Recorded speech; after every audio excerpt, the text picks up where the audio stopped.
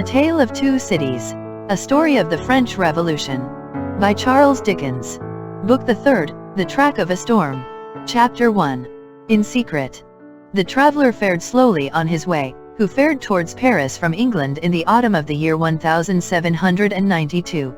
More than enough of bad roads, bad equipages, and bad horses, he would have encountered to delay him, though the fallen and unfortunate King of France had been upon his throne in all his glory, but the changed times were fraught with other obstacles than these. Every town gate and village taxing house had its band of citizen patriots, with their national muskets in a most explosive state of readiness, who stopped all comers and goers, cross-questioned them, inspected their papers, looked for their names in lists of their own, turned them back, or sent them on, or stopped them and laid them in hold, as their capricious judgment or fancy deemed best for the dawning republic, one and indivisible, of liberty, equality, fraternity, or death. A very few French leagues of his journey were accomplished, when Charles Darnay began to perceive that for him along these country roads there was no hope of return until he should have been declared a good citizen at Paris. Whatever might befall now, he must on to his journey's end. Not a mean village closed upon him, not a common barrier dropped across the road behind him, but he knew it to be another iron door in the series that was barred between him and England. The universal watchfulness so encompassed him, that if he had been taken in a net, or were being forwarded to his destination in a cage, he could not have felt his freedom more completely gone. This universal watchfulness not only stopped him on the highway 20 times in a stage, but retarded his progress 20 times in a day, by riding after him and taking him back, riding before him and stopping him by anticipation, riding with him and keeping him in charge. He had been days upon his journey in France alone, when he went to bed tired out, in a little town on the high road, still a long way from Paris. Nothing but the production of the afflicted Gabelle's letter from his prison of the Abbaye would have got him on so far. His difficulty at the guard-house in this small place had been such, that he felt his journey to have come to a crisis. And he was, therefore, as little surprised as a man could be, to find himself awakened at the small inn to which he had been remitted until morning, in the middle of the night. Awakened by a timid local functionary and 3 armed patriots in rough red caps and with pipes in their mouths, who sat down on the bed. "Emigrant," said the functionary, "I am going to send you on to Paris, under an escort." "Citizen, I desire nothing more than to get to Paris, though I could dispense with the escort." "Silence," growled a red cap, striking at the coverlet with the butt end of his musket. "Peace, aristocrat." "It is as the good patriot says," observed the timid functionary. "You are an aristocrat, and must have an escort and must pay for it." "I have no choice," said Charles Darnay. "Choice? Listen to him," cried the same scowling red cap. "As if it was not a favor to be protected from the lamp iron." "It is always as the good patriot says," observed the functionary. "Rise and dress yourself, emigrant." Darnay complied, and was taken back to the guard-house, where other patriots in rough red caps were smoking, drinking, and sleeping, by a watch-fire. Here he paid a heavy price for his escort, and hence he started with it on the wet roads at 3 o'clock in the morning. The escort were 2 mounted patriots in red caps and tricolored cockades, armed with national muskets and sabers, who rode one on either side of him. The escorted governed his own horse, but a loose line was attached to his bridle, the end of which one of the patriots kept girded round his wrist. In this state they set forth with the sharp rain driving in their faces, clattering at a heavy dragoon trot over the uneven town pavement, and out upon the mire-deep roads. In this state they traversed without change, except of horses and pace, all the mire-deep leagues that lay between them and the capital. They traveled in the night, halting an hour or 2 after daybreak, and lying by until the twilight fell. The escort were so wretchedly clothed, that they twisted straw around their bare legs, and thatched their ragged shoulders to keep the wet off. Apart from the personal discomfort of being so attended, and apart from such considerations of present danger as arose from one of the patriots being chronically drunk, and carrying his musket very recklessly, Charles Darnay did not allow the restraint that was laid upon him to awaken any serious fears in his breast, for he reasoned with himself that it could have no reference to the merits of an individual case that was not yet stated, and of representations, confirmable by the prisoner in the Abbaye, that were not yet made. But when they came to the town of Beauvais, which they did at eventide, when the streets were filled with people, he could not conceal from himself that the aspect of affairs was very alarming. An ominous crowd gathered to see him dismount of the posting yard, and many voices called out loudly, "Down with the emigrant!" He stopped in the act of swinging himself out of his saddle, and, resuming it as his safest place, said, "Emigrant, my friends? Do you not see me here, in France, of my own will? You are a cursed emigrant," cried a farrier, making at him in a furious manner through the press, hammer in hand, "and you are a cursed aristocrat." The postmaster interposed himself between this man and the rider's bridle, at which he was evidently making, and soothingly said, "Let him be, let him be. He will be judged at Paris." "Judged," repeated the farrier, swinging his hammer. "Aye, and condemned as a traitor." At this the crowd roared approval. Checking the postmaster, who was for turning his horse's head to the yard, the drunken patriot sat composedly in his saddle looking on, with the line round his wrist. Darnay said, as soon as he could make his voice heard, "Friends, you deceive yourselves, or you are deceived. I am not a traitor." "He lies," cried the smith. "He is a traitor since the decree. His life is forfeit to the people. His cursed life is not his own." At the instant when Darnay saw a rush in the eyes of the crowd, which another instant would have brought upon him, the postmaster turned his horse into the yard, the escort rode in close upon his horse's flanks, and the postmaster shut and barred the crazy double gates. The farrier struck a blow upon them with his hammer, and the crowd groaned, but no more was done. "What is this decree that the smith spoke of?" Darnay asked the postmaster, when he had thanked him, and stood beside him in the yard. "Truly, a decree for selling the property of emigrants. When passed? On the 14th. The day I left England. Everybody says it is but one of several, and that there will be others if there are not already banishing all emigrants, and condemning all to death who return. That is what he meant when he said your life was not your own. But there are no such decrees yet." "What do I know?" said the postmaster, shrugging his shoulders. "There may be, or there will be. It is all the same. What would you have?" They rested on some straw in a loft until the middle of the night, and then rode forward again when all the town was asleep. Among the many wild changes observable on familiar things which made this wild ride unreal, not the least was the seeming rarity of sleep.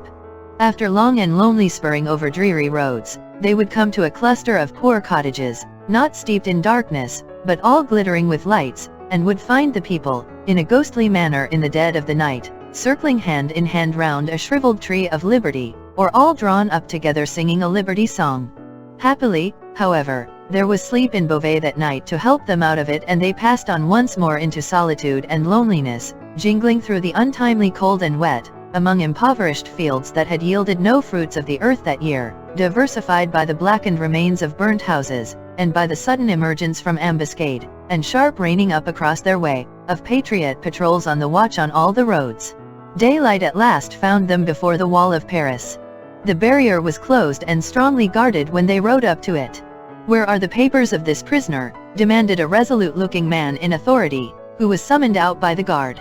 Naturally struck by the disagreeable word, Charles Darnay requested the speaker to take notice that he was a free traveler and French citizen, in charge of an escort which the disturbed state of the country had imposed upon him, and which he had paid for. "Where," repeated the same personage, without taking any heed of him whatever, "are the papers of this prisoner?" The drunken patriot had them in his cap, and produced them. Casting his eyes over Gabelle's letter, the same personage in authority showed some disorder and surprise, and looked at Darnay with a close attention.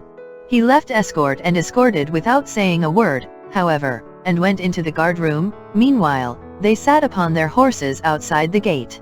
Looking about him while in this state of suspense, Charles Darnay observed that the gate was held by a mixed guard of soldiers and patriots, the latter far outnumbering the former, and that while ingress into the city for peasants' carts bringing in supplies, and for similar traffic and traffickers, was easy enough, egress, even for the homeliest people, was very difficult. A numerous medley of men and women, not to mention beasts and vehicles of various sorts, was waiting to issue forth, but the previous identification was so strict that they filtered through the barrier very slowly. Some of these people knew their turn for examination to be so far off that they lay down on the ground to sleep or smoke, while others talked together, or loitered about. The red cap and tricolor cockade were universal, both among men and women. When he had sat in his saddle some half hour, taking note of these things, Darnay found himself confronted by the same man in authority, who directed the guard to open the barrier. Then he delivered to the escort, drunk and sober, a receipt for the escorted, and requested him to dismount. He did so, and the two patriots, leading his tired horse, turned and rode away without entering the city. He accompanied his conductor into a guardroom, smelling of common wine and tobacco, where certain soldiers and patriots, asleep and awake, drunk and sober, and in various neutral states between sleeping and waking, drunkenness and sobriety, were standing and lying about. The light in the guardhouse, half derived from the waning oil lamps of the night, and half from the overcast day, was in a correspondingly uncertain condition. Some registers were lying open on a desk, and an officer of a coarse, dark aspect, presided over these. "Citizen Defarge," said he to Darnay's conductor, as he took a slip of paper to write on. "Is this the emigrant Evrémonde?" "This is the man." "Your age, Evrémonde?" 37. "Married, Evrémonde?" "Yes." "Where married?" "In England." "Without doubt." "Where is your wife, Evrémonde?" "In England." "Without doubt." "You are consigned, Evrémonde, to the prison of La Force." "Just heaven!" exclaimed Darnay. "Under what law, and for what offense?" The officer looked up from his slip of paper for a moment. "We have new laws, Evrémonde, and new offenses, since you were here." He said it with a hard smile, and went on writing. "I entreat you to observe that I have come here voluntarily, in response to that written appeal of a fellow countryman which lies before you. I demand no more than the opportunity to do so without delay. Is not that my right?" "Emigrants have no rights, Evrémonde," was the stolid reply. The officer wrote until he had finished, read over to himself what he had written, sanded it, and handed it to Defarge, with the words in secret. Defarge motioned with the paper to the prisoner that he must accompany him. The prisoner obeyed, and a guard of 2 armed patriots attended them. "Is it you," said Defarge, in a low voice, as they went down the guardhouse steps and turned into Paris, "who married the daughter of Dr. Manette, once a prisoner in the Bastille that is no more?" "Yes," replied Darnay, looking at him with surprise. "My name is Defarge, and I keep a wine shop in the Quarter Saint-Antoine. Possibly you have heard of me. My wife came to your house to reclaim her father?" "Yes." The word wife seemed to serve as a gloomy reminder to Defarge, to say with sudden impatience, in the name of that sharp female newly born, and called La Guillotine, "Why did you come to France?" "You heard me say why, a minute ago. Do you not believe it is the truth?" "A bad truth for you," said Defarge, speaking with knitted brows, and looking straight before him. "Indeed I am lost here. All here is so unprecedented, so changed, so sudden and unfair, that I am absolutely lost. Will you render me a little help?" "None." Defarge spoke, always looking straight before him. "Will you answer me a single question?" "Perhaps." "According to its nature." "You can say what it is." "In this prison that I am going to so unjustly, shall I have some free communication with the world outside?" "You will see. I am not to be buried there, prejudged, and without any means of presenting my case." "You will see." "But, what then?" "Other people have been similarly buried in worse prisons, before now. But never by me, Citizen Defarge." Defarge glanced darkly at him for answer, and walked on in a steady and set silence. The deeper he sank into this silence, the fainter hope there was, or so Darnay thought, of his softening in any slight degree. He, therefore, made haste to say, "It is of the utmost importance to me, you know, citizen, even better than I, of how much importance, that I should be able to communicate to Mr. Lorry of Tellson's Bank, an English gentleman who is now in Paris, the simple fact, without comment, that I have been thrown into the prison of La Force. Will you cause that to be done for me?" "I will do," Defarge doggedly rejoined, "nothing for you. My duty is to my country and the people. I am the sworn servant of both, against you. I will do nothing for you." Charles Darnay felt it hopeless to entreat him further, and his pride was touched besides. As they walked on in silence, he could not but see how used the people were to the spectacle of prisoners passing along the streets. The very children scarcely noticed him. A few passers turned their heads, and a few shook their fingers at him as an aristocrat. Otherwise, that a man in good clothes should be going to prison, was no more remarkable than that a laborer in working clothes should be going to work. In one narrow, dark, and dirty street through which they passed, an excited orator, mounted on a stool, was addressing an excited audience on the crimes against the people, of the king and the royal family. The few words that he caught from this man's lips first made it known to Charles Darnay that the king was in prison, and that the foreign ambassadors had one and all left Paris. On the road, except at Beauvais, he had heard absolutely nothing. The escort and the universal watchfulness had completely isolated him. That he had fallen among far greater dangers than those which had developed themselves when he left England, he of course knew now. That perils had thickened about him fast, and might thicken faster and faster yet, he of course knew now. He could not but admit to himself that he might not have made this journey, if he could have foreseen the events of a few days. And yet his misgivings were not so dark as, imagined by the light of this later time, they would appear. Troubled as the future was, it was the unknown future, and in its obscurity there was ignorant hope. The horrible massacre, days and nights long, which, within a few rounds of the clock, was to set a great mark of blood upon the blessed garnering time of harvest, was as far out of his knowledge as if it had been 100,000 years away. The sharp female newly born, and called La Guillotine, was hardly known to him, or to the generality of people, by name. The frightful deeds that were to be soon done, were probably unimagined at that time in the brains of the doers. How could they have a place in the shadowy conceptions of a gentle mind? Of unjust treatment in detention and hardship, and in cruel separation from his wife and child, he foreshadowed the likelihood, or the certainty, but, beyond this, he dreaded nothing distinctly. With this on his mind, which was enough to carry into a dreary prison courtyard, he arrived at the prison of La Force. A man with a bloated face opened the strong wicket, to whom Defarge presented the emigrant Evrémonde. "What the devil? How many more of them?" exclaimed the man with the bloated face. Defarge took his receipt without noticing the exclamation, and withdrew, with his two fellow patriots. "What the devil, I say again," exclaimed the jailer, left with his wife. "How many more?" The jailer's wife, being provided with no answer to the question, merely replied, "One must have patience, my dear." 3 turnkeys who entered responsive to a bell she rang, echoed the sentiment, and one added, "For the love of liberty," which sounded in that place like an inappropriate conclusion. The prison of La Force was a gloomy prison, dark and filthy, and with a horrible smell of foul sleep in it. Extraordinary how soon the noisome flavor of imprisoned sleep becomes manifest in all such places that are ill cared for. "In secret, too," grumbled the jailer, looking at the written paper. "As if I was not already full to bursting." He stuck the paper on a file, in an ill humor, and Charles Darnay awaited his further pleasure for half an hour, sometimes, pacing to and fro in the strong arched room, sometimes, resting on a stone seat, in either case detained to be imprinted on the memory of the chief and his subordinates. "Come," said the chief, at length taking up his keys, "come with me, emigrant."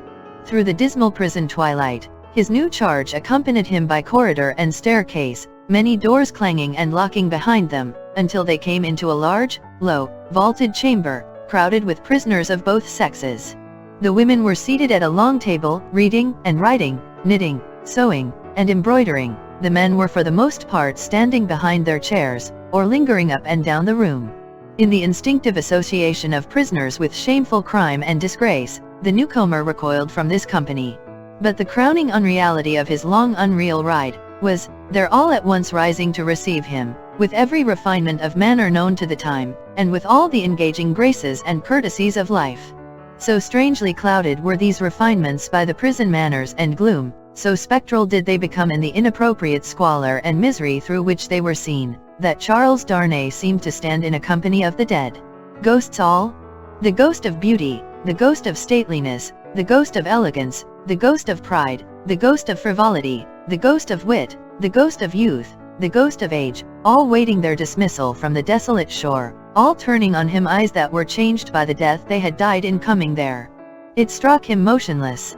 The jailer standing at his side, and the other jailers moving about, who would have been well enough as to appearance in the ordinary exercise of their functions, looked so extravagantly coarse contrasted with sorrowing mothers and blooming daughters who were there with the apparitions of the coquette, the young beauty, and the mature woman delicately bred, that the inversion of all experience and likelihood which the scene of shadows presented, was heightened to its utmost. Surely, ghosts all. Surely, the long unreal ride some progress of disease that had brought him to these gloomy shades. In the name of the assembled companions in misfortune,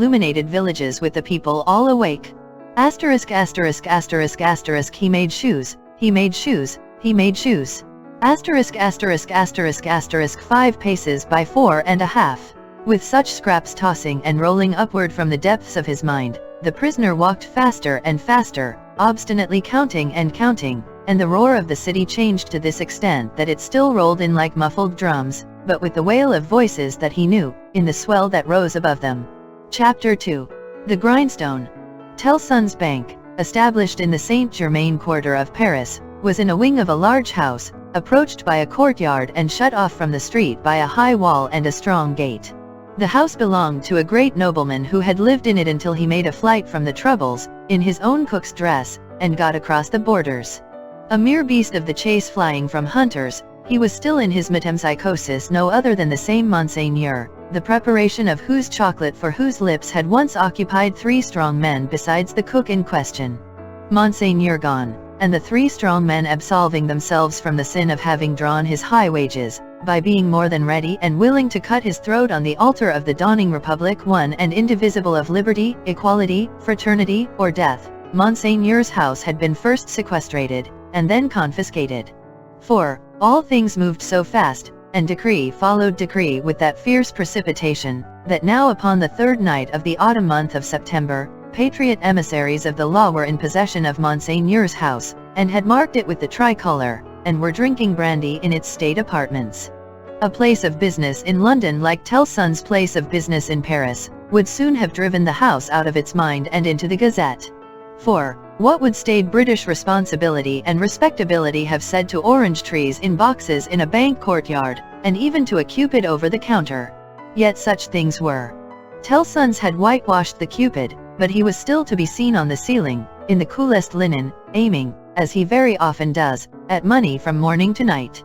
Bankruptcy must inevitably have come of this young pagan, in Lombard Street, London, and also of a curtained alcove in the rear of the immortal boy, and also of a looking-glass let into the wall, and also of clerks not at all old, who danced in public on the slightest provocation. Yet, a French Tellson's could get on with these things exceedingly well, and, as long as the times held together, no man had taken fright at them, and drawn out his money.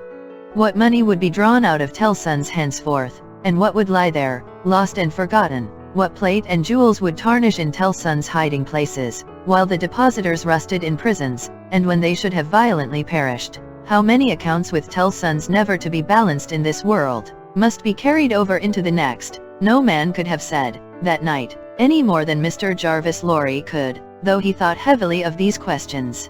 He sat by a newly lighted wood fire. The blighted and unfruitful year was prematurely cold, and on his honest and courageous face there was a deeper shade than the pendant lamp could throw, or any object in the room distortedly reflect a shade of horror. He occupied rooms in the bank, in his fidelity to the house of which he had grown to be a part, like strong root ivy. It chanced that they derived a kind of security from the patriotic occupation of the main building, but the true-hearted old gentleman never calculated about that. All such circumstances were indifferent to him, so that he did his duty. On the opposite side of the courtyard, under a colonnade, was extensive standing for carriages where, indeed, some carriages of Monseigneur yet stood. Against two of the pillars were fastened two great flaring flambeaux, and in the light of these, standing out in the open air, was a large grindstone, a roughly mounted thing which appeared to have hurriedly been brought there from some neighboring smithy, or other workshop. Rising and looking out of window at these harmless objects, Mr. Lorry shivered, and retired to his seat by the fire. He had opened, not only the glass window, but the lattice blind outside it, and he had closed both again, and he shivered through his frame. From the streets beyond the high wall and the strong gate, there came the usual night hum of the city, with now and then an indescribable ring in it, weird and unearthly, as if some unwonted sounds of a terrible nature were going up to heaven. "Thank God," said Mr. Lorry, clasping his hands, "that no one near and dear to me is in this dreadful town tonight. May he have mercy on all who are in danger." Soon afterwards, the bell at the great gate sounded, and he thought, "They have come back," and sat listening. But there was no loud eruption into the courtyard, as he had expected, and he heard the gate clash again, and all was quiet.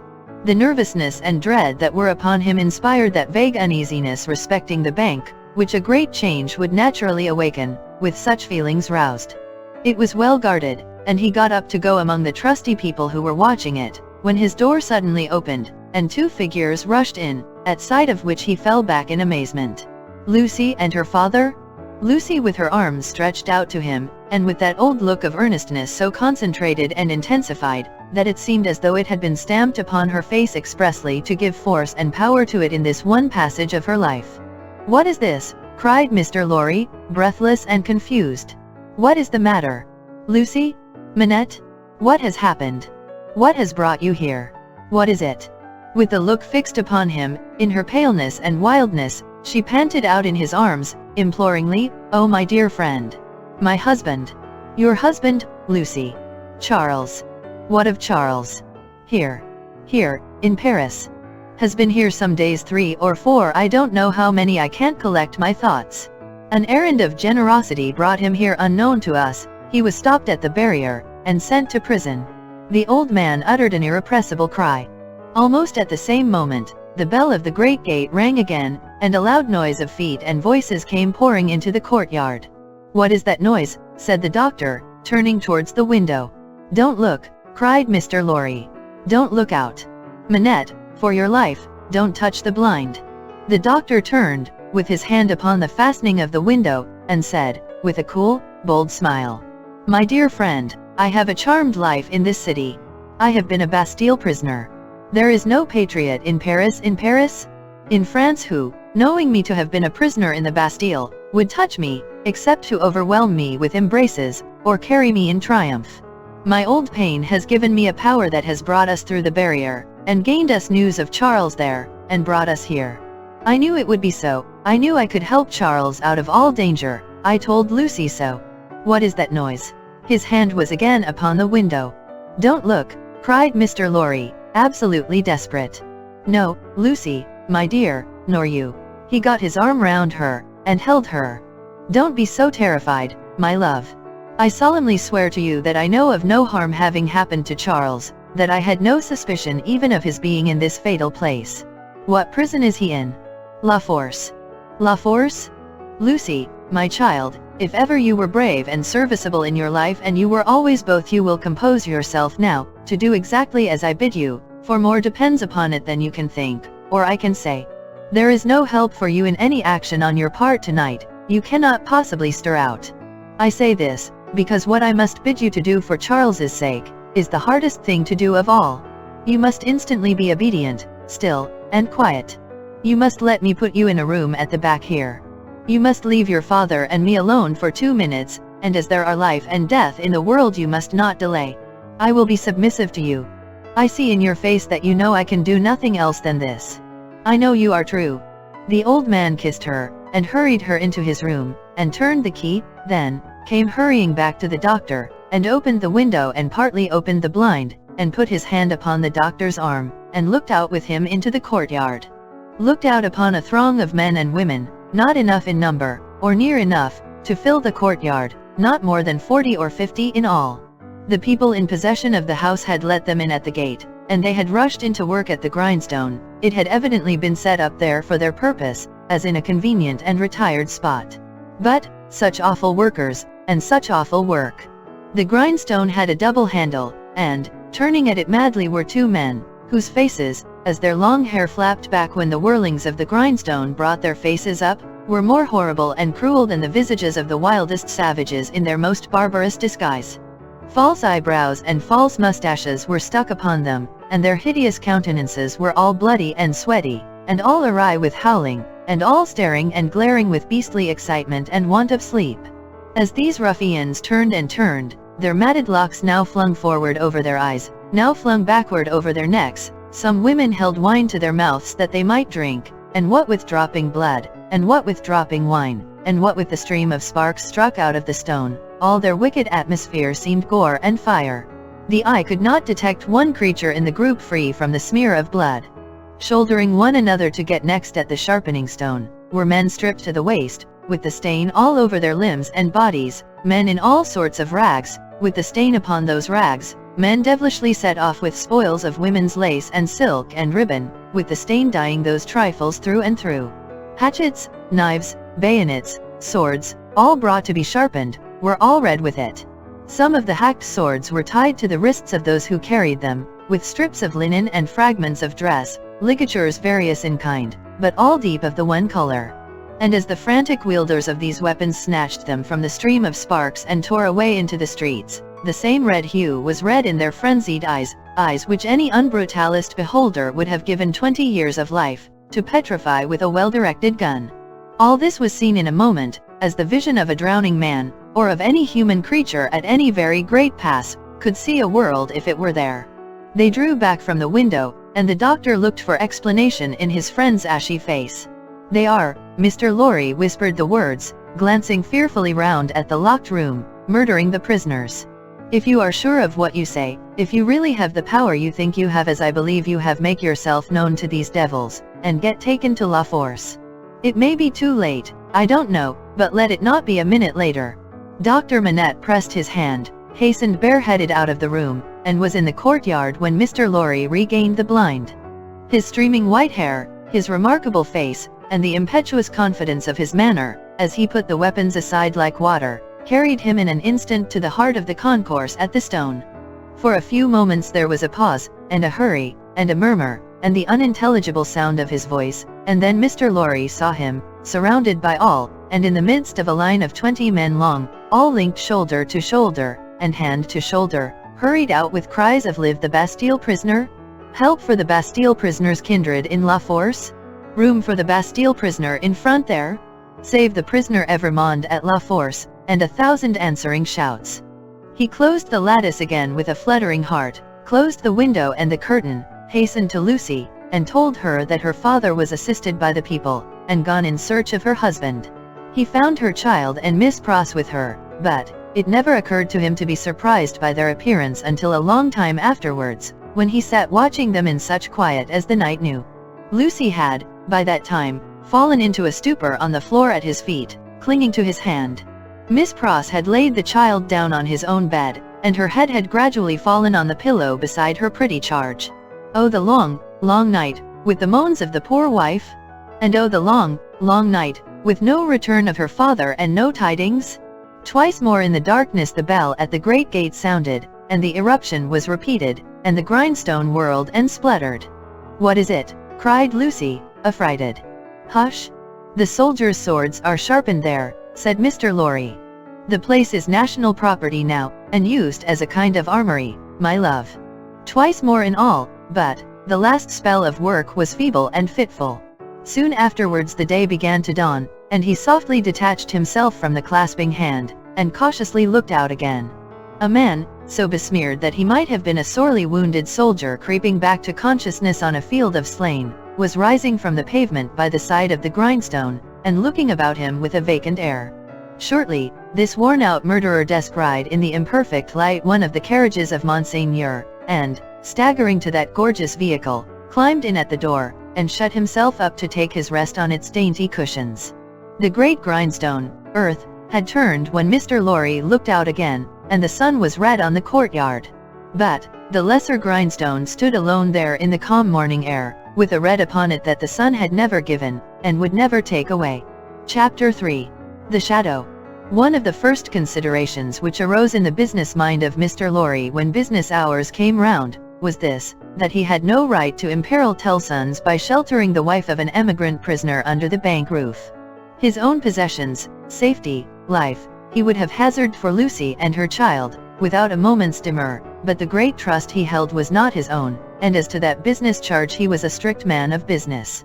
At first, his mind reverted to Defarge, and he thought of finding out the wine shop again and taking counsel with its master in reference to the safest dwelling place in the distracted state of the city.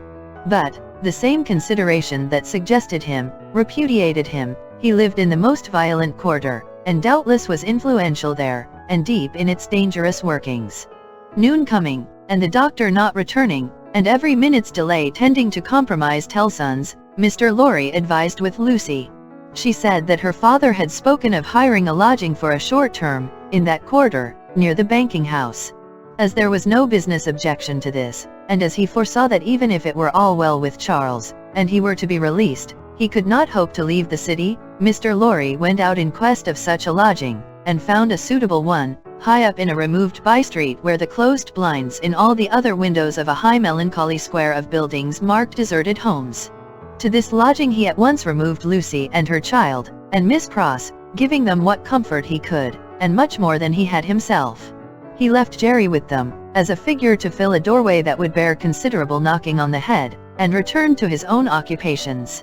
A disturbed and doleful mind he brought to bear upon them, and slowly and heavily the day lagged on with him. It wore itself out, and wore him out with it, until the bank closed. He was again alone in his room of the previous night, considering what to do next, when he heard a foot upon the stair. In a few moments, a man stood in his presence, who, with a keenly observant look at him, addressed him by his name. "Your servant," said Mr. Lorry. "Do you know me?" He was a strongly made man with dark curling hair, from 45 to 50 years of age. For answer he repeated, without any change of emphasis, the words, "Do you know me? I have seen you somewhere. Perhaps at my wine shop." Much interested and agitated, Mr. Lorry said, "You come from Dr. Manette?" "Yes. I come from Dr. Manette." "And what says he? What does he send me?" Defarge gave into his anxious hand an open scrap of paper. It bore the words in the doctor's writing, "Charles is safe, but I cannot safely leave this place yet. I have obtained the favor that the bearer has a short note from Charles to his wife. Let the bearer see his wife." It was dated from La Force, within an hour. "Will you accompany me," said Mr. Lorry, joyfully relieved after reading this note aloud, "to where his wife resides?" "Yes," returned Defarge. Scarcely noticing as yet, in what a curiously reserved and mechanical way Defarge spoke, Mr. Lorry put on his hat and they went down into the courtyard. There, they found two women, one, knitting. Madame Defarge, surely, said Mr. Lorry, who had left her in exactly the same attitude some 17 years ago. It is she, observed her husband. Does Madame go with us? Inquired Mr. Lorry, seeing that she moved as they moved. Yes. That she may be able to recognize the faces and know the persons. It is for their safety. Beginning to be struck by Defarge's manner, Mr. Lorry looked dubiously at him, and led the way. Both the women followed, the second woman being the Vengeance. They passed through the intervening streets as quickly as they might, ascended the staircase of the new domicile, were admitted by Jerry, and found Lucy weeping, alone. She was thrown into a transport by the tidings Mr. Lorry gave her of her husband, and clasped the hand that delivered his note, little thinking what it had been doing near him in the night, and might, but for a chance, have done to him. Dearest, take courage. I am well, and your father has influence around me. You cannot answer this. Kiss our child for me. That was all the writing. It was so much, however, to her who received it, that she turned from Defarge to his wife, and kissed one of the hands that knitted. It was a passionate, loving, thankful, womanly action, but the hand made no response, dropped cold and heavy, and took to its knitting again. There was something in its touch that gave Lucy a check. She stopped in the act of putting the note in her bosom, and, with her hands yet at her neck, looked terrified at Madame Defarge. Madame Defarge met the lifted eyebrows and forehead with a cold, impassive stare. My dear, said Mr. Lorry, striking in to explain, there are frequent risings in the streets, and, although it is not likely they will ever trouble you, Madame Defarge wishes to see those whom she has the power to protect at such times, to the end that she may know them, that she may identify them. I believe, said Mr. Lorry, rather halting in his reassuring words, as the stony manner of all the three impressed itself upon him more and more, I state the case, Citizen Defarge. Defarge looked gloomily at his wife, and gave no other answer than a gruff sound of acquiescence. You had better, Lucy, said Mr. Lorry, doing all he could to propitiate, by tone and manner, have the dear child here, and our good Pross. Our good Pross, Defarge, is an English lady, and knows no French. The lady in question, whose rooted conviction that she was more than a match for any foreigner, was not to be shaken by distress and danger, appeared with folded arms, and observed in English to the Vengeance, whom her eyes first encountered, well, I am sure, bold face. I hope you are pretty well. She also bestowed a British cough on Madame Defarge, but neither of the two took much heed of her. Is that his child? Said Madame Defarge, stopping in her work for the first time, and pointing her knitting needle at little Lucy as if it were the finger of fate. Yes, madam, answered Mr. Lorry, this is our poor prisoner's darling daughter, and only child. The shadow attendant on Madame Defarge and her party seemed to fall so threatening and dark on the child, that her mother instinctively kneeled on the ground beside her, and held her to her breast. The shadow attendant on Madame Defarge and her party seemed then to fall, threatening and dark, on both the mother and the child. It is enough, my husband, said Madame Defarge. I have seen them. We may go. But, the suppressed manner had enough of menace in it, not visible and presented, but indistinct and withheld, to alarm Lucy into saying, as she laid her appealing hand on Madame Defarge's dress, you will be good to my poor husband. You will do him no harm. You will help me to see him if you can. Your husband is not my business here, returned Madame Defarge, looking down at her with perfect composure. It is the daughter of your father who is my business here. For my sake, then, be merciful to my husband. For my child's sake. She will put her hands together and pray you to be merciful. We are more afraid of you than of these others. Madame Defarge received it as a compliment, and looked at her husband. Defarge, who had been uneasily biting his thumbnail and looking at her, collected his face into a sterner expression. What is it that your husband says in that little letter? Asked Madame Defarge, with a lowering smile. Influence, he says something touching influence. That my father, said Lucy, hurriedly taking the paper from her breast, but with her alarmed eyes on her questioner and not on it, has much influence around him. Surely it will release him, said Madame Defarge. Let it do so. As a wife and mother, cried Lucy, most earnestly, I implore you to have pity on me and not to exercise any power that you possess, against my innocent husband, but to use it in his behalf. O sister woman, think of me. As a wife and mother. Madame Defarge looked, coldly as ever, at the suppliant, and said, turning to her friend, the vengeance. The wives and mothers we have been used to see, since we were as little as this child, and much less, have not been greatly considered. We have known their husbands and fathers laid in prison and kept from them, often enough. All our lives, we have seen our sister women suffer, in themselves and in their children, poverty, nakedness, hunger, thirst, sickness, misery, oppression, and neglect of all kinds. We have seen nothing else, returned the vengeance. We have borne this a long time, said Madame Defarge, turning her eyes again upon Lucy. Judge you? Is it likely that the trouble of one wife and mother would be much to us now? She resumed her knitting and went out. The vengeance followed. Defarge went last, and closed the door. Courage, my dear Lucy, said Mr. Lorry, as he raised her. Courage, courage? So far all goes well with us, much better than it has of late gone with many poor souls. Cheer up, and have a thankful heart. I am not thankless, I hope, but that dreadful woman seems to throw a shadow on me and on all my hopes. Tut, tut, said Mr. Lorry, what is this despondency in the brave little breast? A shadow indeed? No substance in it, Lucy. But the shadow of the manner of these Defarges was dark upon himself, for all that, and in his secret mind it troubled him greatly. Chapter 4. Calm in Storm. Dr. Manette did not return until the morning of the 4th day of his absence. So much of what had happened in that dreadful time as could be kept from the knowledge of Lucy was so well concealed from her, that not until long afterwards, when France and she were far apart, did she know that 1,100 defenseless prisoners of both sexes and all ages had been killed by the populace, that 4 days and nights had been darkened by this deed of horror, and that the air around her had been tainted by the slain. She only knew that there had been an attack upon the prisons, that all political prisoners had been in danger, and that some had been dragged out by the crowd and murdered. To Mr. Lorry, the doctor communicated under an injunction of secrecy on which he had no need to dwell, that the crowd had taken him through a scene of carnage to the prison of La Force.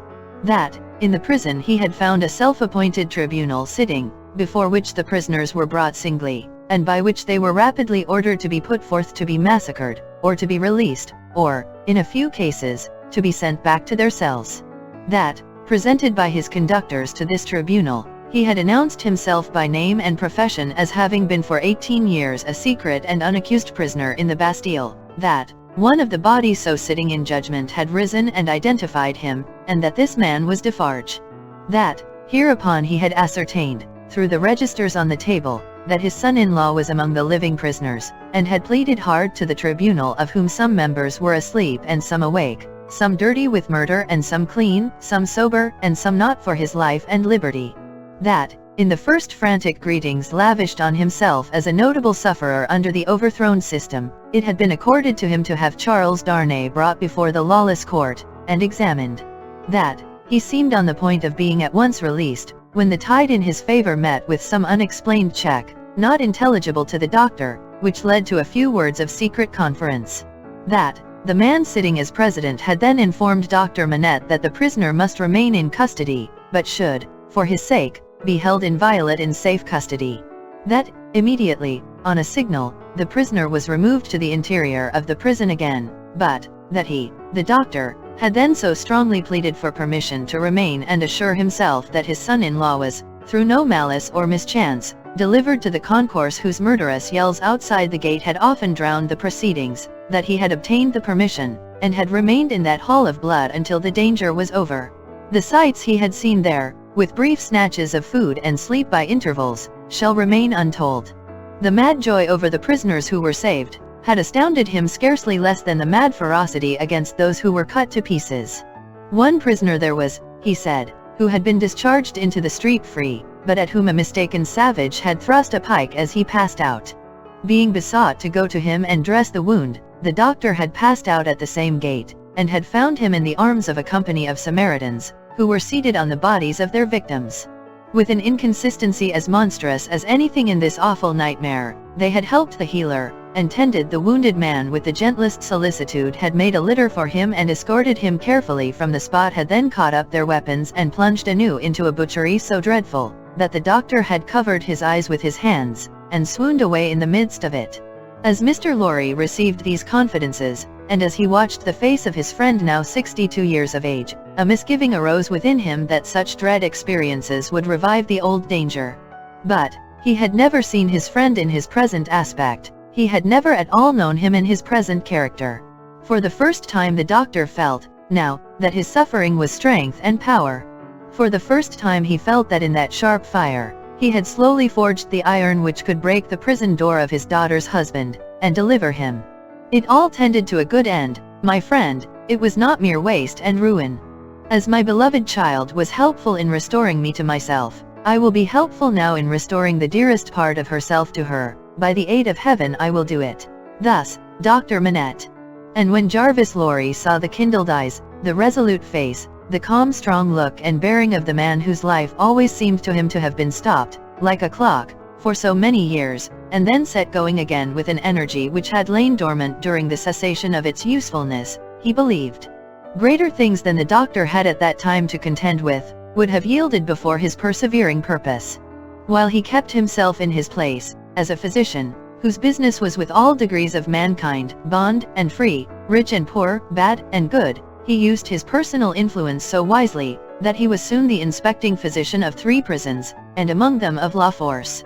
He could now assure Lucy that her husband was no longer confined alone, but was mixed with the general body of prisoners. He saw her husband weekly, and brought sweet messages to her, straight from his lips. Sometimes her husband himself sent a letter to her, though never by the doctor's hand, but she was not permitted to write to him, for, among the many wild suspicions of plots in the prisons, the wildest of all pointed at emigrants who were known to have made friends or permanent connections abroad.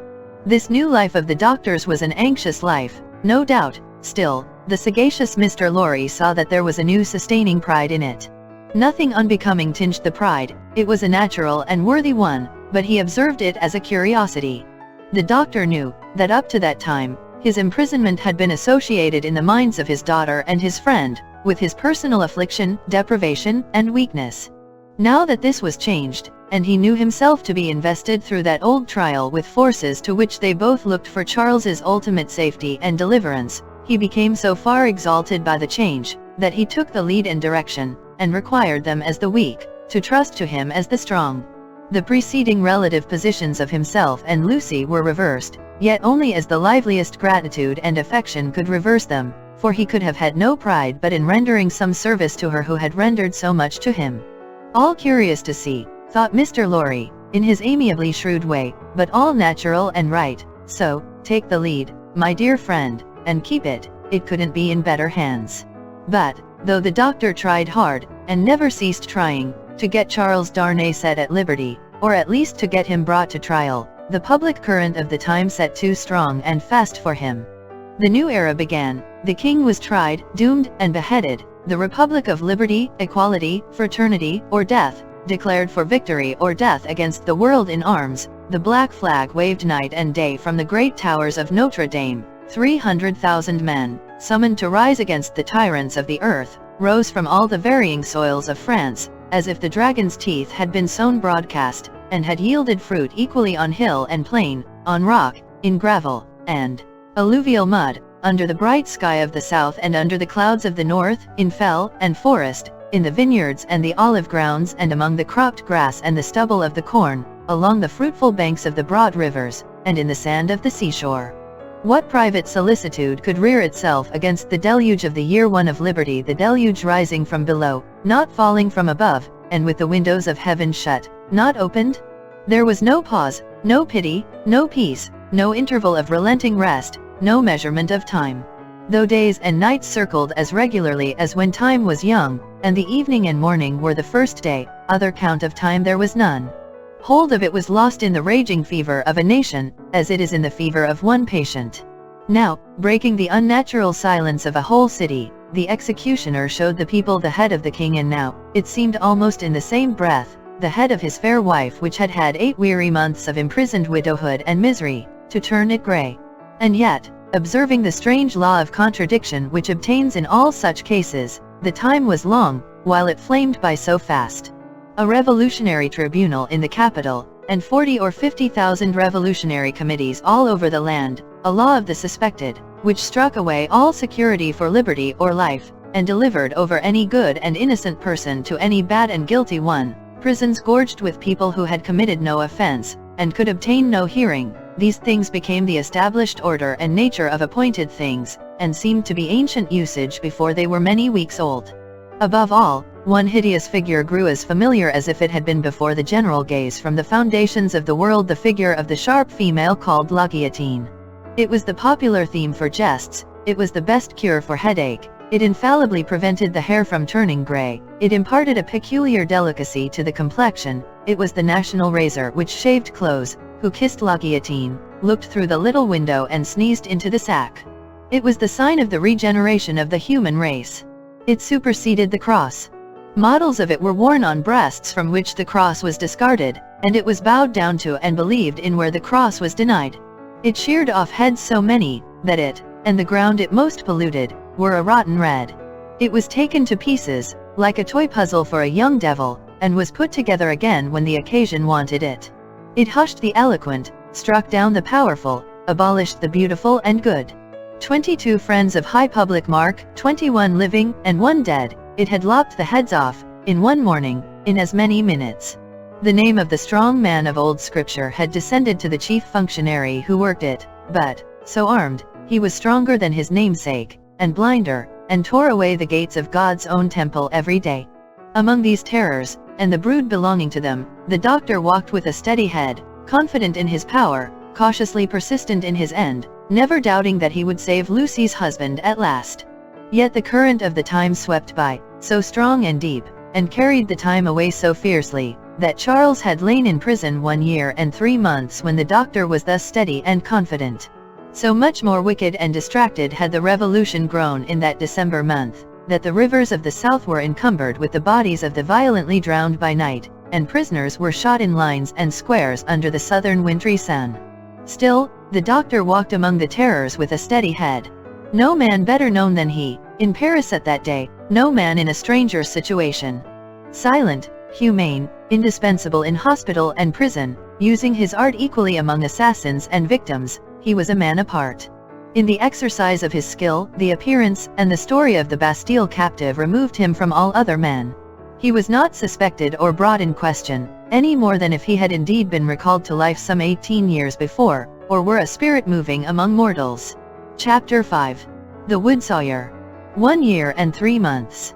During all that time Lucy was never sure, from hour to hour, but that the guillotine would strike off her husband's head next day. Every day, through the stony streets, the tumbrils now jolted heavily, filled with condemned. Lovely girls, bright women, brown-haired, black-haired, and gray, youths, stalwart men and old, gentle-born and peasant-born, all red wine for La Guillotine, all daily brought into light from the dark cellars of the loathsome prisons, and carried to her through the streets to slake her devouring thirst. Liberty, equality, fraternity, or death, the last, much the easiest to bestow, O Guillotine? If the suddenness of her calamity, and the whirling wheels of the time, had stunned the doctor's daughter into awaiting the result in idle despair, it would but have been with her as it was with many. But, from the hour when she had taken the white head to her fresh young bosom in the garret of Saint Antoine, she had been true to her duties. She was truest to them in the season of trial, as all the quietly loyal and good will always be. As soon as they were established in their new residence, and her father had entered on the routine of his avocations, she arranged the little household as exactly as if her husband had been there. Everything had its appointed place and its appointed time. Little Lucy she taught, as regularly, as if they had all been united in their English home. The slight devices with which she cheated herself into the show of a belief that they would soon be reunited, the little preparations for his speedy return, the setting aside of his chair and his books, these, and the solemn prayer at night for one dear prisoner especially, among the many unhappy souls in prison and the shadow of death, were almost the only outspoken reliefs of her heavy mind. She did not greatly alter in appearance. The plain dark dresses, akin to mourning dresses, which she and her child wore, were as neat and as well attended to as the brighter clothes of happy days. She lost her color, and the old and intent expression was a constant, not an occasional, thing. Otherwise, she remained very pretty and comely. Sometimes, at night on kissing her father, she would burst into the grief she had repressed all day, and would say that her sole reliance, under heaven, was on him. He always resolutely answered, "Nothing can happen to him without my knowledge, and I know that I can save him, Lucy." They had not made the round of their changed life many weeks, when her father said to her, on coming home one evening, "My dear, there is an upper window in the prison, to which Charles can sometimes gain access at 3 in the afternoon. When he can get to it, which depends on many uncertainties and incidents, he might see you in the street. He thinks, if you stood in a certain place, that I can show you. But you will not be able to see him, my poor child, and even if you could, it would be unsafe for you to make a sign of recognition. Oh, show me the place, my father, and I will go there every day." From that time, in all weathers, she waited there 2 hours. As the clock struck 2, she was there, and at 4 she turned resignedly away. When it was not too wet or inclement for her child to be with her, they went together. At other times she was alone, but she never missed a single day. It was the dark and dirty corner of a small winding street. The hovel of a cutter of wood into lengths for burning was the only house at that end, all else was wall. On the 3rd day of her being there, he noticed her. "Good day, citizeness." "Good day, citizen." This mode of address was now prescribed by decree. It had been established voluntarily some time ago, among the more thorough patriots, but was now law for everybody. "Walking here again, citizeness." "You see me, citizen." The Wood-Sawyer, who was a little man with a redundancy of gesture, he had once been a mender of roads, cast a glance at the prison, pointed at the prison, and putting his 10 fingers before his face to represent bars, peeped through them jocosely. "But it's not my business," said he, and went on sawing his wood. Next day he was looking out for her, and accosted her the moment she appeared. "What? Walking here again, citizeness?" "Yes, citizen." "Ah? A child too? Your mother, is it not, my little citizeness?" "Do I say yes, mamma?" whispered little Lucy, drawing close to her. "Yes, dearest." "Yes, citizen." "Ah? But it's not my business. My work is my business. See my saw? I call it my little guillotine. La, la, la, la, la, la. And off his head comes." The billet fell as he spoke, and he threw it into a basket. "I call myself the Samson of the firewood guillotine. See here again? Loo, loo, loo, loo, loo, loo. And off her head comes. Now, a child. Tickle, tickle, pickle, pickle. And off its head comes. All the family." Lucy shuddered as he threw 2 more billets into his basket, but it was impossible to be there while the Wood-Sawyer was at work, and not be in his sight. Thenceforth, to secure his goodwill, she always spoke to him first, and often gave him drink money, which he readily received. He was an inquisitive fellow, and sometimes when she had quite forgotten him in gazing at the prison roof and grates, and in lifting her heart up to her husband, she would come to herself to find him looking at her, with his knee on his bench and his saw stopped in its work. "But it's not my business," he would generally say at those times, and would briskly fall to his sawing again. In all weathers, in the snow and frost of winter, in the bitter winds of spring, in the hot sunshine of summer, in the rains of autumn, and again in the snow and frost of winter, Lucy passed 2 hours of every day at this place, and every day on leaving it, she kissed the prison wall. Her husband saw her, so she learned from her father. It might be once in 5 or 6 times, it might be twice or thrice running, it might be, not for a week or a fortnight together. It was enough that he could and did see her when the chances served, and on that possibility she would have waited out the day, 7 days a week. These occupations brought her round to the December month, wherein her father walked among the terrors with a steady head. On a lightly snowing afternoon she arrived at the usual corner. It was a day of some wild rejoicing, and a festival. She had seen the houses, as she came along, decorated with little pikes, and with little red caps stuck upon them, also, with tricolored ribbons, also, with the standard inscription. Tricolored letters were the favorite, Republic one and indivisible. Liberty, equality, fraternity, or death? The miserable shop of the Wood-Sawyer was so small, that its whole surface furnished very indifferent space for this legend. He had got somebody to scrawl it up for him, however, who had squeezed death in with most inappropriate difficulty. On his housetop, he displayed pike and cap, as a good citizen must, and in a window he had stationed his saw inscribed as his little Saint Guillotine, for the great sharp female was by that time popularly canonized. His shop was shut and he was not there, which was a relief to Lucy, and left her quite alone.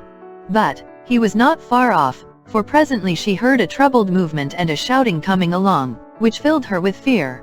A moment afterwards, and a throng of people came pouring round the corner by the prison wall, in the midst of whom was the Wood-Sawyer hand in hand with the Vengeance. There could not be fewer than 500 people, and they were dancing like 5,000 demons. There was no other music than their own singing.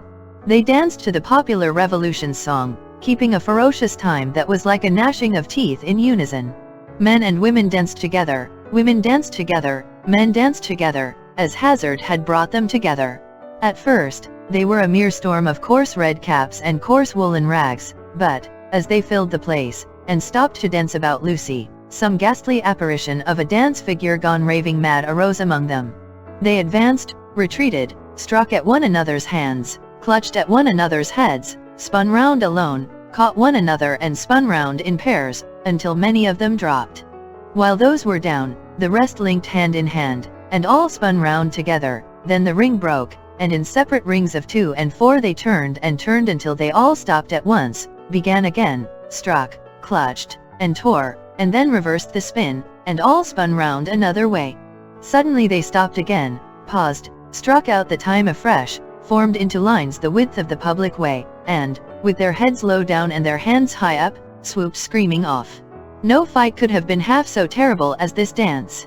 It was so emphatically a fallen sport as something, once innocent, delivered over to all devilry, a healthy pastime changed into a means of angering the blood, bewildering the senses, and stealing the heart. Such grace as was visible in it, made it the uglier, showing how warped and perverted all things good by nature were become. The maidenly bosom bared to this, the pretty almost child's head thus distracted, the delicate foot mincing in this slough of blood and dirt, were types of the disjointed time. This was the Carmagnole. As it passed, leaving Lucy frightened and bewildered in the doorway of the Wood-Sawyer's house, the feathery snow fell as quietly and lay as white and soft, as if it had never been. "Oh, my father," for he stood before her when she lifted up the eyes she had momentarily darkened with her hand, "such a cruel, bad sight." "I know, my dear, I know. I have seen it many times. Don't be frightened. Not one of them would harm you. I am not frightened for myself, my father. But when I think of my husband, and the mercies of these people, we will set him above their mercies very soon. I left him climbing to the window, and I came to tell you. There is no one here to see. You may kiss your hand towards that highest shelving roof. I do so, father, and I send him my soul with it. You cannot see him, my poor dear." "No, father," said Lucy, yearning and weeping as she kissed her hand. "No." A footstep in the snow. "Madame Defarge." "I salute you, Citizeness," from the doctor. "I salute you, citizen." This in passing. Nothing more. Madame Defarge gone, like a shadow over the white road. "Give me your arm, my love. Pass from here with an air of cheerfulness and courage, for his sake." That was well done. They had left the spot. It shall not be in vain. Charles is summoned for tomorrow. For tomorrow. There is no time to lose. I am well prepared, but there are precautions to be taken, that could not be taken until he was actually summoned before the tribunal. He has not received the notice yet, but I know that he will presently be summoned for tomorrow, and removed to the conciergerie. I have timely information. You are not afraid? She could scarcely answer. "I trust in you." "Do so, implicitly. Your suspense is nearly ended, my darling. He shall be restored to you within a few hours. I have encompassed him with every protection. I must see Laurie." He stopped. There was a heavy lumbering of wheels within hearing. They both knew too well what it meant. 1, 2, 3. 3 tumbrils faring away with their dread loads over the hushing snow. "I must see Laurie," the doctor repeated, turning her another way. The staunch old gentleman was still in his trust, had never left it.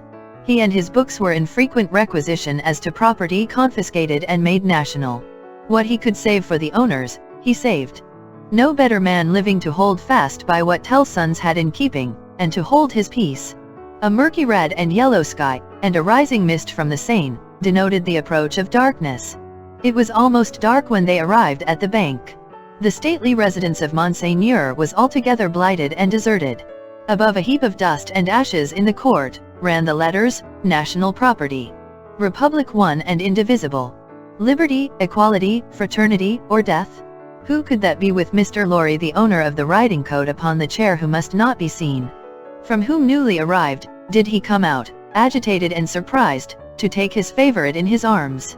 To whom did he appear to repeat her faltering words, when, raising his voice and turning his head towards the door of the room from which he had issued, he said, "Removed to the conciergerie, and summoned for tomorrow." Chapter 6. Triumph. The dread tribunal of 5 judges, public prosecutor, and determined jury, sat every day.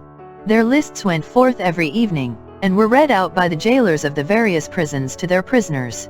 The standard jailer joke was, "Come out and listen to the evening paper, you inside there." Charles Evrémonde, called Darnay. So at last began the evening paper at La Force. When a name was called, its owner stepped apart into a spot reserved for those who were announced as being thus fatally recorded. Charles Evrémonde, called Darnay, had reason to know the usage. He had seen hundreds pass away so. His bloated jailer, who wore spectacles to read with, glanced over them to assure himself that he had taken his place, and went through the list, making a similar short pause at each name. There were 23 names, but only 20 were responded to, for one of the prisoners so summoned had died in jail and been forgotten, and 2 had already been guillotined and forgotten. The list was read, in the vaulted chamber where Darnay had seen the associated prisoners on the night of his arrival. Every one of those had perished in the massacre. Every human creature he had since cared for and parted with, had died on the scaffold. There were hurried words of farewell and kindness, but the parting was soon over. It was the incident of every day, and the society of La Force were engaged in the preparation of some games of forfeits and a little concert, for that evening. They crowded to the grates and shed tears there, but 20 places in the projected entertainments had to be refilled, and the time was, at best, short to the lock-up hour, when the common rooms and corridors would be delivered over to the great dogs who kept watch there through the night. The prisoners were far from insensible or unfeeling. Their ways arose out of the condition of the time. Similarly, though with a subtle difference, a species of fervour or intoxication, known, without doubt, to have led some persons to brave the guillotine unnecessarily, and to die by it, was not mere boastfulness, but a wild infection of the wildly shaken public mind. In seasons of pestilence, some of us will have a secret attraction to the disease, a terrible passing inclination to die of it. And all of us have like wonders hidden in our breasts, only needing circumstances to evoke them. The passage to the conciergerie was short and dark. The night in its vermin-haunted cells was long and cold. Next day, 15 prisoners were put to the bar before Charles Darnay's name was called. All the 15 were condemned, and the trials of the whole occupied an hour and a half. Charles Evrémonde, called Darnay, was at length arraigned. His judges sat upon the bench in feathered hats, but the rough red cap and tricolored cockade was the head-dress otherwise prevailing. Looking at the jury and the turbulent audience, he might have thought that the usual order of things was reversed, and that the felons were trying the honest men. The lowest, cruelest, and worst populace of a city, never without its quantity of low, cruel, and bad, were the directing spirits of the scene, noisily commenting, applauding, disapproving, anticipating, and precipitating the result, without a check. Of the men, the greater part were armed in various ways. Of the women, some wore knives, some daggers, some ate and drank as they looked on, many knitted. Among these last, was one, with a spare piece of knitting under her arm as she worked. She was in a front row, by the side of a man whom he had never seen since his arrival at the barrier, but whom he directly remembered as Defarge. He noticed that she once or twice whispered in his ear, and that she seemed to be his wife, but what he most noticed in the 2 figures was, that although they were posted as close to himself as they could be, they never looked towards him. They seemed to be waiting for something with a dogged determination, and they looked at the jury, but at nothing else. Under the president sat Dr. Manette, in his usual quiet dress. As well as the prisoner could see, he and Mr. Lorry were the only men there, unconnected with the tribunal, who wore their usual clothes, and had not assumed the coarse garb of the Carmagnole. Charles Evrémonde, called Darnay, was accused by the public prosecutor as an emigrant, whose life was forfeit to the Republic, under the decree which banished all emigrants on pain of death. It was nothing that the decree bore date since his return to France. There he was, and there was the decree. He had been taken in France, and his head was demanded. "Take off his head," cried the audience. "An enemy to the Republic." The president rang his bell to silence those cries, and asked the prisoner whether it was not true that he had lived many years in England? Undoubtedly it was. Was he not an emigrant then? What did he call himself? Not an emigrant, he hoped, within the sense and spirit of the law. Why not? The president desired to know. Because he had voluntarily relinquished a title that was distasteful to him, and a station that was distasteful to him, and had left his country. He submitted before the word emigrant in the present acceptation by the tribunal was in use to live by his own industry in England, rather than on the industry of the overladen people of France. What proof had he of this? He handed in the names of 2 witnesses, Théophile Gabelle, and Alexander Manette. But he had married in England? The president reminded him. True, but not an English woman. A citizeness of France? Yes. By birth. Her name and family? Lucy Manette, only daughter of Dr. Manette, the good physician who sits there. This answer had a happy effect upon the audience. Cries in exaltation of the well-known good physician rent the hall. So capriciously were the people moved, that tears immediately rolled down several ferocious countenances which had been glaring at the prisoner a moment before, as if with impatience to pluck him out into the streets and kill him. On these few steps of his dangerous way, Charles Darnay had set his foot according to Dr. Manette's reiterated instructions. The same cautious counsel directed every step that lay before him, and had prepared every inch of his road. The president asked, why had he returned to France when he did, and not sooner? He had not returned sooner, he replied, simply because he had no means of living in France, save those he had resigned, whereas, in England, he lived by giving instruction in the French language and literature. He had returned when he did, on the pressing and written entreaty of a French citizen, who represented that his life was endangered by his absence. He had come back, to save a citizen's life, and to bear his testimony, at whatever personal hazard, to the truth. Was that criminal in the eyes of the Republic? The populace cried enthusiastically, no, and the president rang his bell to quiet them. Which it did not, for they continued to cry no, until they left off, of their own will. The president required the name of that citizen. The accused explained that the citizen was his first witness. He also referred with confidence to the citizen's letter, which had been taken from him at the barrier, but which he did not doubt would be found among the papers then before the president. The doctor had taken care that it should be there, had assured him that it would be there, and at this stage of the proceedings it was produced and read. Citizen Gabelle was called to confirm it, and did so. Citizen Gabelle hinted, with infinite delicacy and politeness, that in the pressure of business imposed on the tribunal by the multitude of enemies of the Republic with which it had to deal, he had been slightly overlooked in his prison of the Abbaye. In fact, had rather passed out of the tribunal's patriotic remembrance until 3 days ago, when he had been summoned before it, and had been set at liberty on the juries declaring themselves satisfied that the accusation against him was answered, as to himself, by the surrender of the citizen Evremond, called Darnay. Dr. Manette was next questioned. His high personal popularity, and the clearness of his answers, made a great impression, but, as he proceeded, as he showed that the accused was his first friend on his release from his long imprisonment, that, the accused had remained in England, always faithful and devoted to his daughter and himself in their exile, that, so far from being in favor with the aristocrat government there, he had actually been tried for his life by it, as the foe of England and friend of the United States. As he brought these circumstances into view, with the greatest discretion and with the straightforward force of truth and earnestness, the jury and the populace became one. At last, when he appealed by name to Monsieur Laurie, an English gentleman then and there present, who, like himself, had been a witness on that English trial and could corroborate his account of it, the jury declared that they had heard enough, and that they were ready with their votes if the president were content to receive them. At every vote, the jurymen voted aloud, and individually, the populace set up a shout of applause. All the voices were in the prisoner's favor, and the president declared him free. Then, began one of those extraordinary scenes with which the populace sometimes gratified their fickleness, or their better impulses towards generosity and mercy, or which they regarded as some set-off against their swollen account of cruel rage. No man can decide now to which of these motives such extraordinary scenes were referable. It is probable, to a blending of all the three, with the second predominating.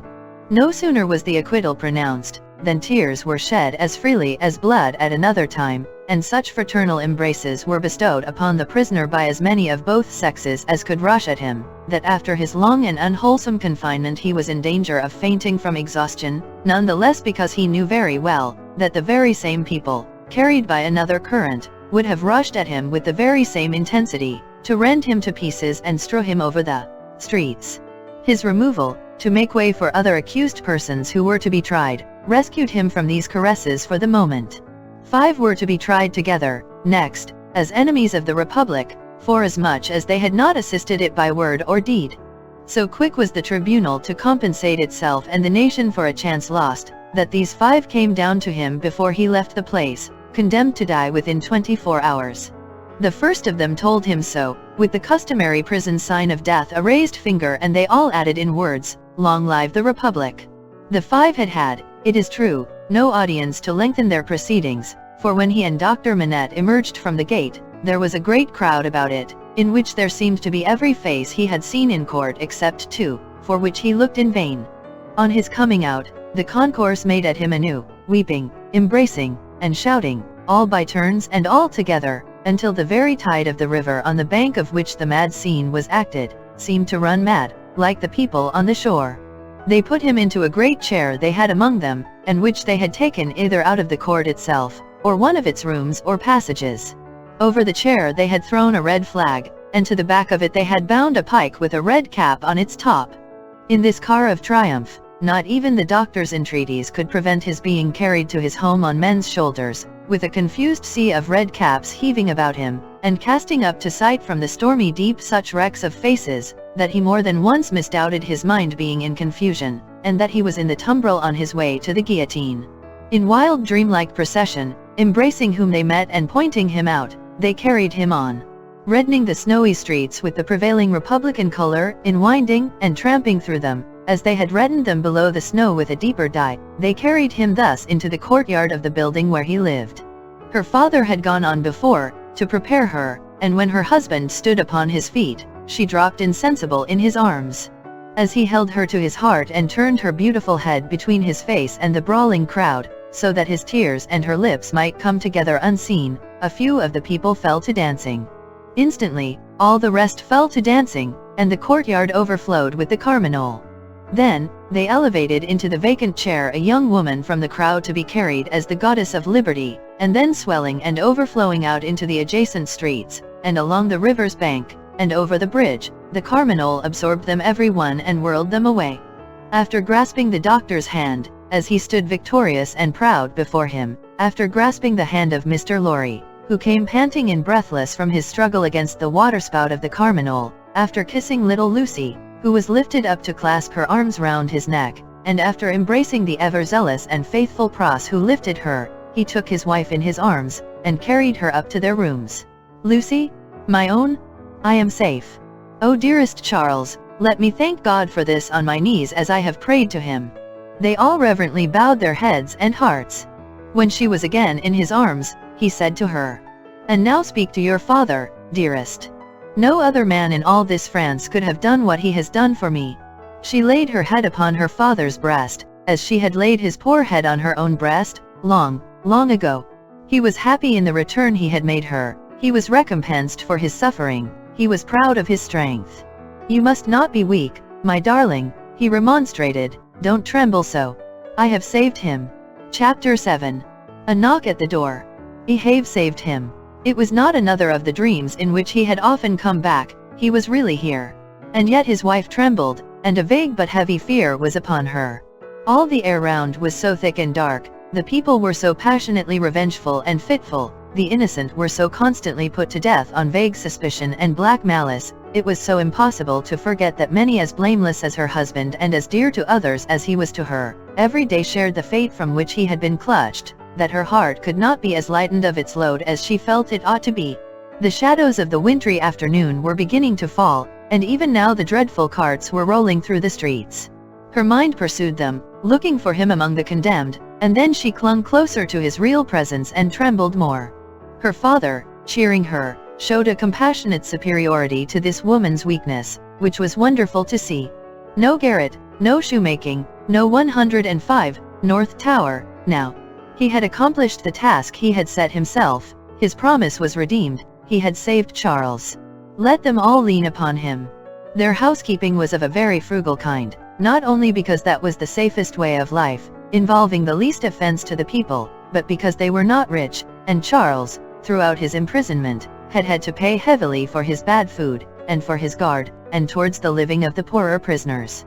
Partly on this account, and partly to avoid a domestic spy, they kept no servant. The citizen and citizeness who acted as porters at the courtyard gate, rendered them occasional service, and Jerry, almost wholly transferred to them by Mr. Lorry, had become their daily retainer, and had his bed there every night. It was an ordinance of the Republic, one and indivisible, of liberty, equality, fraternity, or death, that on the door or doorpost of every house, the name of every inmate must be legibly inscribed in letters of a certain size, at a certain convenient height from the ground.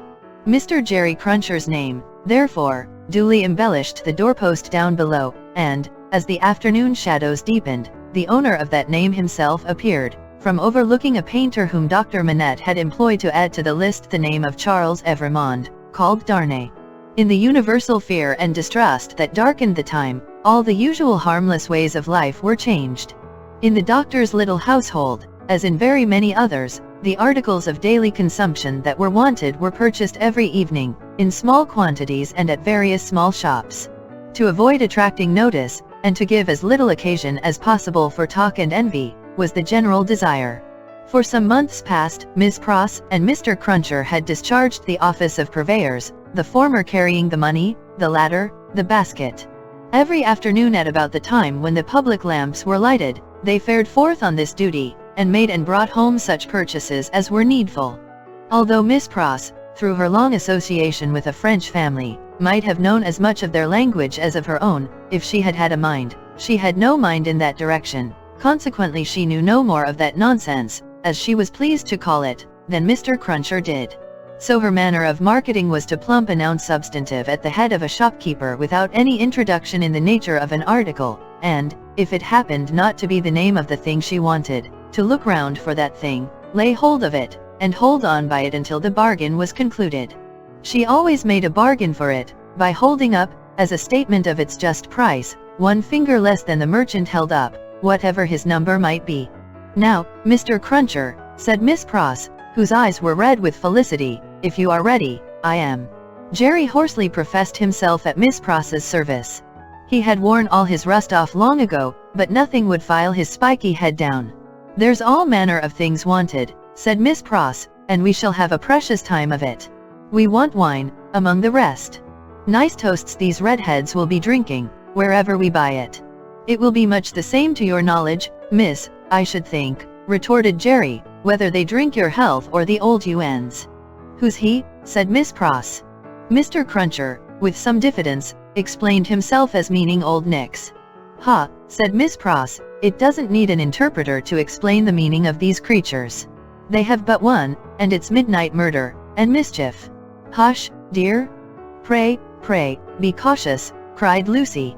"Yes, I'll be cautious," said Miss Pross, "but I may say among ourselves, that I do hope there will be no oniony and tobacco-y smotherings in the form of embracings all round, going on in the streets.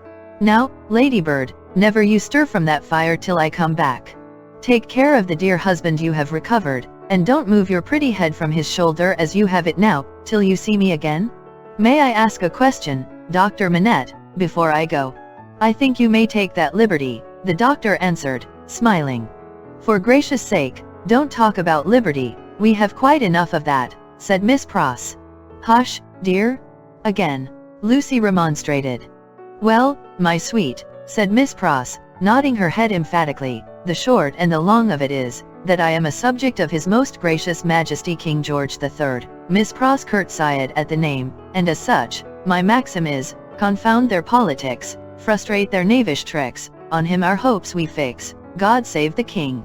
Mr. Cruncher, in an access of loyalty, growlingly repeated the words after Miss Pross, like somebody at church.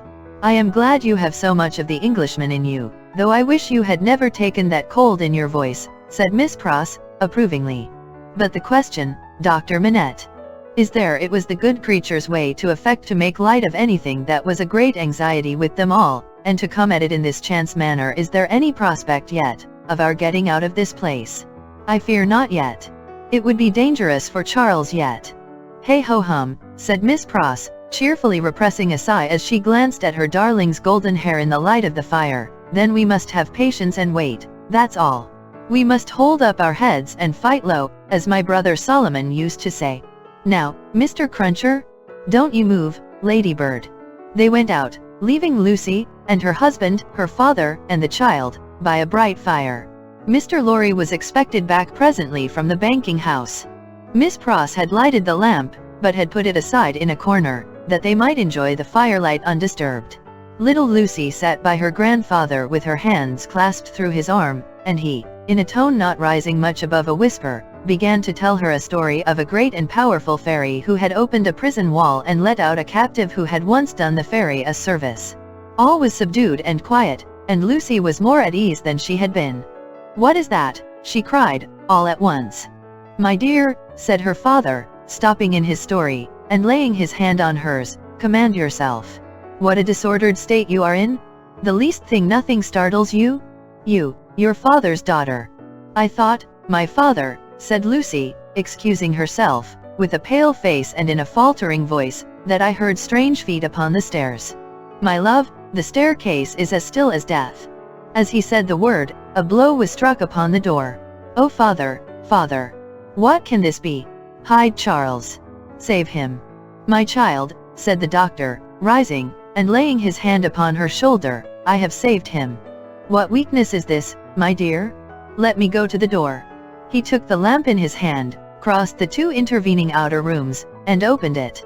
A rude clattering of feet over the floor, and 4 rough men in red caps, armed with sabers and pistols, entered the room. "The citizen Evrémonde, called Darnay," said the first. "Who seeks him?" answered Darnay. "I seek him." "We seek him." "I know you, Evrémonde, I saw you before the tribunal today. You are again the prisoner of the Republic." The 4 surrounded him, where he stood with his wife and child clinging to him. "Tell me how and why am I again a prisoner? It is enough that you return straight to the conciergerie, and will know tomorrow.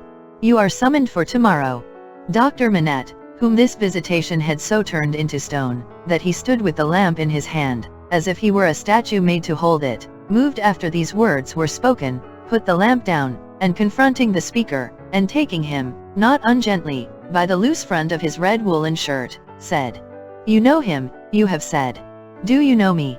"Yes, I know you, citizen doctor." "We all know you, citizen doctor," said the other 3. He looked abstractedly from one to another, and said, in a lower voice, after a pause, "Will you answer his question to me then? How does this happen?" "Citizen doctor," said the first, reluctantly, "he has been denounced to the section of Saint Antoine. This citizen," pointing out the second who had entered, "is from Saint Antoine."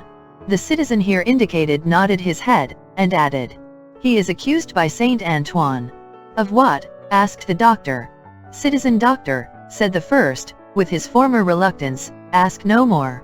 If the Republic demands sacrifices from you, without doubt you as a good patriot will be happy to make them. The Republic goes before all. The people is supreme. Evrémonde, we are pressed." "One word," the doctor entreated. "Will you tell me who denounced him?" "It is against rule," answered the first, "but you can ask him of Saint Antoine here." The doctor turned his eyes upon that man, who moved uneasily on his feet, rubbed his beard a little, and at length said, "Well, truly it is against rule. But he is denounced and gravely by the citizen and citizeness Defarge. And by one other." "What other? Do you ask, citizen doctor?" "Yes." "Then," said he of Saint Antoine, with a strange look, "you will be answered tomorrow. Now, I am dumb." Chapter 8. A Hand at Cards. Happily unconscious of the new calamity at home, Miss Pross threaded her way along the narrow streets and crossed the river by the bridge of the Pont Neuf, reckoning in her mind the number of indispensable purchases she had to make. Mr. Cruncher, with the basket, walked at her side. They both looked to the right and to the left into most of the shops they passed, had a wary eye for all gregarious assemblages of people, and turned out of their road to avoid any very excited group of talkers. It was a raw evening, and the misty river, blurred to the eye with blazing lights and to the ear with harsh noises, showed where the barges were stationed in which the smiths worked, making guns for the army of the Republic. Woe to the man who played tricks with that army, or got undeserved promotion in it. Better for him that his beard had never grown, for the national razor shaved him close. Having purchased a few small articles of grocery, and a measure of oil for the lamp, Miss Pross bethought herself of the wine they wanted. After peeping into several wine shops, she stopped at the sign of the good Republican Brutus of Antiquity, not far from the National Palace, once, and twice, the Tuileries, where the aspect of things rather took her fancy. It had a quieter look than any other place of the same description they had passed, and, though red with patriotic caps, was not so red as the rest. Sounding Mr. Cruncher, and finding him of her opinion, Miss Pross resorted to the good Republican Brutus of Antiquity, attended by her cavalier. Slightly observant of the smoky lights, of the people, pipe in mouth, playing with limp cards and yellow dominoes, of the one bare-breasted, bare-armed, soot-begrimed workman reading a journal aloud, and of the others listening to him, of the weapons worn, or laid aside to be resumed, of the 2 or 3 customers fallen forward asleep, who in the popular high-shouldered shaggy black spencer looked, in that attitude, like slumbering bears or dogs. The 2 outlandish customers approached the counter, and showed what they wanted. As their wine was measuring out, a man parted from another man in a corner, and rose to depart. In going, he had to face Miss Pross. No sooner did he face her, than Miss Pross uttered a scream, and clapped her hands. In a moment, the whole company were on their feet. That somebody was assassinated by somebody vindicating a difference of opinion was the likeliest occurrence. Everybody looked to see somebody fall, but only saw a man and a woman standing staring at each other, the man with all the outward aspect of a Frenchman and a thorough Republican, the woman, evidently English. What was said in this disappointing anticlimax, by the disciples of the good Republican Brutus of Antiquity, except that it was something very voluble and loud, would have been as so much Hebrew or Chaldean to Miss Pross and her protector, though they had been all ears. But, they had no ears for anything in their surprise. For, it must be recorded, that not only was Miss Pross lost in amazement and agitation, but, Mr. Cruncher, though it seemed on his own separate and individual account, was in a state of the greatest wonder. "What is the matter?" said the man who had caused Miss Pross to scream, speaking in a vexed, abrupt voice, though in a low tone, and in English. "Oh, Solomon, dear Solomon," cried Miss Pross, clapping her hands again. "After not setting eyes upon you or hearing of you for so long a time, do I find you here? Don't call me Solomon. Do you want to be the death of me?" asked the man, in a furtive, frightened way. "Brother, brother," cried Miss Pross, bursting into tears. "Have I ever been so hard with you that you ask me such a cruel question? Then hold your meddlesome tongue," said Solomon, "and come out, if you want to speak to me. Pay for your wine, and come out." "Who's this man?" Miss Pross, shaking her loving and dejected head at her by no means affectionate brother, said through her tears, "Mr. Cruncher." "Let him come out too," said Solomon. "Does he think me a ghost?" Apparently, Mr. Cruncher did, to judge from his looks.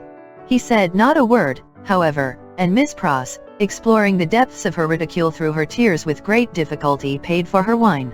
As she did so, Solomon turned to the followers of the good Republican Brutus of Antiquity, and offered a few words of explanation in the French language, which caused them all to relapse into their former places and pursuits. "Now," said Solomon, stopping at the dark street corner, "what do you want?" "How dreadfully unkind in a brother! Nothing has ever turned my love away from," cried Miss Pross, "to give me such a greeting, and show me no affection. There. Confound it! There," said Solomon, making a dab at Miss Pross's lips with his own. "Now are you content?" Miss Pross only shook her head and wept in silence. "If you expect me to be surprised," said her brother Solomon, "I am not surprised. I knew you were here. I know of most people who are here. If you really don't want to endanger my existence, which I half believe you do, go your ways as soon as possible, and let me go mine. I am busy. I am an official." "My English brother Solomon," mourned Miss Pross, casting up her tear-fraught eyes, "that had the makings in him of one of the best and greatest of men in his native country, an official among foreigners, and such foreigners! I would almost sooner have seen the dear boy lying in his—" "I said so," cried her brother, interrupting. "I knew it. You want to be the death of me. I shall be rendered suspected, by my own sister. just as I am getting on." "The gracious and merciful heavens forbid," cried Miss Pross. "Far rather would I never see you again, dear Solomon, though I have ever loved you truly, and ever shall.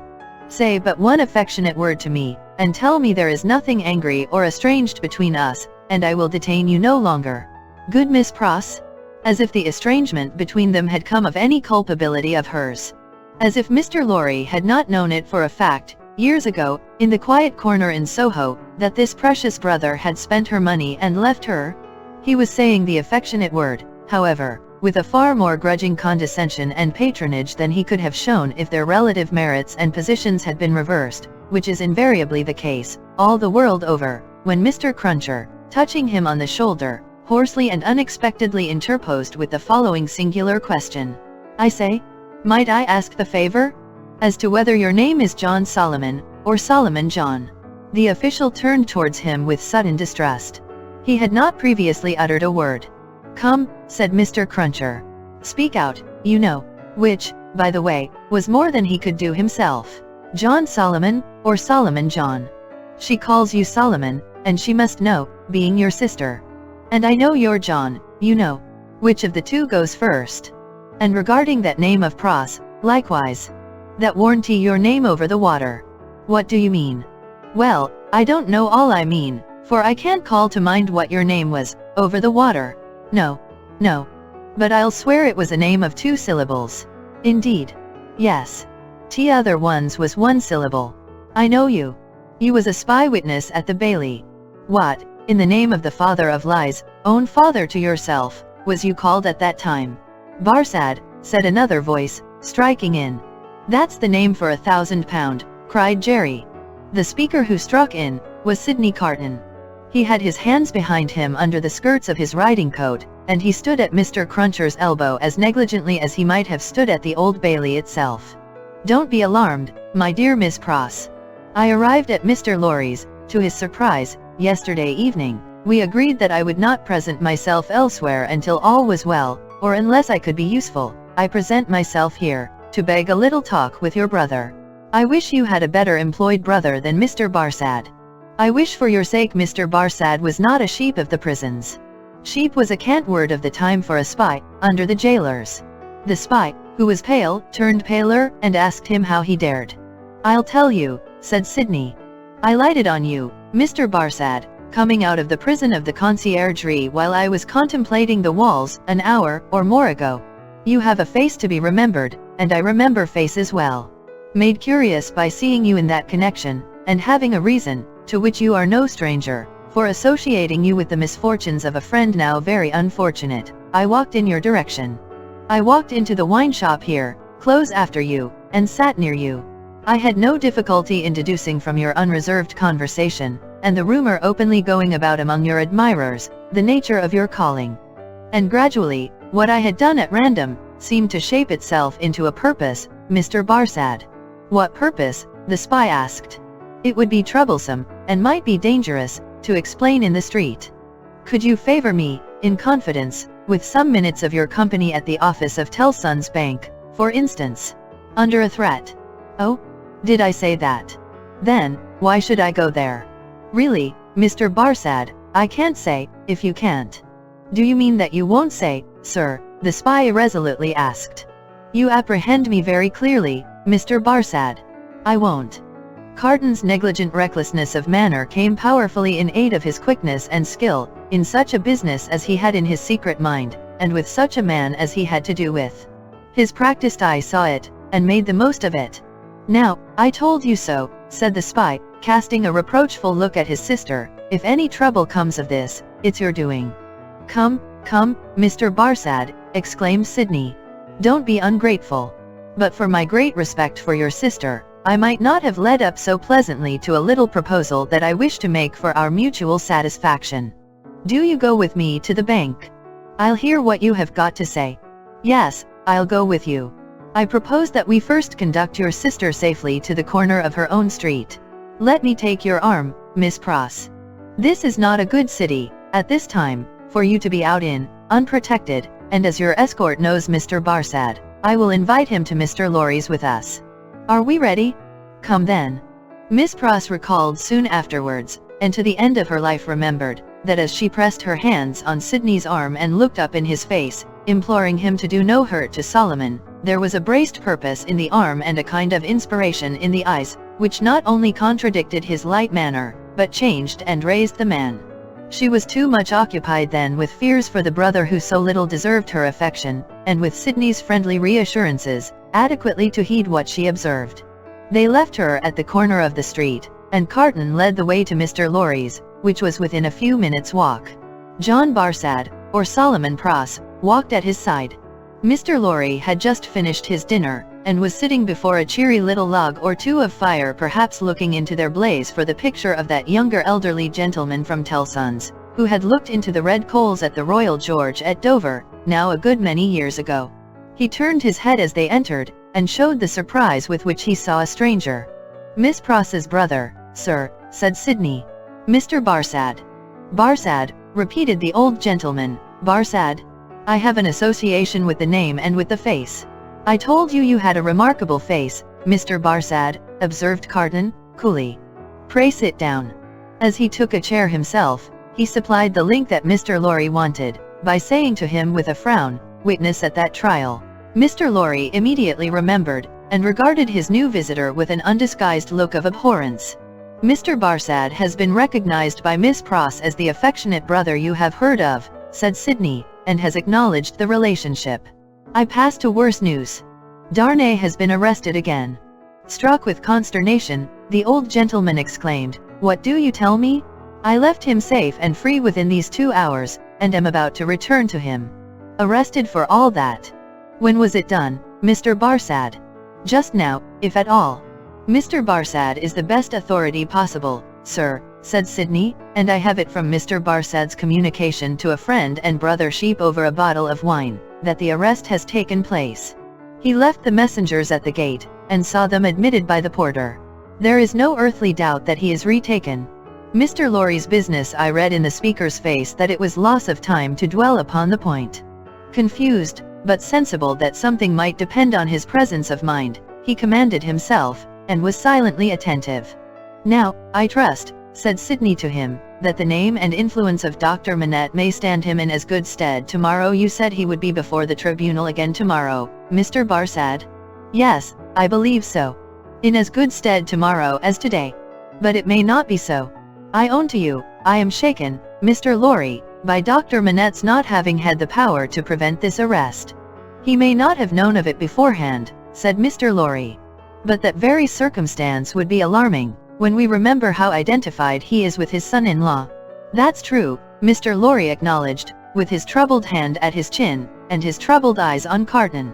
"In short," said Sidney, "this is a desperate time, when desperate games are played for desperate stakes. Let the doctor play the winning game, I will play the losing one. No man's life here is worth purchase. Anyone carried home by the people today, may be condemned tomorrow.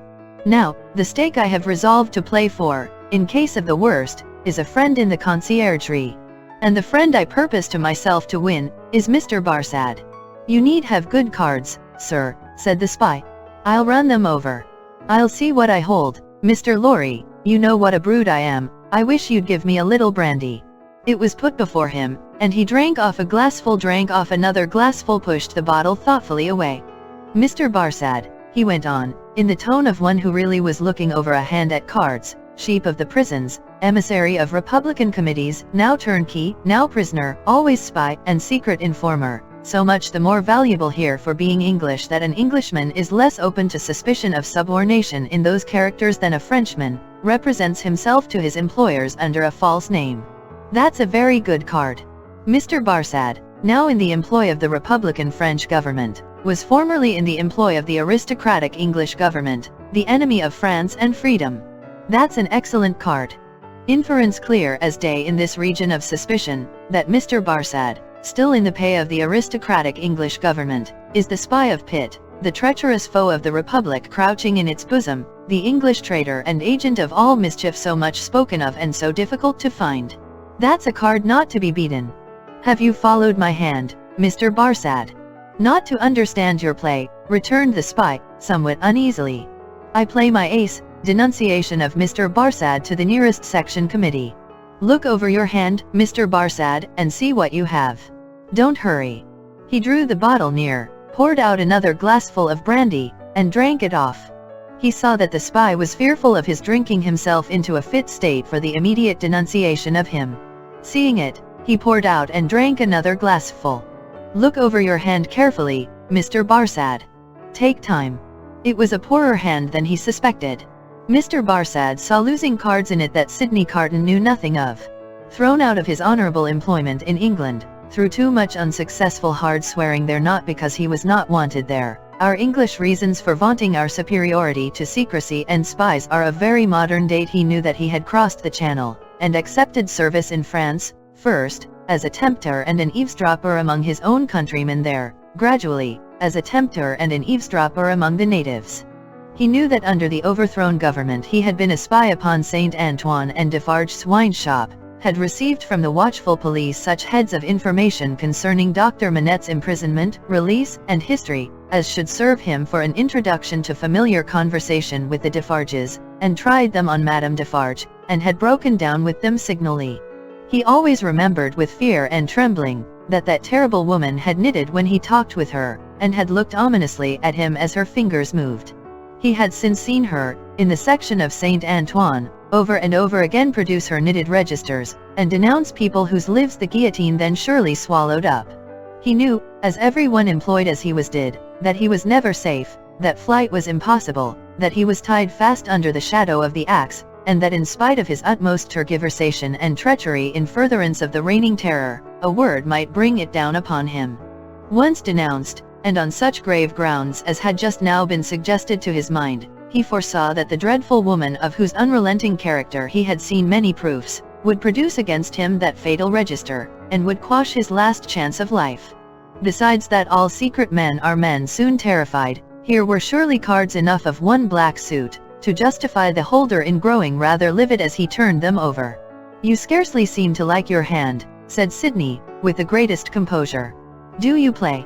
I think, sir, said the spy, in the meanest manner, as he turned to Mr. Lorry, I may appeal to a gentleman of your years and benevolence, to put it to this other gentleman, so much your junior, whether he can under any circumstances reconcile it to his station to play that ace of which he has spoken. I admit that I am a spy, and that it is considered a discreditable station though it must be filled by somebody, but this gentleman is no spy, and why should he so demean himself as to make himself one? I play my ace, Mr. Barsad, said Carton, taking the answer on himself, and looking at his watch, without any scruple, in a very few minutes.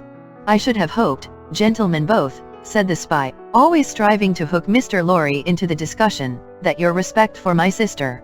I could not better testify my respect for your sister than by finally relieving her of her brother, said Sidney Carton. You think not, sir? I have thoroughly made up my mind about it. The smooth manner of the spy, curiously in dissonance with his ostentatiously rough dress, and probably with his usual demeanor, received such a check from the inscrutability of Carton, who was a mystery to wiser and honester men than he, that it faltered here and failed him. While he was at a loss, Carton said, resuming his former air of contemplating cards. And indeed, now I think again, I have a strong impression that I have another good card here, not yet enumerated. That friend and fellow sheep, who spoke of himself as pasturing in the country prisons, who was he? French. You don't know him, said the spy, quickly. French, repeated Carton, musing, and not appearing to notice him at all, though he echoed his word. Well, he may be. Is, I assure you, said the spy, though it's not important. Though it's not important, repeated Carton, in the same mechanical way. Though it's not important. No, it's not important. No. Yet I know the face. I think not. I am sure not. It can't be, said the spy. It can't be, muttered Sidney Carton, retrospectively, and idling his glass, which fortunately was a small one, again. Can't be. Spoke good French. Yet like a foreigner, I thought. Provincial, said the spy. No. Foreign, cried Carton, striking his open hand on the table, as a light broke clearly on his mind. Cly? Disguised, but the same man. We had that man before us at the Old Bailey. Now, there you are hasty, sir, said Barsad, with a smile that gave his aquiline nose an extra inclination to one side, "There you really give me an advantage over you." Cly, who I will unreservedly admit, at this distance of time, was a partner of mine, has been dead several years. I attended him in his last illness. He was buried in London, at the Church of St. Pancras in the Fields. His unpopularity with the blackguard multitude at the moment prevented my following his remains, but I helped to lay him in his coffin. Here, Mr. Lorry became aware, from where he sat, of a most remarkable goblin shadow on the wall. Tracing it to its source, he discovered it to be caused by a sudden extraordinary rising and stiffening of all the risen and stiff hair on Mr. Cruncher's head. "Let us be reasonable," said the spy, "and let us be fair. To show you how mistaken you are, and what an unfounded assumption yours is, I will lay before you a certificate of Cly's burial, which I happened to have carried in my pocketbook." With a hurried hand he produced and opened it. "Ever since. There it is. Oh, look at it, look at it. You may take it in your hand, it's no forgery." Here, Mr. Lorry perceived the reflection on the wall to elongate, and Mr. Cruncher rose and stepped forward. His hair could not have been more violently on end, if it had been that moment dressed by the cow with the crumpled horn in the house that Jack built. Unseen by the spy, Mr. Cruncher stood at his side, and touched him on the shoulder like a ghostly bailiff. "That there Roger Cly, master," said Mr. Cruncher, with a taciturn and iron-bound visage. "So you put him in his coffin?" "I did." "Who took him out of it?" Barsad leaned back in his chair, and stammered, "What do you mean?"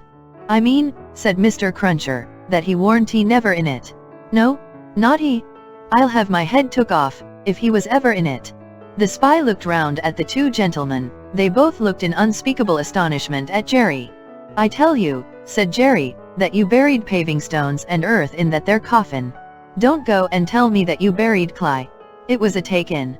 Me and two more knows it." "How do you know it?" "What's that to you?" "Ecod," growled Mr. Cruncher, "it's you I have got a old grudge again, is it, with your shameful impositions upon tradesmen? I'd catch hold of your throat and choke you for half a guinea." Sidney Carton, who, with Mr. Lorry, had been lost in amazement at this turn of the business, here requested Mr. Cruncher to moderate and explain himself. "At another time, sir," he returned, evasively, "the present time is ill-conwenient for explainin'. What I stand to, is, that he knows well what that there Cly was never in that there coffin. Let him say he was, in so much as a word of one syllable, and I'll either catch hold of his throat and choke him for half a guinea." Mr. Cruncher dwelt upon this as quite a liberal offer, "or I'll out and announce him." "Humph! I see one thing," said Carton. "I hold another card, Mr. Barsad. Impossible, here in raging Paris, with suspicion filling the air, for you to outlive denunciation, when you are in communication with another aristocratic spy of the same antecedents as yourself, who, moreover, has the mystery about him of having feigned death and come to life again. A plot in the prisons, of the foreigner against the Republic.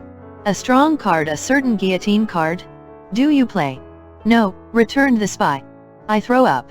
I confess that we were so unpopular with the outrageous mob, that I only got away from England at the risk of being ducked to death, and that Cly was so ferreted up and down, that he never would have got away at all but for that sham. Though how this man knows it was a sham, is a wonder of wonders to me."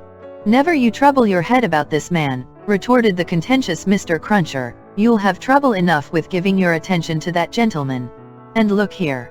Once more, Mr. Cruncher could not be restrained from making rather an ostentatious parade of his liberality. "I'd catch hold of your throat and choke you for half a guinea." The sheep of the prisons turned from him to Sidney Carton, and said, with more decision, "It has come to a point. I go on duty soon, and can't overstay my time. You told me you had a proposal. What is it? Now, it is of no use asking too much of me. Ask me to do anything in my office, putting my head in great extra danger, and I had better trust my life to the chances of a refusal than the chances of consent. In short, I should make that choice. You talk of desperation. We are all desperate here. Remember?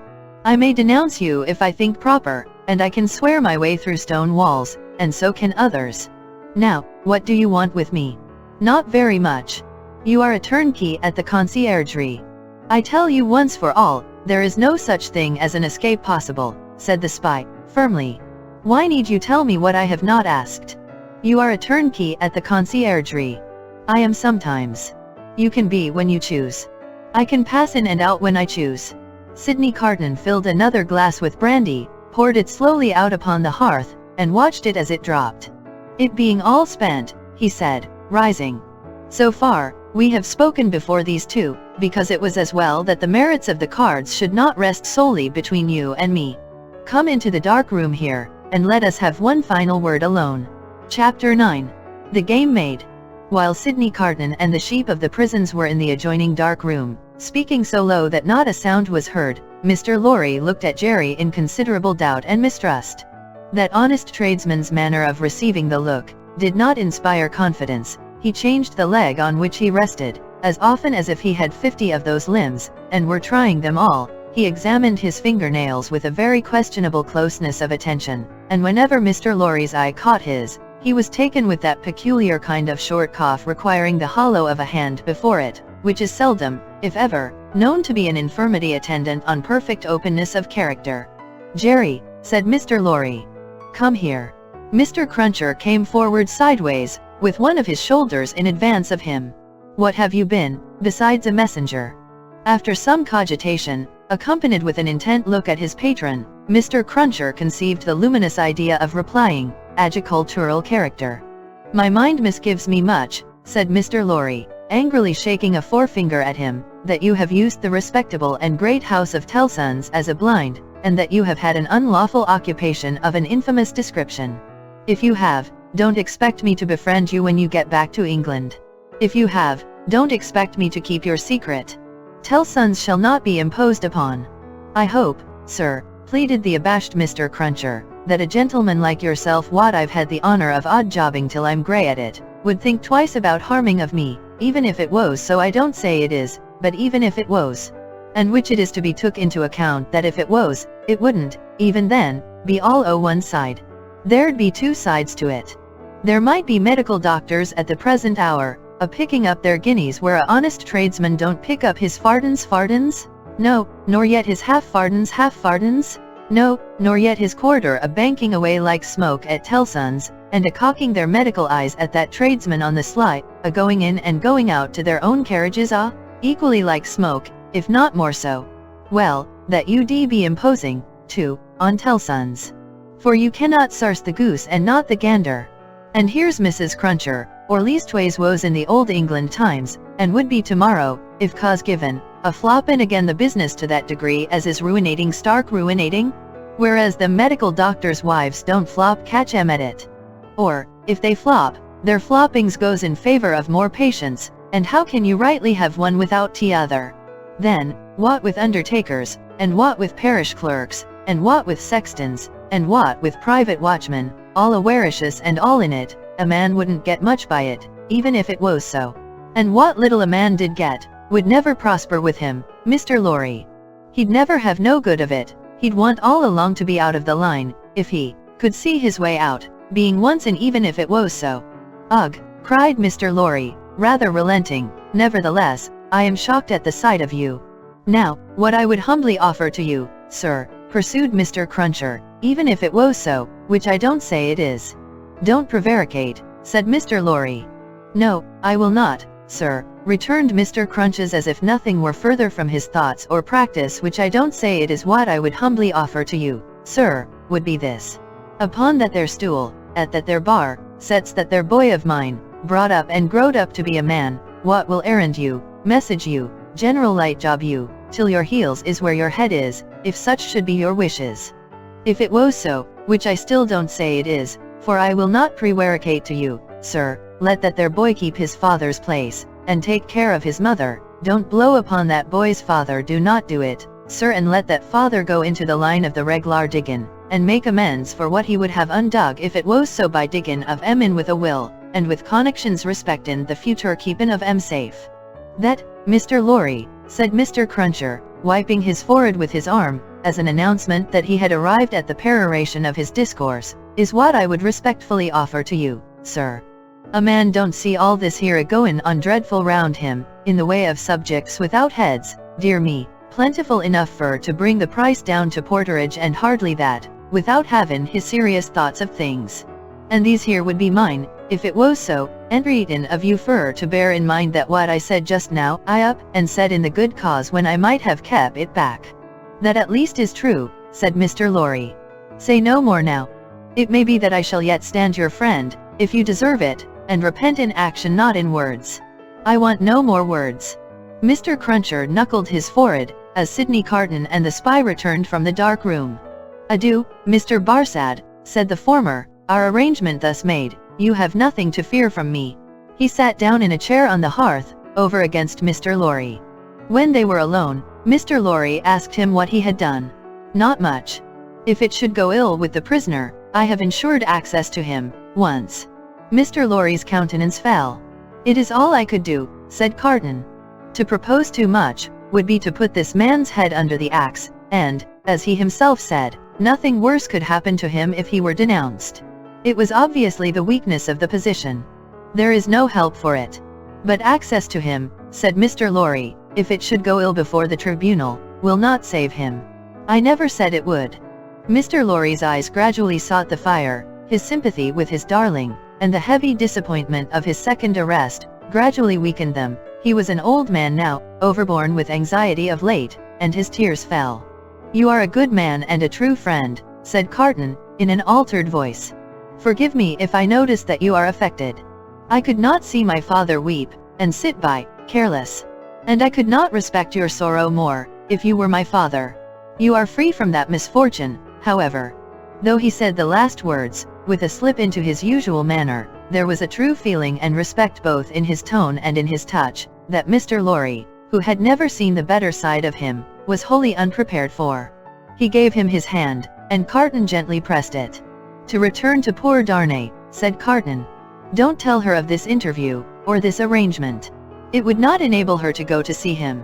She might think it was contrived, in case of the worse, to convey to him the means of anticipating the sentence. Mr. Lorry had not thought of that, and he looked quickly at Carton to see if it were in his mind. It seemed to be. He returned the look, and evidently understood it. She might think 1,000 things, Carton said, and any of them would only add to her trouble. Don't speak of me to her. As I said to you when I first came, I had better not see her. I can put my hand out, to do any little helpful work for her that my hand can find to do, without that. You are going to her, I hope? She must be very desolate tonight. I am going now, directly. I am glad of that. She has such a strong attachment to you and reliance on you. How does she look? Anxious and unhappy, but very beautiful. Ah. It was a long, grieving sound, like a sigh, almost like a sob. It attracted Mr. Lorry's eyes to Carton's face, which was turned to the fire. A light, or a shade, the old gentleman could not have said which, passed from it as swiftly as a change will sweep over a hillside on a wild bright day, and he lifted his foot to put back one of the little flaming logs, which was tumbling forward. He wore the white riding coat and top boots, then in vogue, and the light of the fire touching their light surfaces made him look very pale, with his long brown hair, all untrimmed, hanging loose about him. His indifference to fire was sufficiently remarkable to elicit a word of remonstrance from Mr. Lorry. His boot was still upon the hot embers of the flaming log, when it had broken under the weight of his foot. I forgot it, he said. Mr. Lorry's eyes were again attracted to his face. Taking note of the wasted air which clouded the naturally handsome features, and having the expression of prisoners' faces fresh in his mind, he was strongly reminded of that expression. And your duties here have drawn to an end, sir, said Carton, turning to him. Yes. As I was telling you last night when Lucy came in so unexpectedly, I have at length done all that I can do here. I hoped to have left them in perfect safety, and then to have quitted Paris. I have my leave to pass. I was ready to go. They were both silent. Yours is a long life to look back upon, sir, said Carton, wistfully. I am in my 78th year. You have been useful all your life, steadily and constantly occupied, trusted, respected, and looked up to. I have been a man of business, ever since I have been a man. Indeed, I may say that I was a man of business when a boy. See what a place you fill at 78. How many people will miss you when you leave it empty? A solitary old bachelor, answered Mr. Lorry, shaking his head. There is nobody to weep for me. How can you say that? Wouldn't she weep for you? Wouldn't her child? Yes, yes, thank God. I didn't quite mean what I said. It is a thing to thank God for, is it not? Surely, surely. If you could say, with truth, to your own solitary heart, tonight, I have secured to myself the love and attachment, the gratitude, or respect, of no human creature, I have won myself a tender place in no regard, I have done nothing good or serviceable to be remembered by, your 78 years would be 78 heavy curses, would they not? You say truly, Mr. Carden, I think they would be. Sidney turned his eyes again upon the fire, and, after a silence of a few moments, said, I should like to ask you, does your childhood seem far off? Do the days when you sat at your mother's knee, seem days of very long ago? Responding to his softened manner, Mr. Lorry answered, 20 years back, yes, at this time of my life, no. For, as I draw closer and closer to the end, I travel in the circle, nearer and nearer to the beginning. It seems to be one of the kind smoothings and preparings of the way. My heart is touched now, by many remembrances that had long fallen asleep, of my pretty young mother, and I so old, and by many associations of the days when what we call the world was not so real with me, and my faults were not confirmed in me. I understand the feeling, exclaimed Carden, with a bright flush. And you are the better for it. I hope so. Carden terminated the conversation here, by rising to help him on with his outer coat, but you, said Mr. Lorry, reverting to the theme, you are young. Yes, said Carden. I am not old, but my young way was never the way to age. Enough of me. And of me, I am sure, said Mr. Lorry. Are you going out? I'll walk with you to her gate. You know my vagabond and restless habits. If I should prowl about the streets a long time, don't be uneasy, I shall reappear in the morning. You go to the court tomorrow. Yes, unhappily. I shall be there, but only as one of the crowd. My spy will find a place for me. Take my arm, sir. Mr. Lorry did so, and they went downstairs and out in the streets. A few minutes brought them to Mr. Lorry's destination. Carden left him there, but lingered at a little distance, and turned back to the gate again when it was shut, and touched it. He had heard of her going to the prison every day. She came out here, he said, looking about him, turned this way, must have trod on these stones often.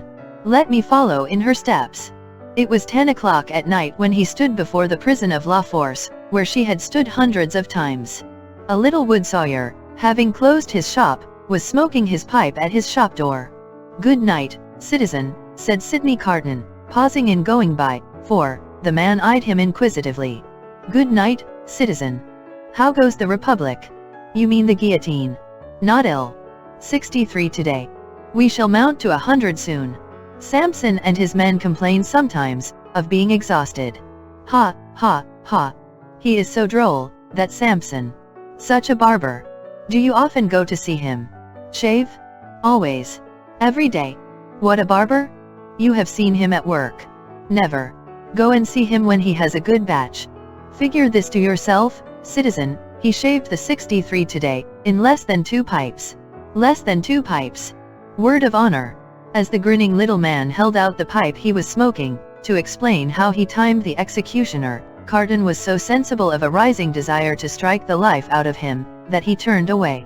But you are not English, said the Wood-Sawyer, though you wear English dress. Yes, said Carden, pausing again, and answering over his shoulder. You speak like a Frenchman. I am an old student here. Aha, a perfect Frenchman? Good night, Englishman. Good night, citizen. But go and see that droll dog, the little man persisted, calling after him. And take a pipe with you. Sidney had not gone far out of sight, when he stopped in the middle of the street under a glimmering lamp, and wrote with his pencil on a scrap of paper.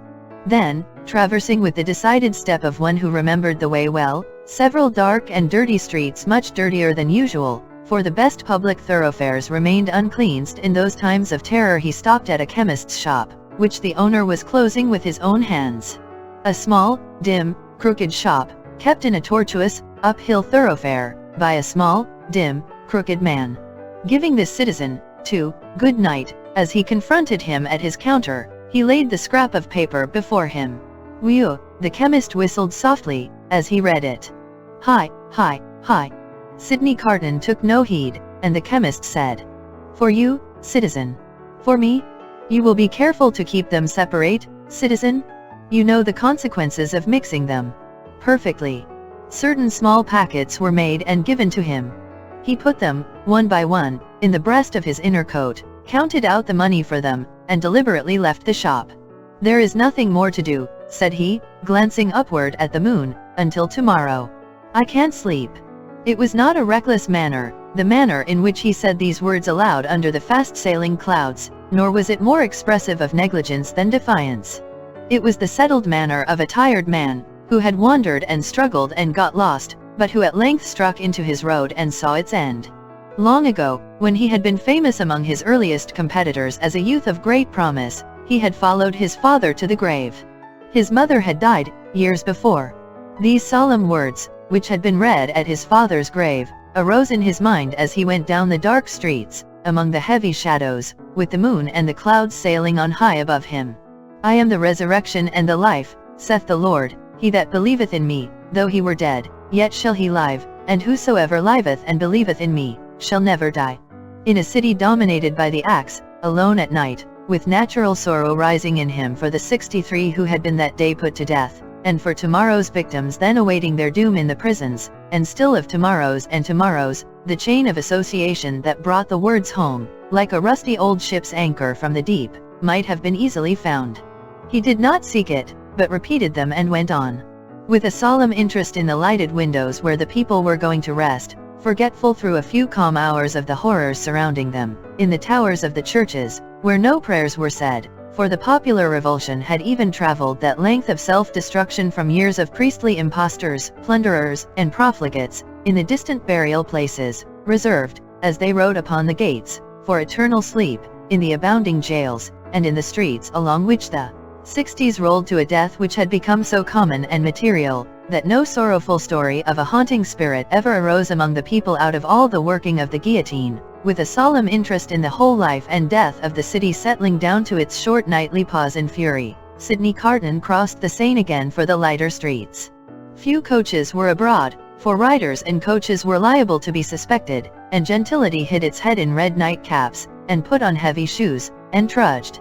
But the theatres were all well filled, and the people poured cheerfully out as he passed, and went chatting home. At one of the theatre doors, there was a little girl with a mother, looking for a way across the street through the mud. He carried the child over, and before the timid arm was loosed from his neck asked her for a kiss. "I am the resurrection and the life, saith the Lord. He that believeth in me, though he were dead, yet shall he live, and whosoever liveth and believeth in me, shall never die." Now that the streets were quiet, and the night wore on, the words were in the echoes of his feet, and were in the air. Perfectly calm and steady, he sometimes repeated them to himself as he walked, but he heard them always. The night wore out, and, as he stood upon the bridge listening to the water as it splashed the river walls of the island of Paris, where the picturesque confusion of houses and cathedral shone bright in the light of the moon, the day came coldly, looking like a dead face out of the sky. Then, the night, with the moon and the stars, turned pale and died, and for a little while it seemed as if creation were delivered over to death's dominion. But the glorious sun, rising, seemed to strike those words, that burden of the night, straight and warm to his heart in its long bright rays. And looking along them, with reverently shaded eyes, a bridge of light appeared to span the air between him and the sun, while the river sparkled under it. The strong tide, so swift, so deep, and certain, was like a congenial friend, in the morning stillness. He walked by the stream, far from the houses, and in the light and warmth of the sun fell asleep on the bank. When he awoke and was afoot again, he lingered there yet a little longer, watching an eddy that turned and turned purposeless, until the stream absorbed it, and carried it on to the sea. Like me, a trading boat, with a sail of the softened color of a dead leaf, then glided into his view, floated by him, and died away. As its silent track in the water disappeared, the prayer that had broken up out of his heart for a merciful consideration of all his poor blindnesses and errors, ended in the words, "I am the resurrection and the life." Mr. Lorry was already out when he got back, and it was easy to surmise where the good old man was gone. Sidney Carton drank nothing but a little coffee, ate some bread, and, having washed and changed to refresh himself, went out to the place of trial. The court was all astir and abuzz, when the black sheep whom many fell away from in dread pressed him into an obscure corner among the crowd. Mr. Lorry was there, and Dr. Manette was there. She was there, sitting beside her father. When her husband was brought in, she turned a look upon him, so sustaining, so encouraging, so full of admiring love and pitying tenderness, yet so courageous for his sake, that it called the healthy blood into his face, brightened his glance, and animated his heart. If there had been any eyes to notice the influence of her look on Sidney Carton, it would have been seen to be the same influence exactly. Before that unjust tribunal, there was little or no order of procedure, ensuring to any accused person any reasonable hearing. There could have been no such revolution, if all laws, forms, and ceremonies had not first been so monstrously abused, that the suicidal vengeance of the revolution was to scatter them all to the winds. Every eye was turned to the jury. The same determined patriots and good Republicans as yesterday and the day before, and tomorrow and the day after. Eager and prominent among them, one man with a craving face, and his fingers perpetually hovering about his lips, whose appearance gave great satisfaction to the spectators. A life-thirsting, cannibal-looking, bloody-minded juryman, the Jacques III of Saint Antoine.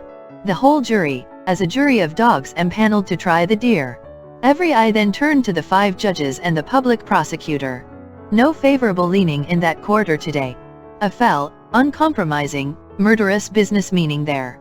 Every eye then sought some other eye in the crowd, and gleamed at it approvingly, and heads nodded at one another, before bending forward with a strained attention.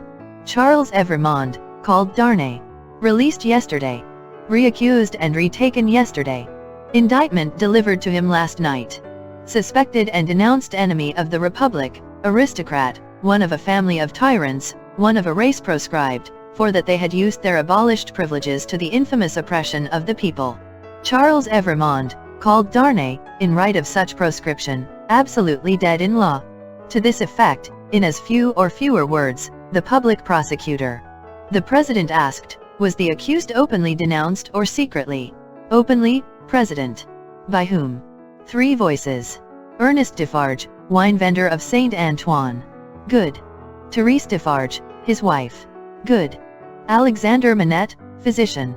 A great uproar took place in the court, and in the midst of it, Dr. Manette was seen, pale and trembling, standing where he had been seated. President, I indignantly protest to you that this is a forgery and a fraud. You know the accused to be the husband of my daughter. My daughter, and those dear to her, are far dearer to me than my life. Who and where is the false conspirator who says that I denounce the husband of my child? Citizen Manette, be tranquil. To fail in submission to the authority of the tribunal would be to put yourself out of law. As to what is dearer to you than life, nothing can be so dear to a good citizen as the Republic. Loud acclamations hailed this rebuke. The President rang his bell, and with warmth resumed. If the Republic should demand of you the sacrifice of your child herself, you would have no duty but to sacrifice her. Listen to what is to follow. In the meanwhile, be silent. Frantic acclamations were again raised. Dr. Manette sat down, with his eyes looking around, and his lips trembling. His daughter drew closer to him.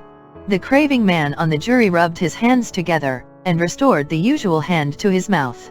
Defarge was produced, when the court was quiet enough to admit of his being heard, and rapidly expounded the story of the imprisonment, and of his having been a mere boy in the doctor's service, and of the release, and of the state of the prisoner when released and delivered to him.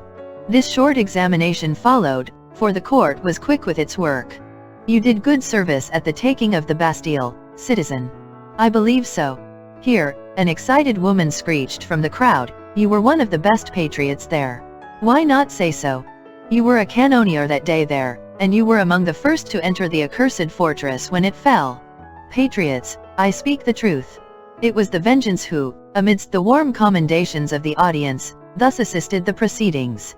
The President rang his bell, but, the Vengeance, warming with encouragement, shrieked, I defy that bell, wherein she was likewise much commended. Inform the tribunal of what you did that day within the Bastille, citizen. I knew, said Defarge, looking down at his wife, who stood at the bottom of the steps on which he was raised, looking steadily up at him, I knew that this prisoner, of whom I speak, had been confined in a cell known as 105, North Tower. I knew it from himself. He knew himself by no other name than 105, North Tower, when he made shoes under my care. As I serve my gun that day, I resolve, when the place shall fall, to examine that cell. It falls. I mount to the cell, with a fellow citizen who is one of the jury, directed by a jailer. I examine it very closely. In a hole in the chimney, where a stone has been worked out and replaced, I find a written paper. This is that written paper. I have made it my business to examine some specimens of the writing of Dr. Manette. This is the writing of Dr. Manette. I confide this paper, in the writing of Dr. Manette, to the hands of the President. Let it be read. In a dead silence and stillness, the prisoner under trial looking lovingly at his wife only looking from him to look with solicitude at her father, Dr. Manette keeping his eyes fixed on the reader, Madame Defarge never taking hers from the prisoner, Defarge never taking his from his feasting wife, and all the other eyes their intent upon the doctor, who saw none of them. The paper was read, as follows. Chapter 10. The Substance of the Shadow. I, Alexander Manette, unfortunate physician, native of Beauvais, and afterwards resident in Paris, write this melancholy paper in my doleful cell in the Bastille, during the last month of the year, 1767. I write it at stolen intervals, under every difficulty. I design to secrete it in the wall of the chimney, where I have slowly and laboriously made a place of concealment for it. Some pitying hand may find it there, when I and my sorrows are dust. These words are formed by the rusty iron point with which I write with difficulty in scrapings of soot and charcoal from the chimney, mixed with blood, in the last month of the 10th year of my captivity. Hope has quite departed from my breast. I know from terrible warnings I have noted in myself that my reason will not long remain unimpaired, but I solemnly declare that I am at this time in the possession of my right mind, that my memory is exact and circumstantial, and that I write the truth as I shall answer for these my last recorded words, whether they be ever read by men or not, at the eternal judgment seat. One cloudy moonlight night, in the 3rd week of December, I think the 22nd of the month, in the year 1757, I was walking on a retired part of the quay by the Seine for the refreshment of the frosty air, at an hour's distance from my place of residence in the street of the School of Medicine, when a carriage came along behind me, driven very fast. As I stood aside to let that carriage pass, apprehensive that it might otherwise run me down, a head was put out at the window, and a voice called to the driver to stop. The carriage stopped as soon as the driver could rein in his horses, and the same voice called to me by my name. I answered. The carriage was then so far in advance of me that 2 gentlemen had time to open the door and alight before I came up with it. I observed that they were both wrapped in cloaks, and appeared to conceal themselves.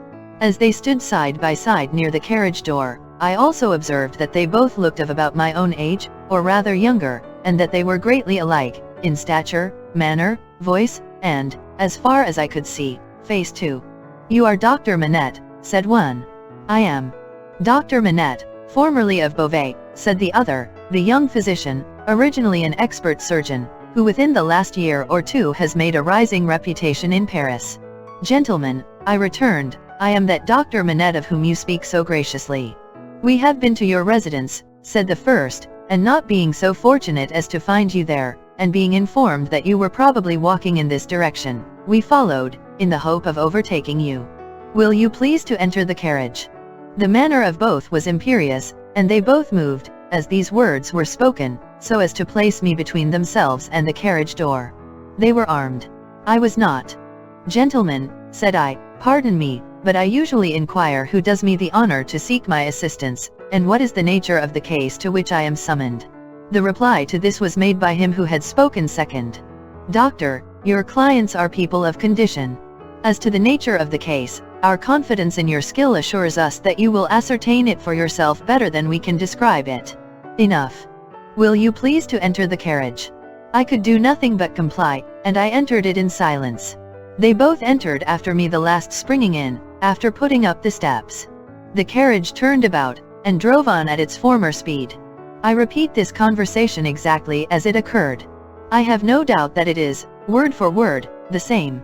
I describe everything exactly as it took place, constraining my mind not to wander from the task. Where I make the broken marks that follow here, I leave off for the time, and put my paper in its hiding place. The carriage left the streets behind, passed the North Barrier, and emerged upon the country road. At 2/3 of a league from the barrier I did not estimate the distance at that time, but afterwards when I traversed it, it struck out of the main avenue, and presently stopped at a solitary house. We all 3 alighted, and walked, by a damp soft footpath in a garden where a neglected fountain had overflowed, to the door of the house. It was not opened immediately, in answer to the ringing of the bell, and one of my two conductors struck the man who opened it, with his heavy riding glove, across the face. There was nothing in this action to attract my particular attention, for I had seen common people struck more commonly than dogs. But the other of the two, being angry likewise, struck the man in like manner with his arm. The look and bearing of the brothers were then so exactly alike, that I then first perceived them to be twin brothers. From the time of our alighting at the outer gate, which we found locked, and which one of the brothers had opened to admit us, and had relocked, I had heard cries proceeding from an upper chamber. I was conducted to this chamber straight, the cries growing louder as we ascended the stairs, and I found a patient in a high fever of the brain, lying on a bed. The patient was a woman of great beauty, and young, assuredly not much past 20. Her hair was torn and ragged, and her arms were bound to her sides with sashes and handkerchiefs. I noticed that these bonds were all portions of a gentleman's dress. On one of them, which was a fringed scarf for a dress of ceremony, I saw the armorial bearings of a noble, and the letter E. I saw this, within the first minute of my contemplation of the patient, for, in her restless strivings she had turned over on her face on the edge of the bed, had drawn the end of the scarf into her mouth, and was in danger of suffocation. My first act was to put out my hand to relieve her breathing, and in moving the scarf aside, the embroidery in the corner caught my sight. I turned her gently over, placed my hands upon her breast to calm her and keep her down, and looked into her face. Her eyes were dilated and wild, and she constantly uttered piercing shrieks, and repeated the words, "My husband, my father, and my brother," and then counted up to 12, and said, "Hush." For an instant, and no more, she would pause to listen, and then the piercing shrieks would begin again, and she would repeat the cry, "My husband, my father, and my brother," and would count up to 12, and say, "Hush." There was no variation in the order, or the manner. There was no cessation, but the regular moment's pause, in the utterance of these sounds. "How long," I asked, "has this lasted?" To distinguish the brothers, I will call them the elder and the younger. By the elder, I mean him who exercised the most authority. It was the elder who replied, "Since about this hour last night. She has a husband, a father, and a brother." "A brother? I do not address her brother." He answered with great contempt, "No. She has some recent association with the number 12. The younger brother impatiently rejoined, "With 12 o'clock. "See, gentlemen," said I, still keeping my hands upon her breast, "how useless I am, as you have brought me. If I had known what I was coming to see, I could have come provided. As it is, time must be lost. There are no medicines to be obtained in this lonely place."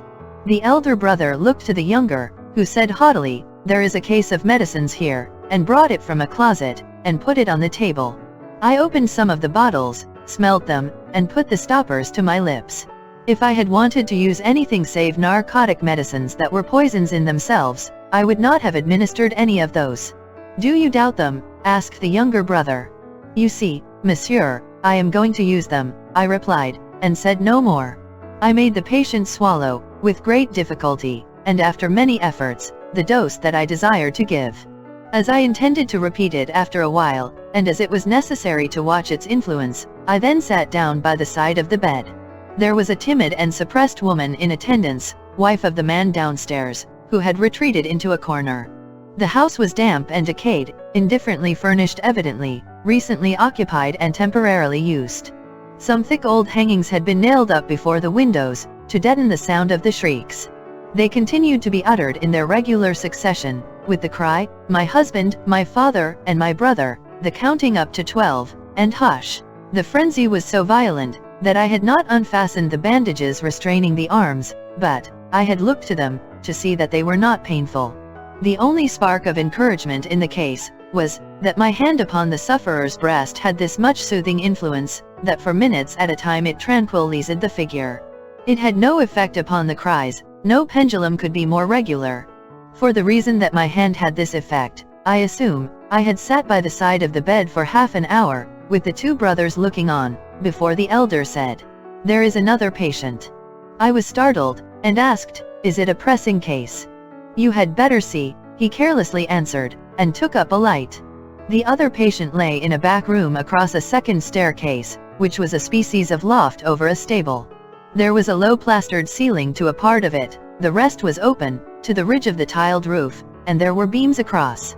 Hay and straw were stored in that portion of the place, faggots for firing, and a heap of apples in sand.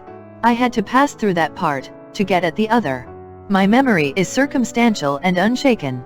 I try it with these details, and I see them all, in this my cell in the Bastille, near the close of the 10th year of my captivity, as I saw them all that night. On some hay on the ground, with a cushion thrown under his head, lay a handsome peasant boy, a boy of not more than 17 at the most. He lay on his back, with his teeth set, his right hand clenched on his breast, and his glaring eyes looking straight upward.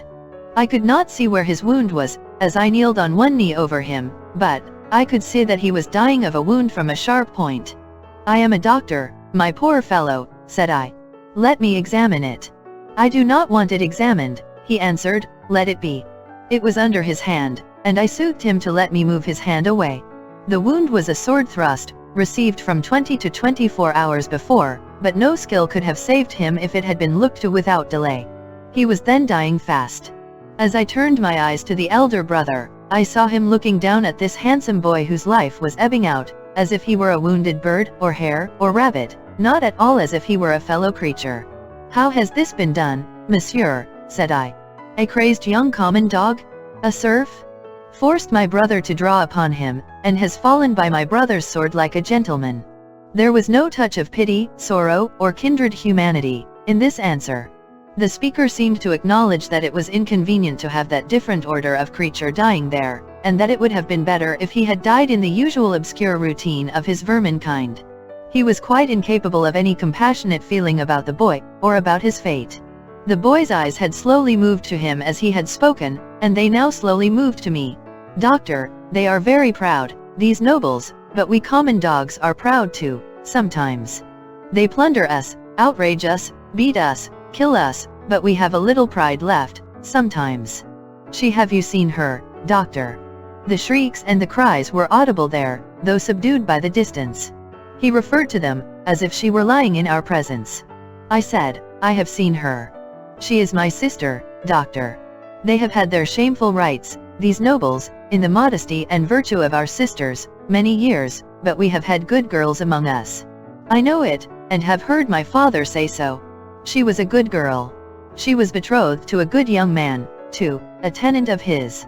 We were all tenants of his, that man's who stands there. The other is his brother, the worst of a bad race." It was with the greatest difficulty that the boy gathered bodily force to speak, but his spirit spoke with a dreadful emphasis.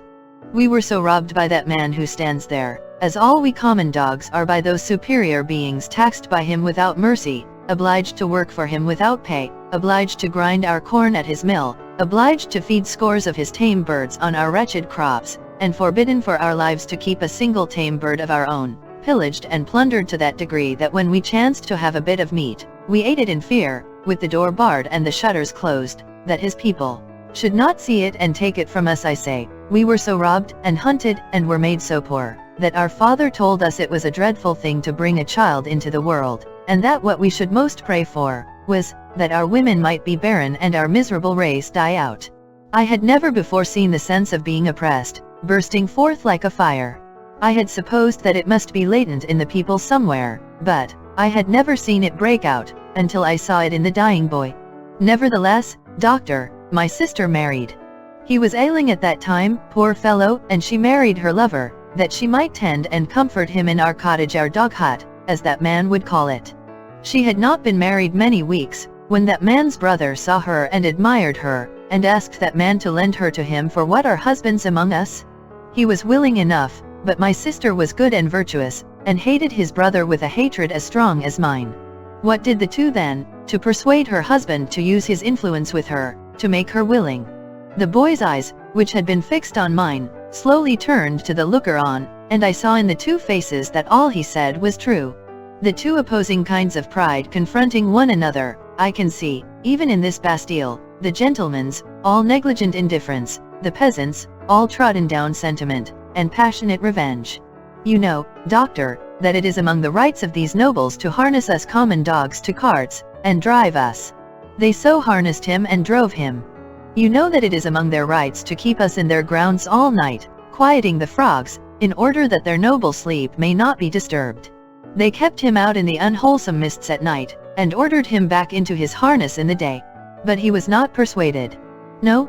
Taken out of harness one day at noon, to feed if he could find food, he sobbed 12 times, once for every stroke of the bell, and died on her bosom. Nothing human could have held life in the boy but his determination to tell all his wrong. He forced back the gathering shadows of death, as he forced his clenched right hand to remain clenched, and to cover his wound.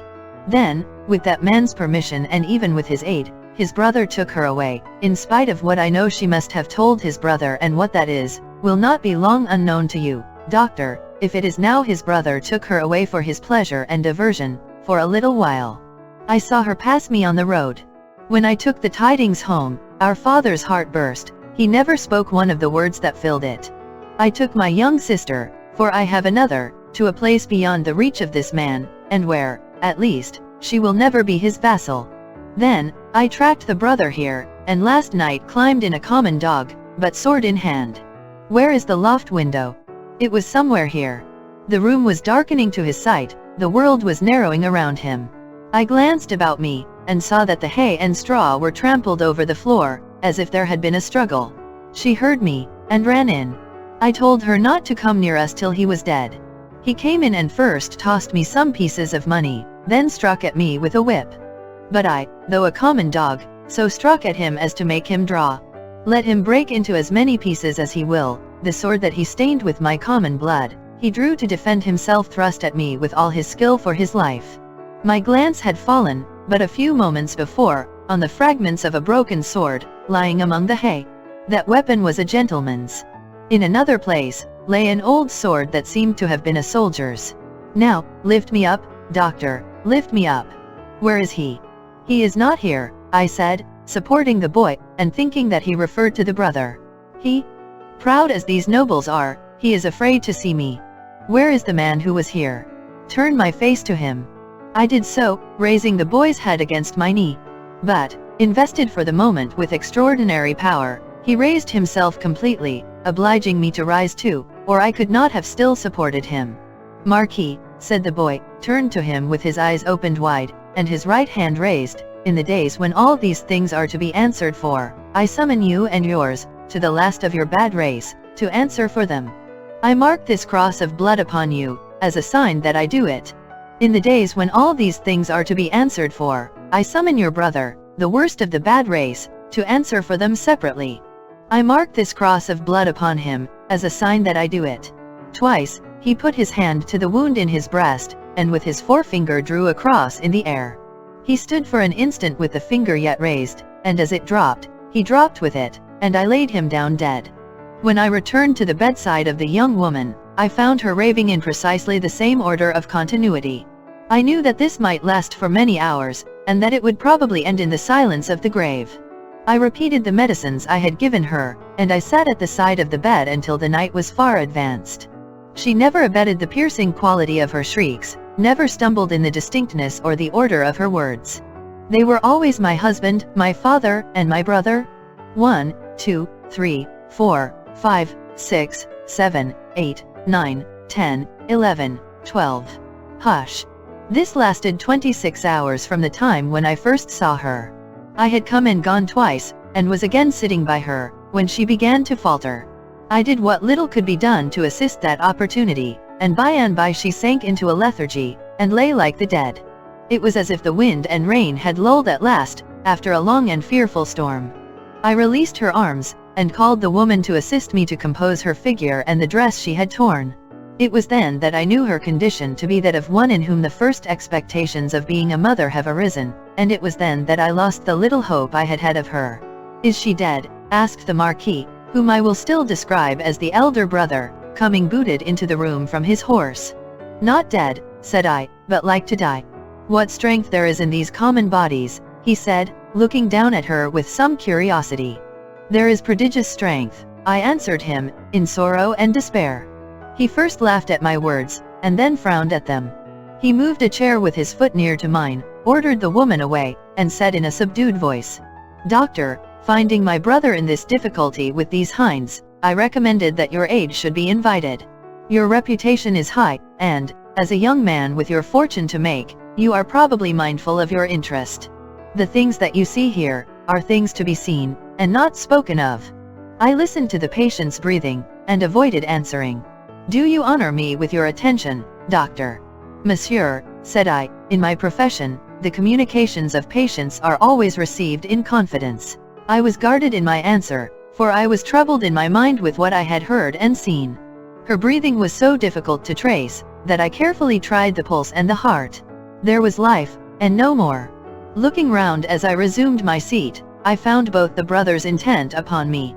"I write with so much difficulty, the cold is so severe, I am so fearful of being detected and consigned to an underground cell and total darkness, that I must abridge this narrative. There is no confusion or failure in my memory, it can recall, and could detail, every word that was ever spoken between me and those brothers." She lingered for a week.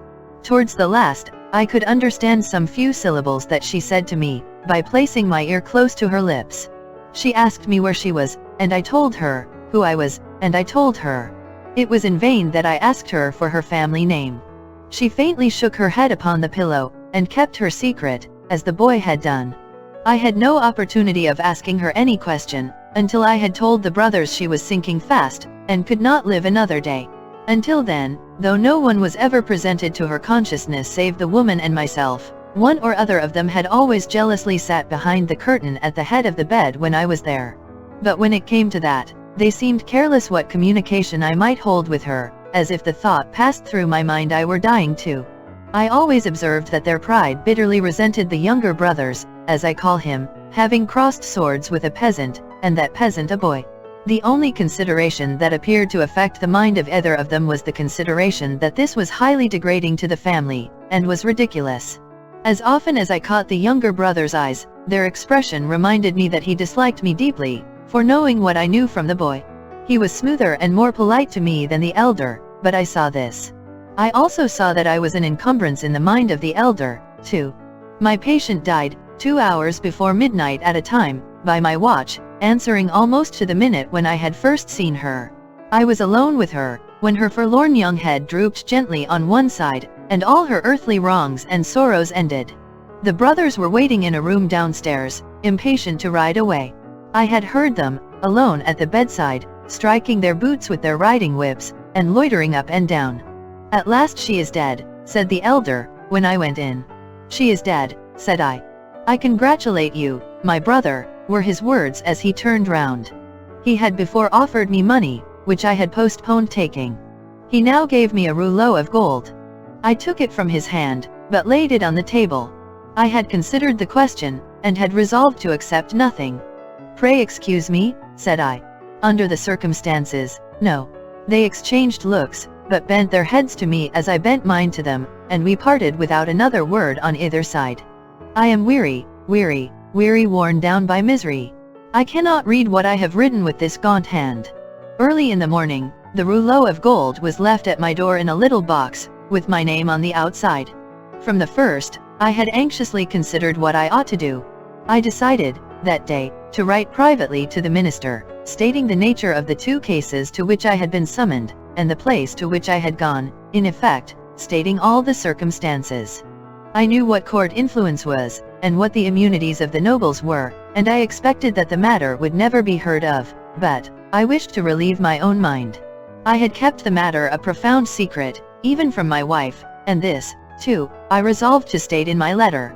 I had no apprehension whatever of my real danger, but I was conscious that there might be danger for others, if others were compromised by possessing the knowledge that I possessed. I was much engaged that day, and could not complete my letter that night. I rose long before my usual time next morning to finish it. It was the last day of the year. The letter was lying before me just completed, when I was told that a lady waited, who wished to see me. I am growing more and more unequal to the task I have set myself. It is so cold, so dark, my senses are so benumbed, and the gloom upon me is so dreadful. The lady was young, engaging, and handsome, but not marked for long life. She was in great agitation. She presented herself to me as the wife of the Marquis Saint-Evremond. I connected the title by which the boy had addressed the elder brother, with the initial letter embroidered on the scarf, and had no difficulty in arriving at the conclusion that I had seen that nobleman very lately. My memory is still accurate, but I cannot write the words of our conversation. I suspect that I am watched more closely than I was, and I know not at what times I may be watched. She had in part suspected, and in part discovered, the main facts of the cruel story, of her husband's share in it, and my being resorted to. She did not know that the girl was dead. Her hope had been, she said in great distress, to show her, in secret, a woman's sympathy. Her hope had been to avert the wrath of heaven from a house that had long been hateful to the suffering many. She had reasons for believing that there was a young sister living, and her greatest desire was, to help that sister. I could tell her nothing but that there was such a sister. Beyond that, I knew nothing. Her inducement to come to me, relying on my confidence, had been the hope that I could tell her the name and place of abode. Whereas, to this wretched hour I am ignorant of both. These scraps of paper fail me. One was taken from me, with a warning, yesterday.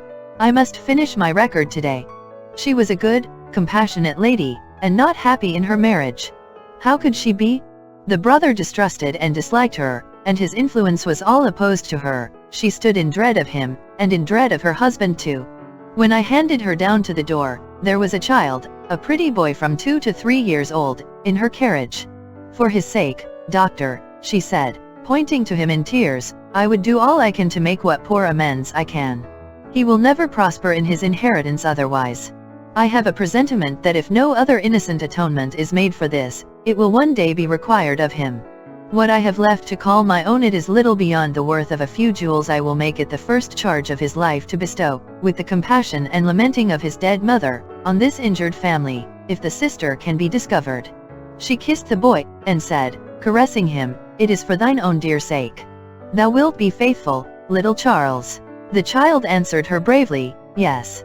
I kissed her hand, and she took him in her arms, and went away caressing him. I never saw her more. As she had mentioned her husband's name in the faith that I knew it, I added no mention of it to my letter. I sealed my letter, and, not trusting it out of my own hands, delivered it myself that day. That night, the last night of the year, towards 9 o'clock, a man in a black dress rang at my gate, demanded to see me, and softly followed my servant, Ernest Defarge, a youth, upstairs. When my servant came into the room where I sat with my wife, oh my wife, beloved of my heart, my fair young English wife, we saw the man, who was supposed to be at the gate, standing silent behind him. An urgent case in the Rue Saint-Honore, he said. It would not detain me, he had a coach in waiting. It brought me here, it brought me to my grave. When I was clear of the house, a black muffler was drawn tightly over my mouth from behind, and my arms were penny-wand. The two brothers crossed the road from a dark corner, and identified me with a single gesture. The Marquis took from his pocket the letter I had written, showed it me, burned it in the light of a lantern that was held, and extinguished the ashes with his foot. Not a word was spoken. I was brought here, I was brought to my living grave. If it had pleased God to put it in the hard heart of either of the brothers, in all these frightful years, to grant me any tidings of my dearest wife so much as to let me know by a word whether alive or dead, I might have thought that he had not quite abandoned them. But, now I believe that the mark of the Red Cross is fatal to them, and that they have no part in his mercies. And them and their descendants, to the last of their race, I, Alexander Manette, unhappy prisoner, do this last night of the year 1767, in my unbearable agony, denounce to the times when all these things shall be answered for. I denounce them to heaven and to earth. A terrible sound arose when the reading of this document was done. A sound of craving and eagerness that had nothing articulate in it but blood. The narrative called up the most revengeful passions of the time, and there was not a head in the nation but must have dropped before it. Little need, in presence of that tribunal and that auditory, to show how the Defarges had not made the paper public, with the other captured Bastille memorials borne in procession, and had kept it, biding their time. Little need to show that this detested family name had long been anathematized by Saint Antoine, and was wrought into the fatal register. The man never trod ground whose virtues and services would have sustained him in that place that day, against such denunciation. And all the worse for the doomed man, that the denouncer was a well-known citizen, his own attached friend, the father of his wife. One of the frenzied aspirations of the populace was, for imitations of the questionable public virtues of antiquity, and for sacrifices and self-immolations on the people's altar. Therefore when the president said, else had his own head quivered on his shoulders, that the good physician of the Republic would deserve better still of the Republic by rooting out an obnoxious family of aristocrats, and would doubtless feel a sacred glow and joy in making his daughter a widow and her child an orphan, there was wild excitement, patriotic fervor, not a touch of human sympathy. Much influence around him, has that doctor, murmured Madame Defarge, smiling to the vengeance. Save him now, my doctor, save him. At every juryman's vote, there was a roar. Another and another. Roar and roar. Unanimously voted. At heart and by descent an aristocrat, an enemy of the Republic, a notorious oppressor of the people. Back to the conciergerie, and death within 24 hours? Chapter 11. Dusk. The wretched wife of the innocent man thus doomed to die, fell under the sentence, as if she had been mortally stricken. But, she uttered no sound, and so strong was the voice within her, representing that it was she of all the world who must uphold him in his misery and not augment it, that it quickly raised her, even from that shock. The judges having to take part in a public demonstration out of doors, the tribunal adjourned. The quick noise and movement of the courts emptying itself by many passages had not ceased, when Lucy stood stretching out her arms towards her husband, with nothing in her face but love and consolation. If I might touch him? If I might embrace him once? Oh, good citizens, if you would have so much compassion for us. There was but a jailer left, along with 2 of the 4 men who had taken him last night, and Barsad. The people had all poured out to the show in the streets. Barsad proposed to the rest, let her embrace him then, it is but a moment.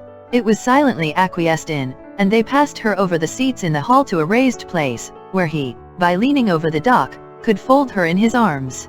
Farewell, dear darling of my soul. My parting blessing on my love. We shall meet again, where the weary are at rest.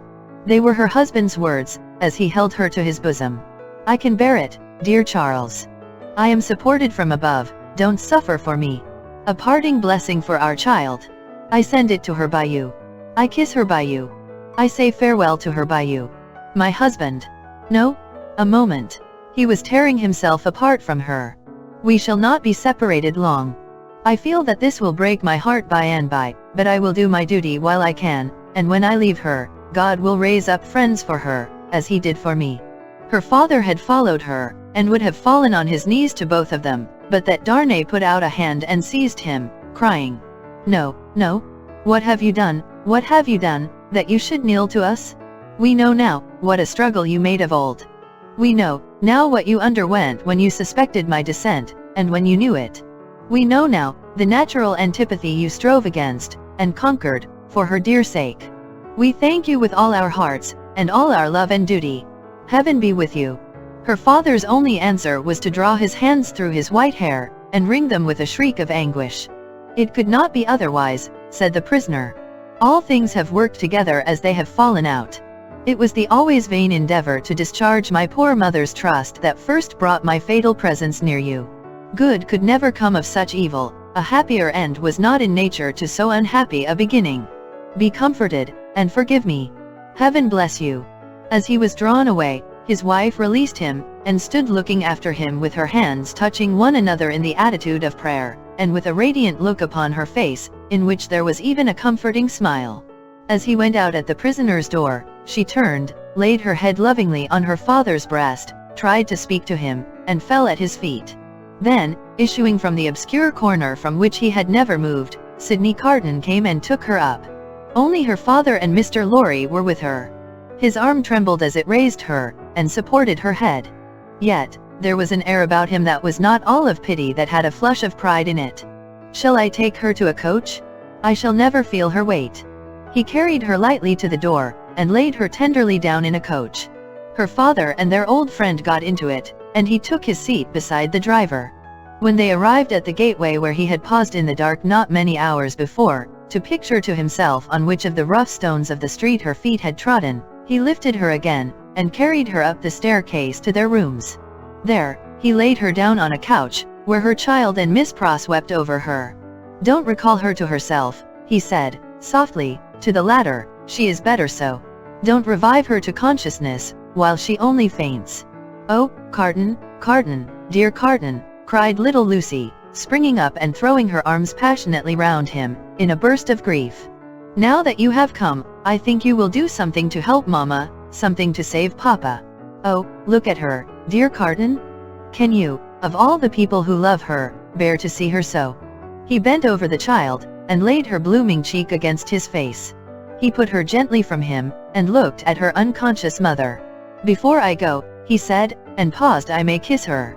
It was remembered afterwards that when he bent down and touched her face with his lips, he murmured some words. The child, who was nearest to him, told them afterwards, and told her grandchildren when she was a handsome old lady, that she heard him say, "A life you love." When he had gone out into the next room, he turned suddenly on Mr. Lorry and her father, who were following, and said to the latter, "You had great influence but yesterday, Dr. Manette, let it at least be tried. These judges, and all the men in power, are very friendly to you, and very recognizant of your services, are they not? Nothing connected with Charles was concealed from me. I had the strongest assurances that I should save him, and I did." He returned the answer in great trouble, and very slowly. "Try them again. The hours between this and tomorrow afternoon are few and short, but try." "I intend to try. I will not rest a moment." "That's well. I have known such energy as yours do great things before now, though never," he added, with a smile and a sigh together, "such great things as this. But try? Of little worth as life is when we misuse it, it is worth that effort. It would cost nothing to lay down if it were not." "I will go," said Dr. Manette, "to the prosecutor and the president straight, and I will go to others whom it is better not to name. I will write too, and but stay. There is a celebration in the streets, and no one will be accessible until dark." "That's true. Well, it is a forlorn hope at the best, and not much the forlorner for being delayed till dark. I should like to know how you speed, though, mind. I expect nothing?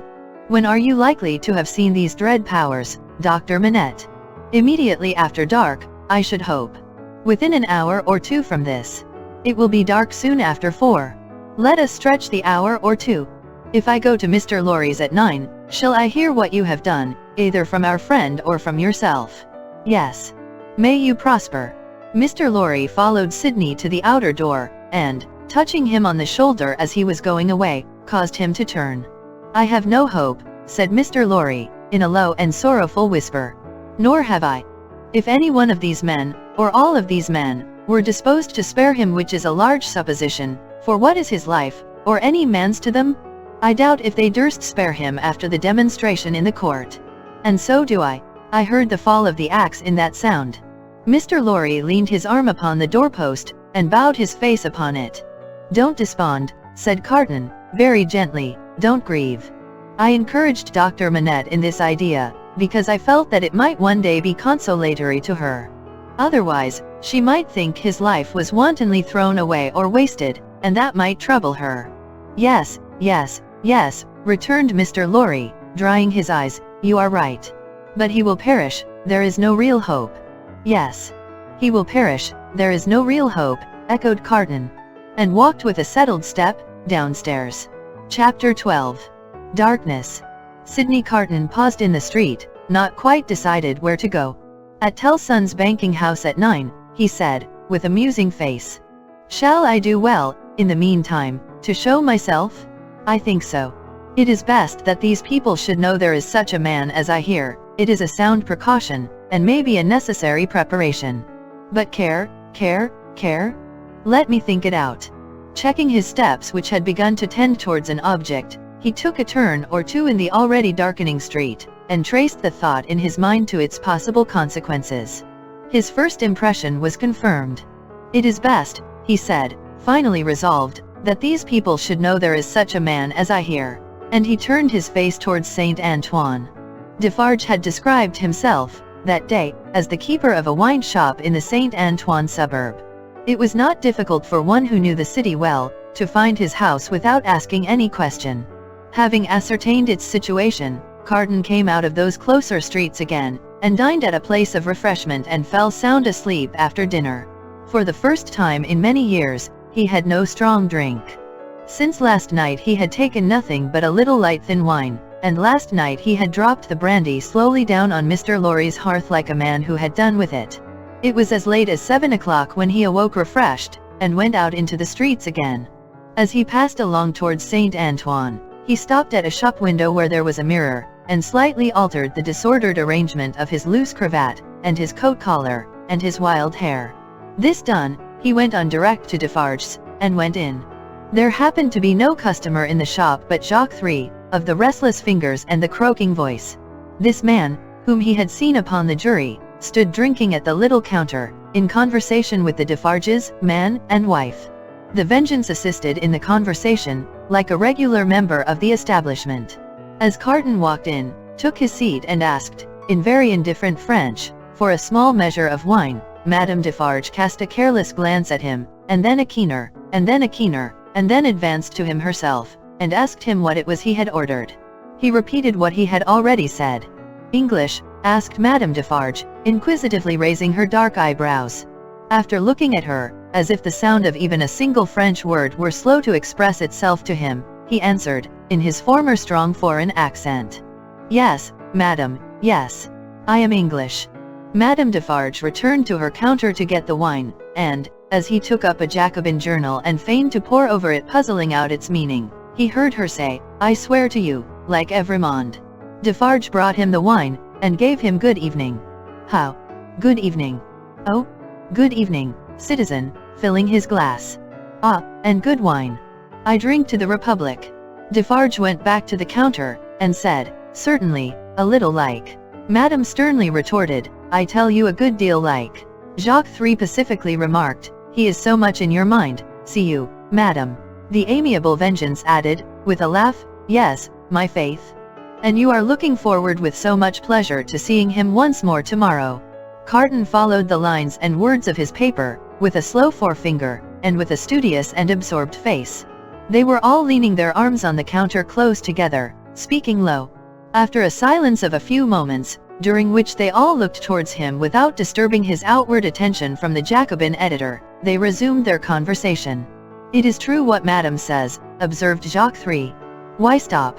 There is great force in that. Why stop? Well, well, reasoned Defarge, but one must stop somewhere. After all, the question is still where. At extermination, said Madame. Magnificent, croaked Jacques III.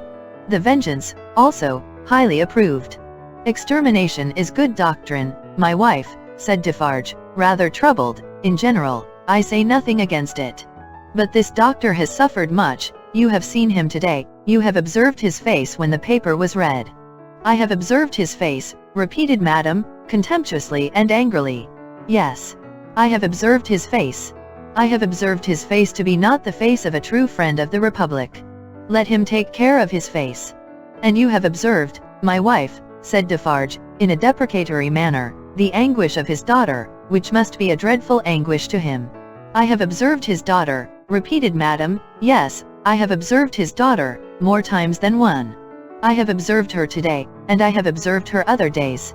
I have observed her in the court, and I have observed her in the street by the prison.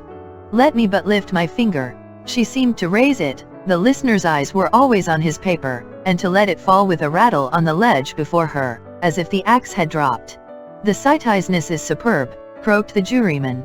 She is an angel, said the Vengeance, and embraced her. As to thee, pursued Madame, implacably, addressing her husband, if it depended on thee which, happily, it does not, thou wouldst rescue this man even now. No, protested Defarge. Not if to lift this glass would do it? But I would leave the matter there. I say, stop there. See you then, Jacques, said Madame Defarge, wrathfully, and see you, too, my little Vengeance, see you both. Listen.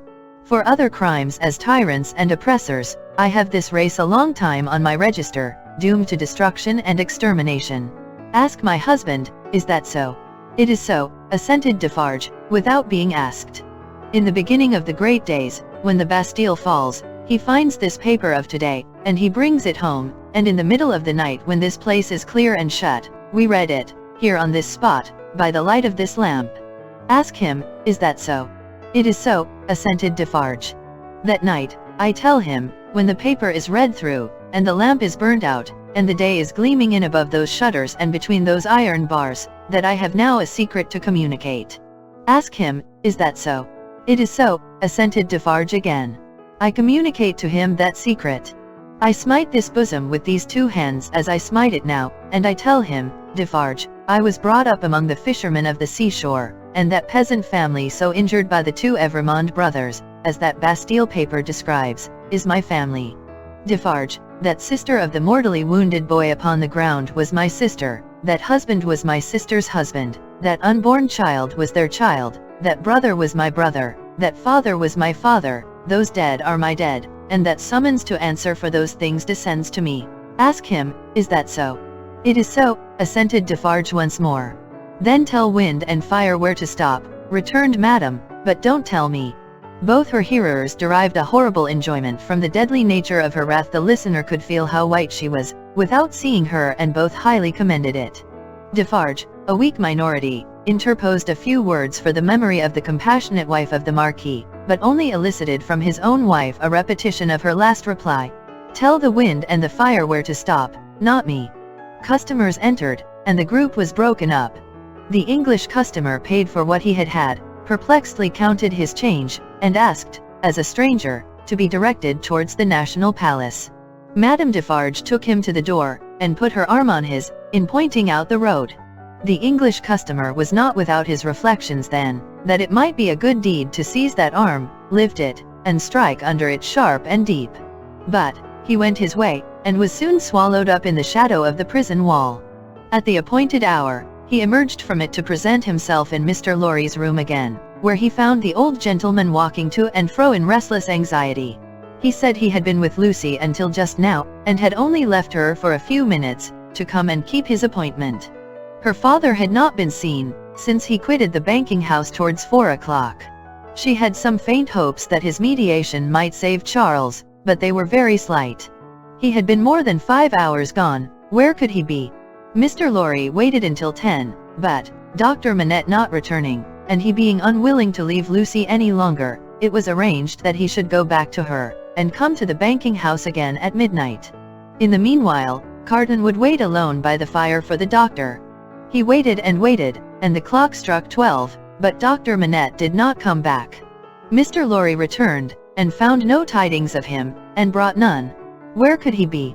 They were discussing this question, and were almost building up some weak structure of hope on his prolonged absence, when they heard him on the stairs. The instant he entered the room, it was plain that all was lost. Whether he had really been to anyone, or whether he had been all that time traversing the streets, was never known. As he stood staring at them, they asked him no question, for his face told them everything. I cannot find it, said he, and I must have it. Where is it? His head and throat were bare, and, as he spoke with a helpless look straying all around, he took his coat off, and let it drop on the floor. Where is my bench? I have been looking everywhere for my bench, and I can't find it. What have they done with my work? Time presses, I must finish those shoes. They looked at one another, and their hearts died within them. Come, come, said he, in a whimpering miserable way, let me get to work. Give me my work. Receiving no answer, he tore his hair, and beat his feet upon the ground, like a distracted child. Don't torture a poor forlorn wretch, he implored them, with a dreadful cry, but give me my work? What is to become of us, if those shoes are not done tonight? Lost, utterly lost? It was so clearly beyond hope to reason with him, or try to restore him, that as if by agreement they each put a hand upon his shoulder, and soothed him to sit down before the fire, with a promise that he should have his work presently. He sank into the chair, and brooded over the embers, and shed tears. As if all that had happened since the garret time were a momentary fancy, or a dream, Mr. Lorry saw him shrink into the exact figure that Defarge had had in keeping. Affected, and impressed with terror as they both were, by this spectacle of ruin, it was not a time to yield to such emotions. His lonely daughter, bereft of her final hope and reliance, appealed to them both too strongly. Again, as if by agreement, they looked at one another with one meaning in their faces. Carton was the first to speak. The last chance is gone, it was not much. Yes, he had better be taken to her. But, before you go, will you, for a moment, steadily attend to me? Don't ask me why I make the stipulations I am going to make, and exact the promise I am going to exact. I have a reason, a good one." "I do not doubt it," answered Mr. Lorry. "Say on." The figure in the chair between them was all the time monotonously rocking itself to and fro, and moaning. They spoke in such a tone as they would have used if they had been watching by a sickbed in the night. Carton stooped to pick up the coat, which lay almost entangling his feet. As he did so, a small case in which the doctor was accustomed to carry the lists of his day's duties, fell lightly on the floor. Carton took it up, and there was a folded paper in it. "We should look at this," he said. Mr. Lorry nodded his consent. He opened it, and exclaimed, "Thank God." "What is it?" asked Mr. Lorry, eagerly. "A moment? Let me speak of it in its place." First, he put his hand in his coat, and took another paper from it. "That is the certificate which enables me to pass out of this city. Look at it. You see Sidney Carton, an Englishman." Mr. Lorry held it open in his hand, gazing in his earnest face. "Keep it for me until tomorrow. I shall see him tomorrow, you remember, and I had better not take it into the prison." "Why not?" "I don't know, I prefer not to do so. Now, take this paper that Dr. Manette has carried about him. It is a similar certificate, enabling him and his daughter and her child, at any time, to pass the barrier and the frontier. You see." "Yes. Perhaps he obtained it as his last and utmost precaution against evil, yesterday." "When is it dated?" "But no matter, don't stay to look, put it up carefully with mine and your own. Now, observe. I never doubted until within this hour or two, that he had, or could have such a paper. It is good, until recalled. But it may be soon recalled, and, I have reason to think, will be. They are not in danger. They are in great danger. They are in danger of denunciation by Madame Defarge. I know it from her own lips. I have overheard words of that woman's, tonight, which have presented their danger to me in strong colors. I have lost no time, and since then, I have seen the spy. He confirms me. He knows that a Wood-Sawyer, living by the prison wall, is under the control of the Defarges, and has been rehearsed by Madame Defarge as to his having seen her. He never mentioned Lucy's name, making signs and signals to prisoners. It is easy to foresee that the pretence will be the common one, a prison plot, and that it will involve her life and perhaps her child's and perhaps her father's, for both have been seen with her at that place. Don't look so horrified. You will save them all. Heaven grant I may, Carton. But how? I am going to tell you how. It will depend on you, and it could depend on no better man. This new denunciation will certainly not take place until after tomorrow, probably not until 2 or 3 days afterwards, more probably a week afterwards. You know it is a capital crime, to mourn for, or sympathize with, a victim of the guillotine. She and her father would unquestionably be guilty of this crime, and this woman, the inveteracy of whose pursuit cannot be described, would wait to add that strength to her case, and make herself doubly sure. You follow me? So attentively, and with so much confidence in what you say, that for the moment I lose sight, touching the back of the doctor's chair, even of this distress. You have money, and can buy the means of traveling to the seacoast as quickly as the journey can be made. Your preparations have been completed for some days, to return to England. Early tomorrow have your horses ready, so that they may be in starting trim at 2 o'clock in the afternoon. It shall be done. His manner was so fervent and inspiring, that Mr. Lorry caught the flame, and was as quick as youth. You are a noble heart. Did I say we could depend upon no better man? Tell her, tonight, what you know of her danger as involving her child and her father. Dwell upon that, for she would lay her own fair head beside her husband's cheerfully. He faltered for an instant, then went on as before. For the sake of her child and her father, press upon her the necessity of leaving Paris, with them and you, at that hour. Tell her that it was her husband's last arrangement. Tell her that more depends upon it than she dare believe, or hope. You think that her father, even in this sad state, will submit himself to her, do you not? I am sure of it. I thought so. Quietly and steadily have all these arrangements made in the courtyard here, even to the taking of your own seat in the carriage.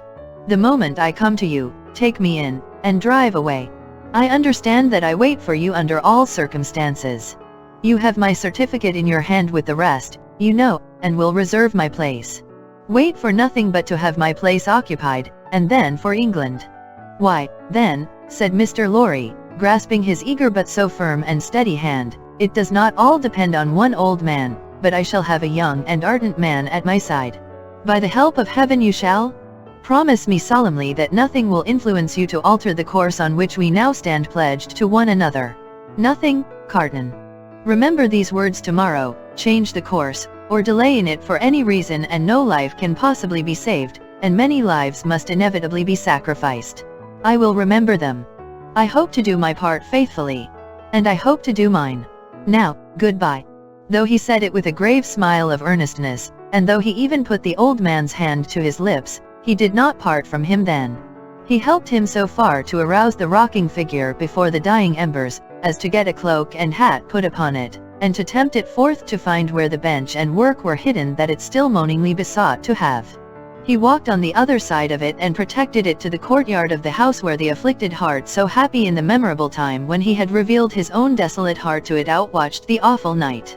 He entered the courtyard and remained there for a few moments alone, looking up at the light in the window of her room. Before he went away, he breathed a blessing towards it, and a farewell. Chapter 13. 52. In the black prison of the conciergerie, the doomed of the day awaited their fate. They were in number as the weeks of the year. 52 were to roll that afternoon on the life tide of the city to the boundless everlasting sea. Before their cells were quit of them, new occupants were appointed. Before their blood ran into the blood spilled yesterday, the blood that was to mingle with theirs tomorrow was already set apart. 212 were told off. From the farmer general of 70, whose riches could not buy his life, to the seamstress of 20, whose poverty and obscurity could not save her. Physical diseases, engendered in the vices and neglects of men, will seize on victims of all degrees, and the frightful moral disorder, born of unspeakable suffering, intolerable oppression, and heartless indifference, smote equally without distinction. Charles Darnay, alone in a cell, had sustained himself with no flattering delusions since he came to it from the tribunal. In every line of the narrative he had heard his condemnation. He had fully comprehended that no personal influence could possibly save him, that he was virtually sentenced by the millions, and that units could avail him nothing. Nevertheless, it was not easy, with the face of his beloved wife fresh before him, to compose his mind to what it must bear. His hold on life was strong, and it was very, very hard to loosen. By gradual efforts and degrees unclosed a little here, it clenched the tighter there, and when he brought his strength to bear on that hand and it yielded, this was closed again. There was a hurry, too, in all his thoughts, a turbulent and heated working of his heart, that contended against resignation. If, for a moment, he did feel resigned, then his wife and child who had to live after him, seemed to protest and to make it a selfish thing. But, all this was at first. Before long, the consideration that there was no disgrace in the fate he must meet, and that numbers went the same road wrongfully, and trod it firmly every day, sprang up to stimulate him. Next followed the thought that much of the future peace of mind enjoyable by the dear ones, depended on his quiet fortitude. So, by degrees he calmed into the better state, when he could raise his thoughts much higher, and draw comfort down. Before it had set in dark on the night of his condemnation, he had traveled thus far on his last way. Being allowed to purchase the means of writing, and a light, he sat down to write until such time as the prison lamps should be extinguished. He wrote a long letter to Lucy, showing her that he had known nothing of her father's imprisonment, until he had heard of it from herself, and that he had been as ignorant as she of his father's and uncle's responsibility for that misery, until the paper had been read. He had already explained to her that his concealment from herself of the name he had relinquished, was the one condition fully intelligible now that her father had attached to their betrothal, and was the one promise he had still exacted on the morning of their marriage. He entreated her, for her father's sake, never to seek to know whether her father had become oblivious of the existence of the paper, or had had it recalled to him, for the moment, or for good, by the story of the tower, on that old Sunday under the dear old plane tree in the garden. If he had preserved any definite remembrance of it, there could be no doubt that he had supposed it destroyed with the Bastille, when he had found no mention of it among the relics of prisoners which the populace had discovered there, and which had been described to all the world. He besought her, though he added that he knew it was needless to console her father, by impressing him through every tender means she could think of, with the truth that he had done nothing for which he could justly reproach himself, but had uniformly forgotten himself for their joint sakes. Next to her preservation of his own last grateful love and blessing, and her overcoming of her sorrow, to devote herself to their dear child, he adjured her, as they would meet in heaven, to comfort her father. To her father himself, he wrote in the same strain, but he told her father that he expressly confided his wife and child to his care. And he told him this, very strongly, with the hope of rousing him from any despondency or dangerous retrospect towards which he foresaw he might be tending. To Mr. Lorry, he commended them all, and explained his worldly affairs. That done, with many added sentences of grateful friendship and warm attachment, all was done. He never thought of Carton. His mind was so full of the others, that he never once thought of him. He had time to finish these letters before the lights were put out. When he lay down on his straw bed, he thought he had done with this world. But it beckoned him back in his sleep, and showed itself in shining forms. Free and happy, back in the old house in Soho, though it had nothing in it like the real house, unaccountably released and light of heart, he was with Lucy again, and she told him it was all a dream, and he had never gone away. A pause of forgetfulness, and then he had even suffered, and had come back to her, dead and at peace, and yet there was no difference in him. Another pause of oblivion, and he awoke in the somber morning, unconscious where he was or what had happened, until it flashed upon his mind, "This is the day of my death." Thus had he come through the hours, to the day when the 52 heads were to fall. And now, while he was composed, and hoped that he could meet the end with quiet heroism, a new action began in his waking thoughts, which was very difficult to master. He had never seen the instrument that was to terminate his life. How high it was from the ground, how many steps it had, where he would be stood, how he would be touched, whether the touching hands would be dyed red, which way his face would be turned, whether he would be the first, or might be the last. These and many similar questions, in no wise directed by his will, obtruded themselves over and over again, countless times. Neither were they connected with fear. He was conscious of no fear. Rather, they originated in a strange besetting desire to know what to do when the time came, a desire gigantically disproportionate to the few swift moments to which it referred, a wondering that was more like the wondering of some other spirit within his, than his own. The hours went on as he walked to and fro, and the clocks struck the numbers he would never hear again. 9 gone forever, 10 gone forever, 11 gone forever, 12 coming on to pass away. After a hard contest with that eccentric action of thought which had last perplexed him, he had got the better of it. He walked up and down, softly repeating their names to himself. The worst of the strife was over.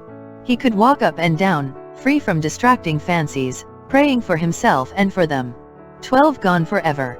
He had been apprised that the final hour was 3, and he knew he would be summoned some time earlier, inasmuch as the tumbrils jolted heavily and slowly through the streets. Therefore, he resolved to keep 2 before his mind, as the hour, and so to strengthen himself in the interval that he might be able, after that time, to strengthen others.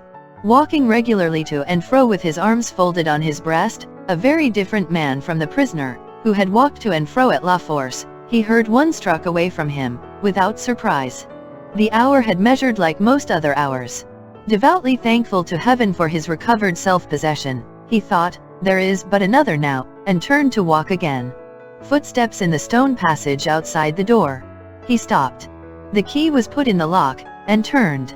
Before the door was opened, or as it opened, a man said in a low voice, in English, "He has never seen me here, I have kept out of his way. Go you in alone, I wait near. Lose no time." The door was quickly opened and closed, and there stood before him face to face, quiet, intent upon him, with the light of a smile on his features, and a cautionary finger on his lip, Sidney Carton. There was something so bright and remarkable in his look, that, for the first moment, the prisoner misdoubted him to be an apparition of his own imagining. But he spoke, and it was his voice. He took the prisoner's hand, and it was his real grasp. "Of all the people upon earth, you least expected to see me," he said. "I could not believe it to be you. I can scarcely believe it now. You are not." The apprehension came suddenly into his mind. "A prisoner? No. I am accidentally possessed of a power over one of the keepers here, and in virtue of it I stand before you. I come from her, your wife, dear Darnay." The prisoner wrung his hand. "I bring you a request from her."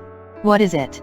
"A most earnest, pressing, and emphatic entreaty, addressed to you in the most pathetic tones of the voice so dear to you, that you well remember." The prisoner turned his face partly aside. "You have no time to ask me why I bring it, or what it means. I have no time to tell you. You must comply with it. Take off those boots you wear, and draw on these of mine." There was a chair against the wall of the cell, behind the prisoner.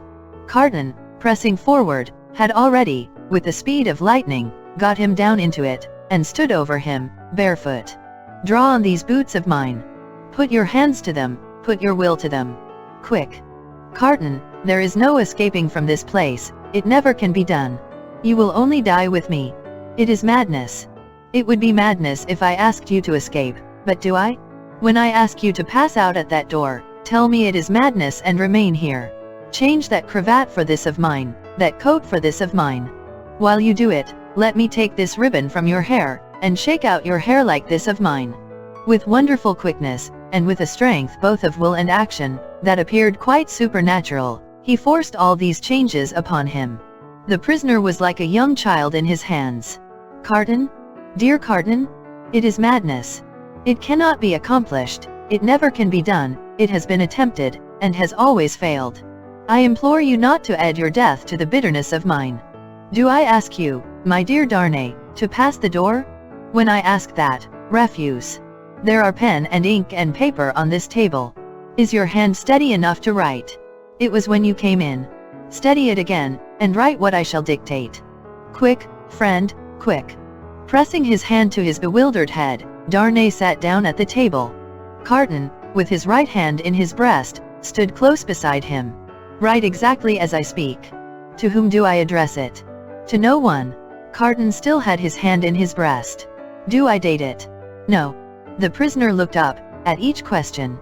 Carton, standing over him with his hand in his breast, looked down. "If you remember," said Carton, dictating, "the words that passed between us, long ago, you will readily comprehend this when you see it. You do remember them, I know. It is not in your nature to forget them." He was drawing his hand from his breast, the prisoner chancing to look up in his hurried wonder as he wrote. The hand stopped, closing upon something. "Have you written 'forget them'?" Carton asked. "I have." "Is that a weapon in your hand?" "No, I am not armed." "What is it in your hand?" "You shall know directly." "Write on, there are but a few words more." He dictated again. "I am thankful that the time has come, when I can prove them. That I do so is no subject for regret or grief." As he said these words with his eyes fixed on the writer, his hand slowly and softly moved down close to the writer's face. The pen dropped from Darnay's fingers on the table, and he looked about him vacantly. "What vapor is that?" he asked. "Vapor. Something that crossed me. I am conscious of nothing, there can be nothing here. Take up the pen and finish. Hurry, hurry." As if his memory were impaired, or his faculties disordered, the prisoner made an effort to rally his attention. As he looked at Carton with clouded eyes and with an altered manner of breathing, Carton, his hand again in his breast, looked steadily at him. "Hurry, hurry." The prisoner bent over the paper, once more. If it had been otherwise, Carton's hand was again watchfully and softly stealing down. "I never should have used the longer opportunity. If it had been otherwise, the hand was at the prisoner's face, I should but have had so much the more to answer for. If it had been otherwise." Carton looked at the pen and saw it was trailing off into unintelligible signs. Carton's hand moved back to his breast no more. The prisoner sprang up with a reproachful look, but Carton's hand was close and firm at his nostrils, and Carton's left arm caught him round the waist. For a few seconds he faintly struggled with the man who had come to lay down his life for him, but, within a minute or so, he was stretched insensible on the ground. Quickly, but with hands as true to the purpose as his heart was, Carton dressed himself in the clothes the prisoner had laid aside, combed back his hair, and tied it with the ribbon the prisoner had worn. Then, he softly called, "Enter there. Come in," and the spy presented himself. "You see," said Carton, looking up, as he kneeled on one knee beside the insensible figure, putting the paper in the breast, "is your hazard very great?" "Mr. Carton," the spy answered, with a timid snap of his fingers, "my hazard is not that, in the thick of business here, if you are true to the whole of your bargain. Don't fear me. I will be true to the death. You must be, Mr. Carton, if the tale of 52 is to be right. Being made right by you in that dress, I shall have no fear." "Have no fear? I shall soon be out of the way of harming you, and the rest will soon be far from here, please God. Now, get assistance and take me to the coach." "You," said the spy nervously. "Him, man, with whom I have exchanged." You go out at the gate by which you brought me in. Of course. I was weak and faint when you brought me in, and I am fainter now you take me out. The parting interview has overpowered me. Such a thing has happened here, often, and too often. Your life is in your own hands. Quick! Call assistance. You swear not to betray me, said the trembling spy, as he paused for a last moment. Man, returned Carton, stamping his foot, have I sworn by no solemn vow already, to go through with this, that you waste the precious moments now? Take him yourself to the courtyard you know of, place him yourself in the carriage, show him yourself to Mr. Lorry, tell him yourself to give him no restorative but air, and to remember my words of last night, and his promise of last night, and drive away. The spy withdrew, and Carton seated himself at the table, resting his forehead on his hands. The spy returned immediately, with 2 men. How, then, said one of them, contemplating the fallen figure. So afflicted to find that his friend has drawn a prize in the lottery of Saint Guillotine. A good patriot, said the other, could hardly have been more afflicted if the aristocrat had drawn a blank. They raised the unconscious figure, placed it on a litter they had brought to the door, and bent to carry it away. The time is short, Evrémonde, said the spy, in a warning voice. I know it well, answered Carton. Be careful of my friend, I entreat you, and leave me. Come, then, my children, said Barsad. Lift him, and come away. The door closed, and Carton was left alone. Straining his powers of listening to the utmost, he listened for any sound that might denote suspicion or alarm. There was none. Keys turned, doors clashed, footsteps passed along distant passages, no cry was raised, or hurry made, that seemed unusual. Breathing more freely in a little while, he sat down at the table, and listened again until the clock struck 2. Sounds that he was not afraid of, for he divined their meaning, then began to be audible. Several doors were opened in succession, and finally his own. A jailer, with a list in his hand, looked in, merely saying, "Follow me, Evrémonde," and he followed into a large dark room, at a distance. It was a dark winter day, and what with the shadows within, and what with the shadows without, he could but dimly discern the others who were brought there to have their arms bound. Some were standing, some seated. Some were lamenting, and in restless motion, but these were few. The great majority were silent and still, looking fixedly at the ground. As he stood by the wall in a dim corner, while some of the 52 were brought in after him, one man stopped in passing, to embrace him, as having a knowledge of him. It thrilled him with a great dread of discovery, but the man went on. A very few moments after that, a young woman, with a slight girlish form, a sweet spare face in which there was no vestige of color, and large widely opened patient eyes, rose from the seat where he had observed her sitting, and came to speak to him. "Citizen Evrémonde," she said, touching him with her cold hand. "I am a poor little seamstress, who was with you in La Force." He murmured for answer, "True. I forget what you were accused of." "Plots. Though the just heaven knows that I am innocent of any. Is it likely? Who would think of plotting with a poor little weak creature like me?" The forlorn smile with which she said it, so touched him, that tears started from his eyes. "I am not afraid to die, Citizen Evrémonde, but I have done nothing. I am not unwilling to die, if the Republic which is to do so much good to us poor, will profit by my death, but I do not know how that can be, Citizen Evrémonde. Such a poor weak little creature. As the last thing on earth that his heart was to warm and soften to, it warmed and softened to this pitiable girl. I heard you were released, Citizen Evrémonde. I hoped it was true. It was. But I was again taken and condemned. If I may ride with you, Citizen Evrémonde, will you let me hold your hand? I am not afraid, but I am little and weak, and it will give me more courage." As the patient eyes were lifted to his face, he saw a sudden doubt in them, and then astonishment. He pressed the work-worn, hunger-worn young fingers, and touched his lips. "Are you dying for him?" she whispered. "And his wife and child?" "Hush. Yes. Oh, you will let me hold your brave hand, stranger." "Hush. Yes, my poor sister, to the last. The same shadows that are falling on the prison, are falling, in that same hour of the early afternoon, on the barrier with the crowd about it, when a coach going out of Paris drives up to be examined. Who goes here? Whom have we within? Papers. The papers are handed out, and read. Alexander Manette. Physician. French. Which is he? This is he, this helpless, inarticulately murmuring, wandering old man pointed out. Apparently the citizen doctor is not in his right mind? The revolution fever will have been too much for him. Greatly too much for him. Huh? Many suffer with it. Lucy. His daughter. French. Which is she? This is she. Apparently it must be. Lucy, the wife of Evrémonde, is it not? It is. Huh? Evrémonde has an assignation elsewhere. Lucy, her child. English. This is she. She and no other. Kiss me, child of Evrémonde. Now, thou hast kissed a good Republican, something new in thy family, remember it? Sidney Carton. Advocate. English. Which is he? He lies here, in this corner of the carriage. He, too, is pointed out. Apparently the English advocate is in a swoon. It is hoped he will recover in the fresher air. It is represented that he is not in strong health, and has separated sadly from a friend who is under the displeasure of the Republic. Is that all? It is not a great deal, that?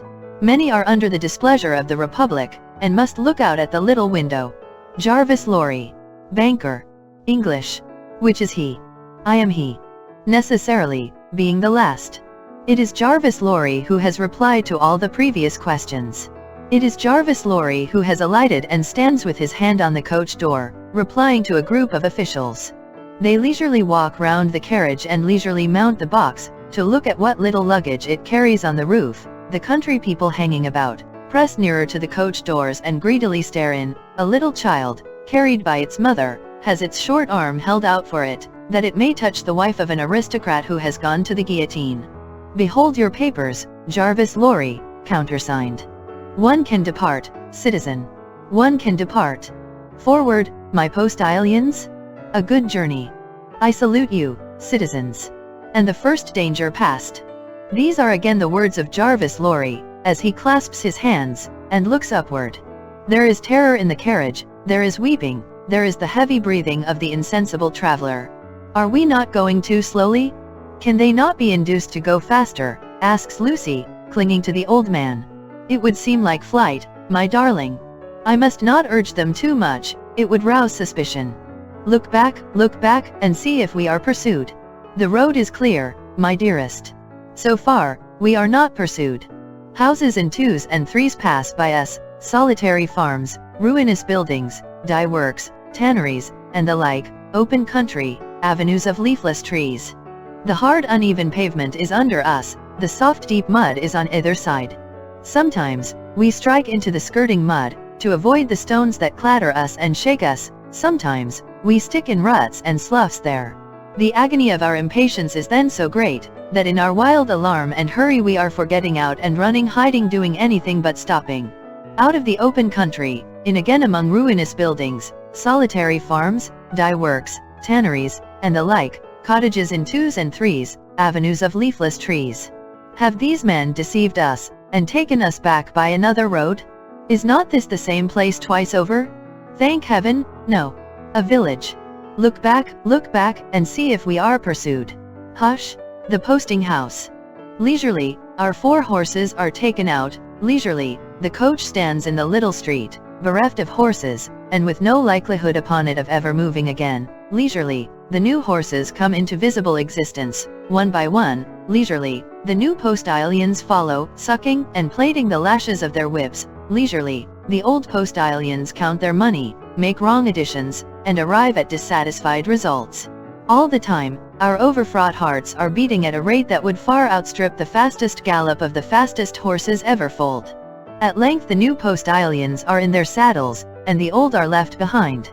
We are through the village, up the hill, and down the hill, and on the low watery grounds. Suddenly, the postillions exchange speech with animated gesticulation, and the horses are pulled up, almost on their haunches. We are pursued. Ho! Within the carriage there. Speak then. What is it? Asks Mr. Lorry, looking out at window. How many did they say? I do not understand you.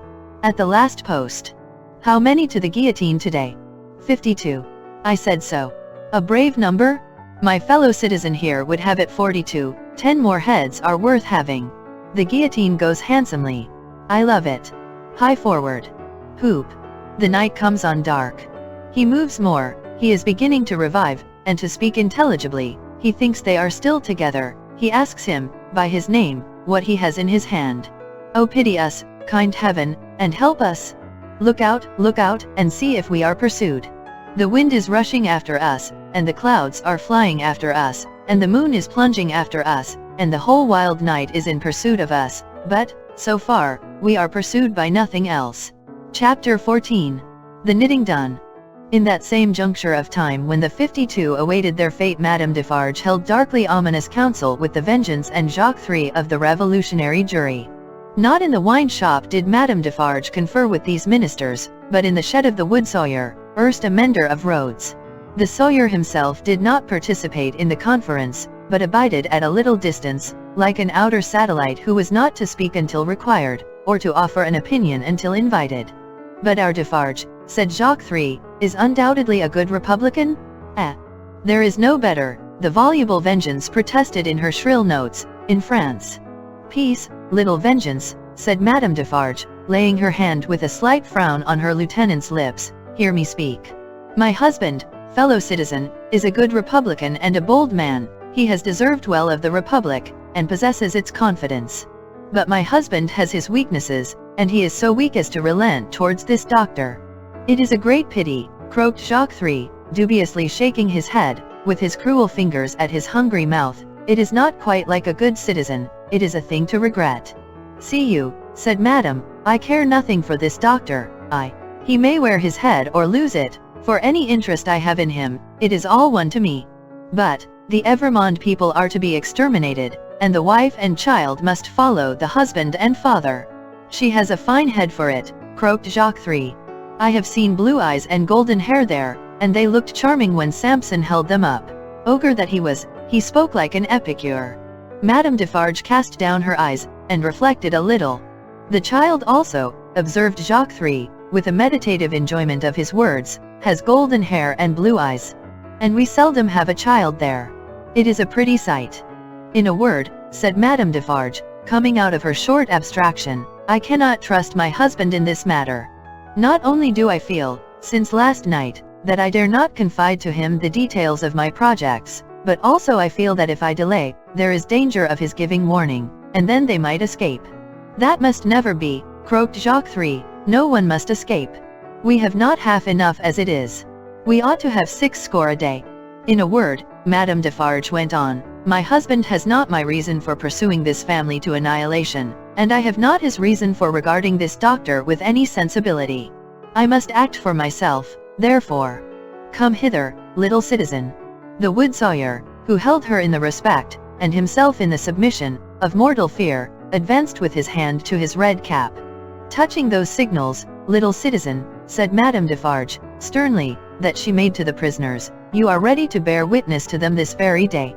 Why not, cried the Sawyer. Every day, in all weathers, from 2 to 4, always signaling, sometimes with the little one, sometimes without. I know what I know. I have seen with my eyes. He made all manner of gestures while he spoke, as if in incidental imitation of some few of the great diversity of signals that he had never seen. Clearly plots, said Jacques III. Transparently. There is no doubt of the jury, inquired Madame Defarge, letting her eyes turn to him with a gloomy smile. Rely upon the patriotic jury, dear citizeness. I answer for my fellow jurymen. Now, let me see, said Madame Defarge, pondering again.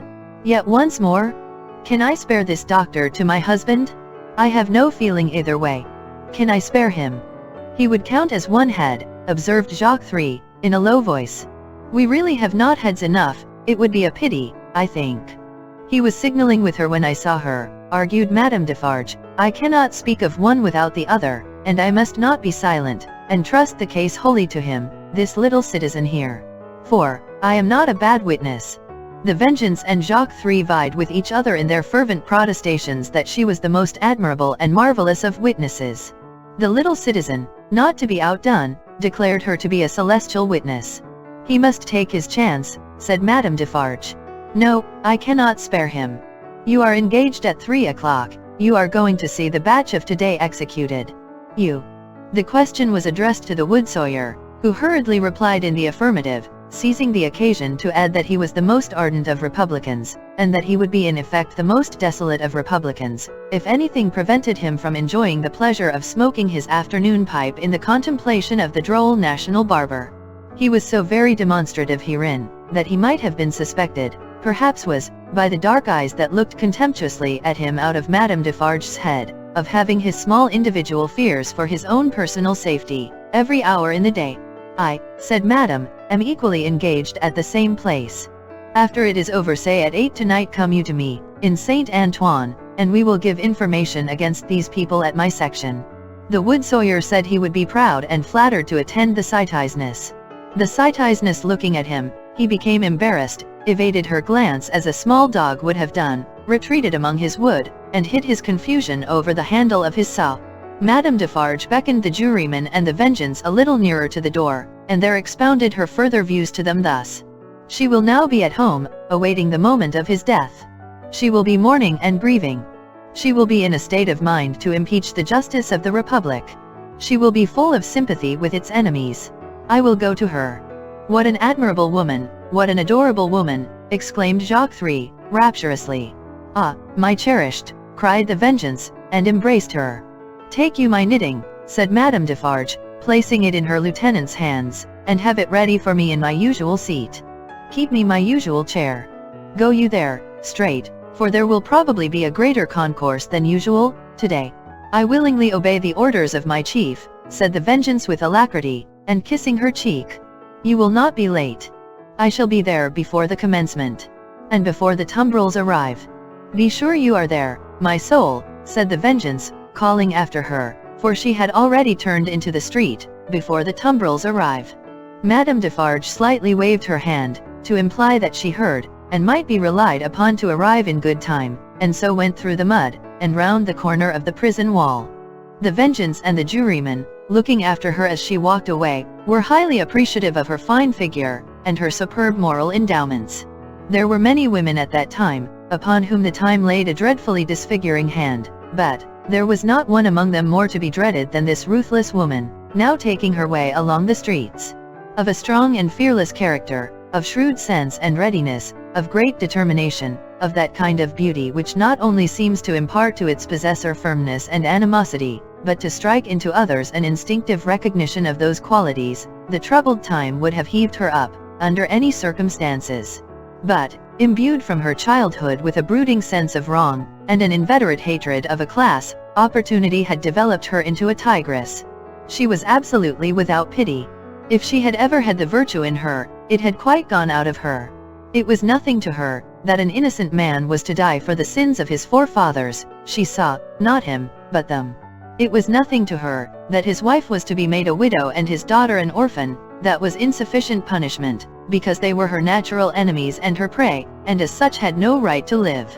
To appeal to her, was made hopeless by her having no sense of pity, even for herself. If she had been laid low in the streets, in any of the many encounters in which she had been engaged, she would not have pitied herself, nor, if she had been ordered to the axe tomorrow, would she have gone to it with any softer feeling than a fierce desire to change places with the man who sent her there. Such a heart Madame Defarge carried under her rough robe. Carelessly worn, it was a becoming robe enough, in a certain weird way, and her dark hair looked rich under her coarse red cap. Lying hidden in her bosom, was a loaded pistol. Lying hidden at her waist, was a sharpened dagger. Thus accoutred, and walking with the confident tread of such a character, and with the supple freedom of a woman who had habitually walked in her girlhood, barefoot and bare-legged, on the brown sea sand, Madame Defarge took her way along the streets. Now, when the journey of the travelling coach, at that very moment waiting for the completion of its load, had been planned out last night, the difficulty of taking Miss Pross in it had much engaged Mr. Lorry's attention. It was not merely desirable to avoid overloading the coach, but it was of the highest importance that the time occupied in examining it and its passengers should be reduced to the utmost, since their escape might depend on the saving of only a few seconds here and there. Finally, he had proposed, after anxious consideration, that Miss Pross and Jerry, who were at liberty to leave the city, should leave it at 3 o'clock in the lightest wheeled conveyance known to that period. Unencumbered with luggage, they would soon overtake the coach, and, passing it and preceding it on the road, would order its horses in advance, and greatly facilitate its progress during the precious hours of the night, when delay was the most to be dreaded. Seeing in this arrangement the hope of rendering real service in that pressing emergency, Miss Pross hailed it with joy. She and Jerry had beheld the coach start, had known who it was that Solomon brought, had passed some 10 minutes in tortures of suspense, and were now concluding their arrangements to follow the coach, even as Madame Defarge, taking her way through the streets, now drew nearer and nearer to the else deserted lodging in which they held their consultation. "Now what do you think, Mr. Cruncher?" said Miss Pross, whose agitation was so great that she could hardly speak, or stand, or move, or live. "What do you think of our not starting from this courtyard? Another carriage having already gone from here today, it might awaken suspicion." "My opinion, miss," returned Mr. Cruncher, "is as you're right. Likewise what I'll stand by you, right or wrong. I am so distracted with fear and hope for our precious creatures," said Miss Pross, wildly crying, "that I am incapable of forming any plan." "Are you capable of forming any plan, my dear good Mr. Cruncher?" "Respectin' a future spear o' life, miss," returned Mr. Cruncher, "I hope so. Respectin' any present use o' this here blessed old head o' mine, I think not. Would you do me the favor, miss, to take notice o' 2 promises and wows what it is my wishes fur to record in this here crisis?" "Oh, for gracious sake," cried Miss Pross, still wildly crying, "record them at once, and get them out of the way, like an excellent man." "First," said Mr. Cruncher, who was all in a tremble, and who spoke with an ashy and solemn visage, "them poor things well out o' this, never no more will I do it, never no more." "I am quite sure, Mr. Cruncher," returned Miss Pross, "that you never will do it again, whatever it is, and I beg you not to think it necessary to mention more particularly what it is." "No, miss," returned Jerry, "it shall not be named to you." "Second, them poor things well out o' this, and never no more will I interfere with Mrs. Cruncher's flopping, never no more." "Whatever housekeeping arrangement that may be," said Miss Pross, striving to dry her eyes and compose herself, "I have no doubt it is best that Mrs. Cruncher should have it entirely under her own superintendence. Oh my poor darlings! I go so far as to say, miss, moreover," proceeded Mr. Cruncher, with a most alarming tendency to hold forth as from a pulpit and let my words be took down and took to Mrs. Cruncher through yourself, "that what my opinions respectin' flopping has undergone a change, and that what I only hope with all my heart as Mrs. Cruncher may be a flopping at the present time." "There, there. I hope she is, my dear man," cried the distracted Miss Pross, "and I hope she finds it answering her expectations." "Forbid it," proceeded Mr. Cruncher, with additional solemnity, additional slowness, and additional tendency to hold forth and hold out, "as anything what I have ever said or done should be wiseted on my earnest wishes for them poor creatures now. Forbid it as we shouldn't all flop, if it was anyways conwenient, to get 'em out o' this here dismal risk. Forbid it, miss. What I say, forbid it." This was Mr. Cruncher's conclusion after a protracted but vain endeavor to find a better one. And still Madame Defarge, pursuing her way along the streets, came nearer and nearer. "If we ever get back to our native land," said Miss Pross, "you may rely upon my telling Mrs. Cruncher as much as I may be able to remember and understand of what you have so impressively said, and at all events you may be sure that I shall bear witness to your being thoroughly in earnest at this dreadful time. Now, pray let us think. My esteemed Mr. Cruncher, let us think." Still, Madame Defarge, pursuing her way along the streets, came nearer and nearer. "If you were to go before," said Miss Pross, "and stop the vehicle and horses from coming here, and were to wait somewhere for me, wouldn't that be best?" Mr. Cruncher thought it might be best. "Where could you wait for me?" asked Miss Pross. Mr. Cruncher was so bewildered that he could think of no locality but Temple Bar. Alas! Temple Bar was hundreds of miles away, and Madame Defarge was drawing very near indeed. "By the cathedral door," said Miss Pross. "Would it be much out of the way, to take me in, near the great cathedral door between the 2 towers?" "No, miss," answered Mr. Cruncher. "Then, like the best of men," said Miss Pross, "go to the posting house straight, and make that change." "I am doubtful," said Mr. Cruncher, hesitating and shaking his head, "about leaving of you, you see. We don't know what may happen." "Heaven knows we don't," returned Miss Pross, "but have no fear for me. Take me in at the cathedral, at 3 o'clock, or as near it as you can, and I am sure it will be better than our going from here. I feel certain of it. There? Bless you, Mr. Cruncher. Think not of me, but of the lives that may depend on both of us." This exordium, and Miss Pross's 2 hands in quite agonized entreaty clasping his, decided Mr. Cruncher. With an encouraging nod or two, he immediately went out to alter the arrangements, and left her by herself to follow as she had proposed. The having originated a precaution which was already in course of execution, was a great relief to Miss Pross. The necessity of composing her appearance so that it should attract no special notice in the streets, was another relief. She looked at her watch, and it was 20 minutes past 2. She had no time to lose, but must get ready at once. Afraid, in her extreme perturbation, of the loneliness of the deserted rooms, and of half-imagined faces peeping from behind every open door in them, Miss Pross got a basin of cold water and began laving her eyes, which were swollen and red. Haunted by her feverish apprehensions, she could not bear to have her sight obscured for a minute at a time by the dripping water, but constantly paused and looked round to see that there was no one watching her. In one of those pauses she recoiled and cried out, for she saw a figure standing in the room. The basin fell to the ground broken, and the water flowed to the feet of Madame Defarge. By strange stern ways, and through much staining blood, those feet had come to meet that water.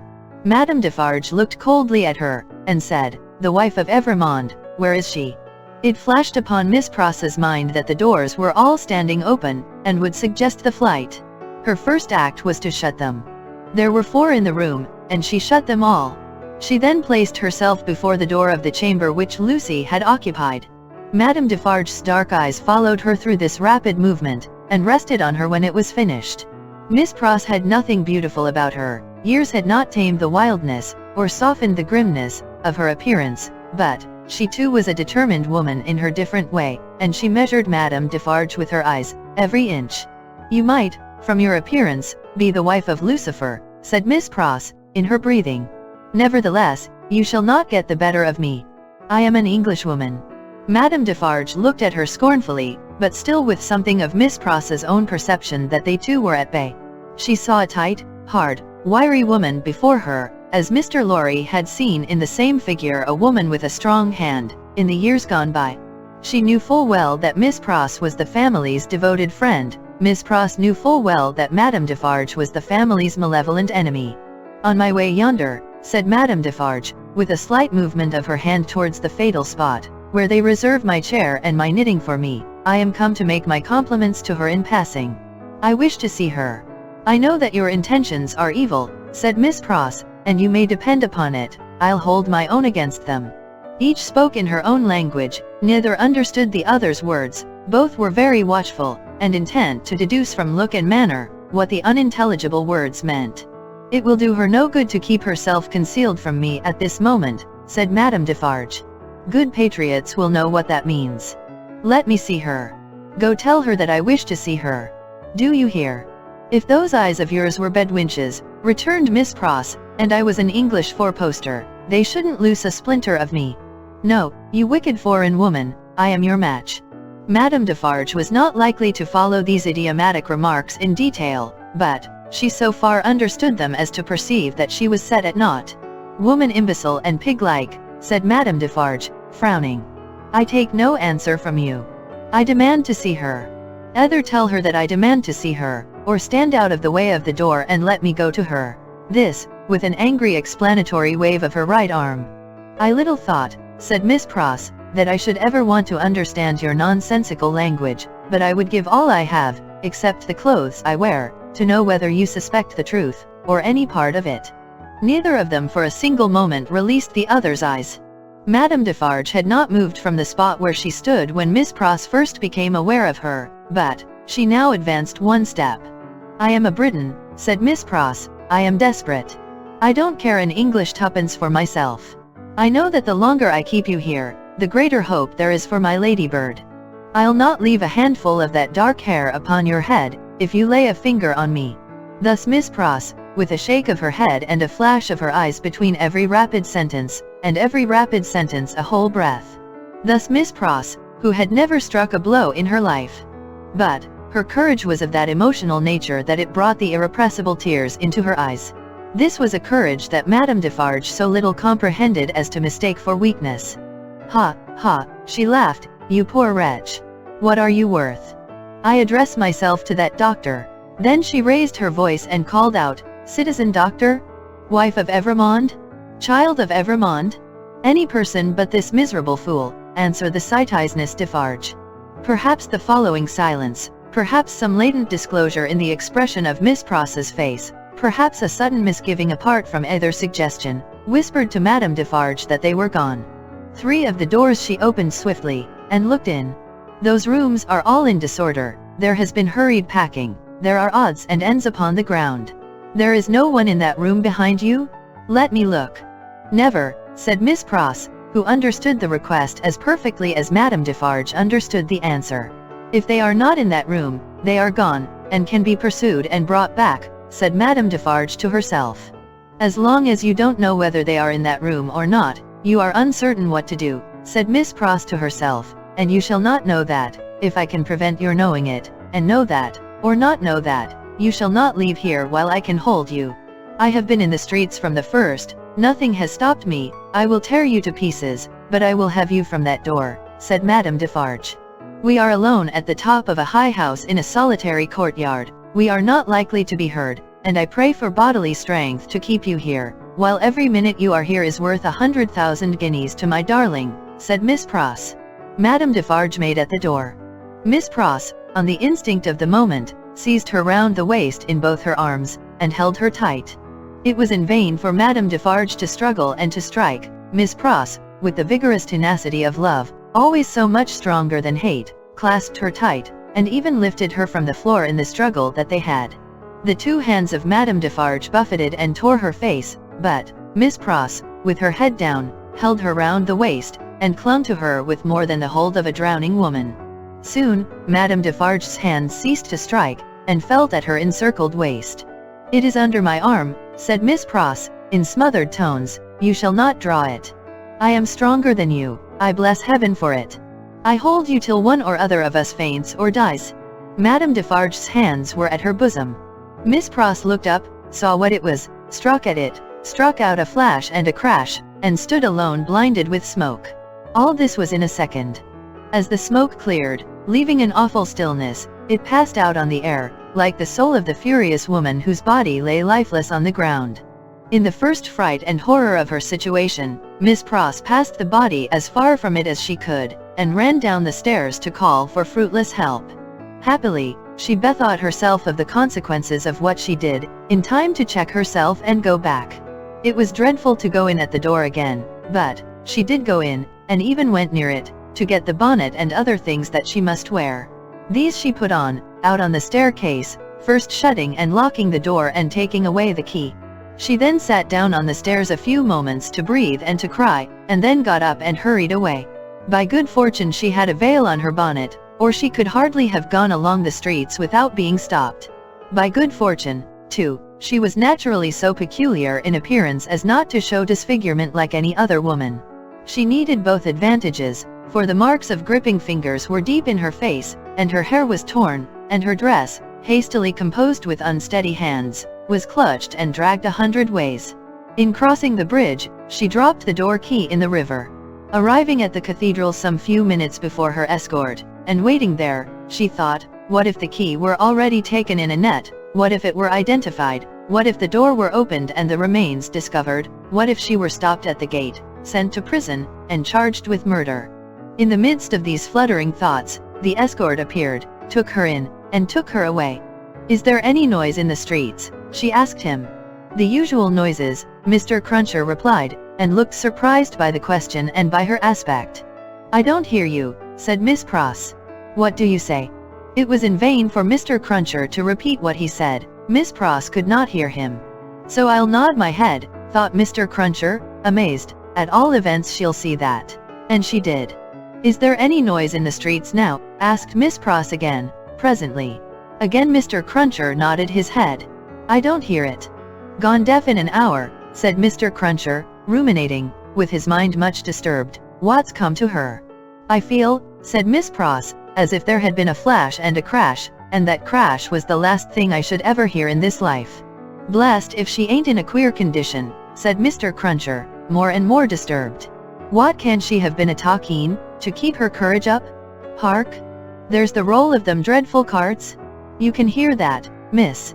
I can hear, said Miss Pross, seeing that he spoke to her, nothing. Oh, my good man, there was first a great crash, and then a great stillness, and that stillness seems to be fixed and unchangeable, never to be broken any more as long as my life lasts. If she don't hear the roll of those dreadful carts, now very nigh their journey's end, said Mr. Cruncher, glancing over his shoulder, it's my opinion that indeed she never will hear anything else in this world. And indeed she never did. Chapter 15. The footsteps die out forever. Along the Paris streets, the death carts rumble, hollow and harsh. 6 tumbrils carry the day's wine to la guillotine. All the devouring and insatiate monsters imagined since imagination could record itself, are fused in the one realization, guillotine. And yet there is not in France, with its rich variety of soil and climate, a blade, a leaf, a root, a sprig, a peppercorn, which will grow to maturity under conditions more certain than those that have produced this horror. Crush humanity out of shape once more, under similar hammers, and it will twist itself into the same tortured forms. Sow the same seed of rapacious license and oppression over again, and it will surely yield the same fruit according to its kind. 6 tumbrils roll along the streets. Change these back again to what they were, thou powerful enchanter, time, and they shall be seen to be the carriages of absolute monarchs, the equipages of feudal nobles, the toilettes of flaring Jezebels, the churches that are not my father's house but dens of thieves, the huts of millions of starving peasants? No, the great magician who majestically works out the appointed order of the Creator, never reverses his transformations. If thou be changed into this shape by the will of God, said the seers to the enchanted, in the wise Arabian stories, then remain so. But, if thou wear this form through mere passing conjuration, then resume thy former aspect. Changeless and hopeless, the tumbrils roll along. As the somber wheels of the 6 carts go round, they seem to plow up a long crooked furrow among the populace in the streets. Ridges of faces are thrown to this side and to that, and the plows go steadily onward.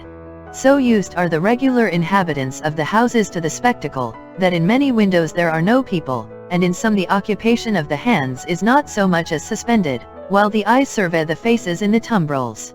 Here and there, the inmate has visitors to see the sight, then he points his finger, with something of the complacency of a curator or authorized exponent, to this cart and to this, and seems to tell who sat here yesterday, and who there the day before. Of the riders in the tumbrils, some observe these things, and all things on their last roadside, with an impassive stare, others, with a lingering interest in the ways of life and men. Some, seated with drooping heads, are sunk in silent despair. Again, there are some so heedful of their looks that they cast upon the multitude such glances as they have seen in theaters, and in pictures. Several close their eyes, and think, or try to get their straying thoughts together. Only one, and he a miserable creature, of a crazed aspect, is so shattered and made drunk by horror, that he sings, and tries to dance. Not one of the whole number appeals by look or gesture, to the pity of the people. There is a guard of sundry horsemen riding abreast of the tumbrils, and faces are often turned up to some of them, and they are asked some question. It would seem to be always the same question, for it is always followed by a press of people towards the 3rd cart. The horsemen abreast of that cart frequently point out one man in it with their swords. The leading curiosity is, to know which is he. He stands at the back of the tumbril with his head bent down, to converse with a mere girl who sits on the side of the cart, and holds his hand. He has no curiosity or care for the scene about him, and always speaks to the girl. Here and there in the long street of Saint Honore, cries are raised against him. If they move him at all, it is only to a quiet smile, as he shakes his hair a little more loosely about his face. He cannot easily touch his face, his arms being bound. On the steps of a church, awaiting the coming up of the tumbrils, stands the spy and prison sheep. He looks into the first of them, not there. He looks into the second, not there. He already asks himself, has he sacrificed me, when his face clears, as he looks into the third. Which is Evrémonde, says a man behind him. That. At the back there. With his hand in the girl's. Yes. The man cries, down, Evrémonde. To the guillotine all aristocrats? Down, Evrémonde. Hush, hush, the spy entreats him, timidly. And why not, citizen? He is going to pay the forfeit, it will be paid in 5 minutes more. Let him be at peace. But the man continuing to exclaim, down, Evrémonde, The face of Evrémonde is for a moment turned towards him. Evrémonde then sees the spy, and looks attentively at him, and goes his way. The clocks are on the stroke of 3, and the furrow ploughed among the populace is turning round, to come on into the place of execution, and end. The ridges thrown to this side and to that, now crumble in and close behind the last plough as it passes on, for all are following to the guillotine. In front of it, seated in chairs, as in a garden of public diversion, are a number of women, busily knitting. On one of the foremost chairs, stands the Vengeance, looking about for her friend. "Therese," she cries, in her shrill tones. "Who has seen her?" "Therese Defarge. She never missed before," says a knitting woman of the sisterhood. "No, nor will she miss now," cries the Vengeance, petulantly. "Therese." "Louder," the woman recommends. "I?" "Louder, Vengeance, much louder, and still she will scarcely hear thee." "Louder yet," Vengeance, with a little oath or so added, "and yet it will hardly bring her. Send other women up and down to seek her, lingering somewhere, and yet, although the messengers have done dread deeds, it is questionable whether of their own wills they will go far enough to find her." "Bad fortune," cries the Vengeance, stamping her foot in the chair, "and here are the tumbrils. And Evrémonde will be dispatched in a wink, and she not here? See her knitting in my hand, and her empty chair ready for her." I cry with vexation and disappointment. As the Vengeance descends from her elevation to do it, the tumbrils begin to discharge their loads. The ministers of Saint Guillotine are robed and ready. Crash! A head is held up, and the knitting women who scarcely lifted their eyes to look at it a moment ago when it could think and speak, count 1. The second tumbril empties and moves on, the third comes up. Crash! And the knitting women, never faltering or pausing in their work, count 2. The supposed Evrémonde descends, and the seamstress is lifted out next after him. He has not relinquished her patient hand in getting out, but still holds it as he promised. He gently places her with her back to the crashing engine that constantly whirs up and falls, and she looks into his face and thanks him. "But for you, dear stranger, I should not be so composed, for I am naturally a poor little thing, faint of heart, nor should I have been able to raise my thoughts to him who was put to death, that we might have hope and comfort here today. I think you were sent to me by heaven." "Or you to me," says Sidney Carton. "Keep your eyes upon me, dear child, and mind no other object." "I mind nothing while I hold your hand. I shall mind nothing when I let it go, if they are rapid. They will be rapid. Fear not." The two stand in the fast-thinning throng of victims, but they speak as if they were alone. Eye to eye, voice to voice, hand to hand, heart to heart, these two children of the universal mother, else so wide apart and differing, have come together on the dark highway, to repair home together, and to rest in her bosom. "Brave and generous friend, will you let me ask you one last question? I am very ignorant, and it troubles me just a little. Tell me what it is." "I have a cousin, an only relative and an orphan, like myself, whom I love very dearly. She is 5 years younger than I, and she lives in a farmer's house in the south country. Poverty parted us, and she knows nothing of my fate, for I cannot write, and if I could, how should I tell her? It is better as it is." "Yes, yes, better as it is. What I have been thinking as we came along, and what I am still thinking now, as I look into your kind strong face which gives me so much support, is this: if the Republic really does good to the poor, and they come to be less hungry, and in all ways to suffer less, she may live a long time, she may even live to be old. What then, my gentle sister? Do you think the uncomplaining eyes in which there is so much endurance, fill with tears, and the lips part a little more and tremble, that it will seem long to me, while I wait for her in the better land where I trust both you and I will be mercifully sheltered? It cannot be, my child, there is no time there, and no trouble there. You comfort me so much. I am so ignorant. Am I to kiss you now? Is the moment come?" "Yes." She kisses his lips, he kisses hers, they solemnly bless each other. The spare hand does not tremble as he releases it, nothing worse than a sweet, bright constancy is in the patient face. She goes next before him is gone, the knitting women count 22. "I am the resurrection and the life, saith the Lord, he that believeth in me, though he were dead, yet shall he live, and whosoever liveth and believeth in me shall never die." The murmuring of many voices, the upturning of many faces, the pressing on of many footsteps in the outskirts of the crowd, so that it swells forward in a mass, like one great heave of water, all flashes away. 23.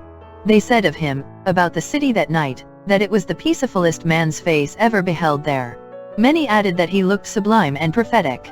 One of the most remarkable sufferers by the same axe a woman had asked at the foot of the same scaffold, not long before, to be allowed to write down the thoughts that were inspiring her. If he had given any utterance to his, and they were prophetic, they would have been these: I see Barsad, and Cly, Defarge, the vengeance, the juryman, the judge, long ranks of the new oppressors who have risen on the destruction of the old, perishing by this retributive instrument, before it shall cease out of its present use. I see a beautiful city and a brilliant people rising from this abyss, and, in their struggles to be truly free, in their triumphs and defeats, through long years to come, I see the evil of this time and of the previous time of which this is the natural birth, gradually making expiation for itself and wearing out. I see the lives for which I lay down my life, peaceful, useful, prosperous and happy, in that England which I shall see no more. I see her with a child upon her bosom, who bears my name. I see her father, aged and bent, but otherwise restored, and faithful to all men in his healing office, and at peace. I see the good old man, so long their friend, in 10 years' time enriching them with all he has, and passing tranquilly to his reward. I see that I hold a sanctuary in their hearts, and in the hearts of their descendants, generations hence. I see her, an old woman, weeping for me on the anniversary of this day. I see her and her husband, their course done, lying side by side in their last earthly bed, and I know that each was not more honored and held sacred in the other's soul, than I was in the souls of both. I see that child who lay upon her bosom and who bore my name, a man winning his way up in that path of life which once was mine. I see him winning it so well, that my name is made illustrious there by the light of his. I see the blots I threw upon it, faded away. I see him, foremost of just judges and honored men, bringing a boy of my name, with a forehead that I know and golden hair, to this place then fair to look upon, with not a trace of this day's disfigurement, and I hear him tell the child my story, with a tender and a faltering voice. It is a far, far better thing that I do, than I have ever done, it is a far, far better rest that I go to than I have ever known.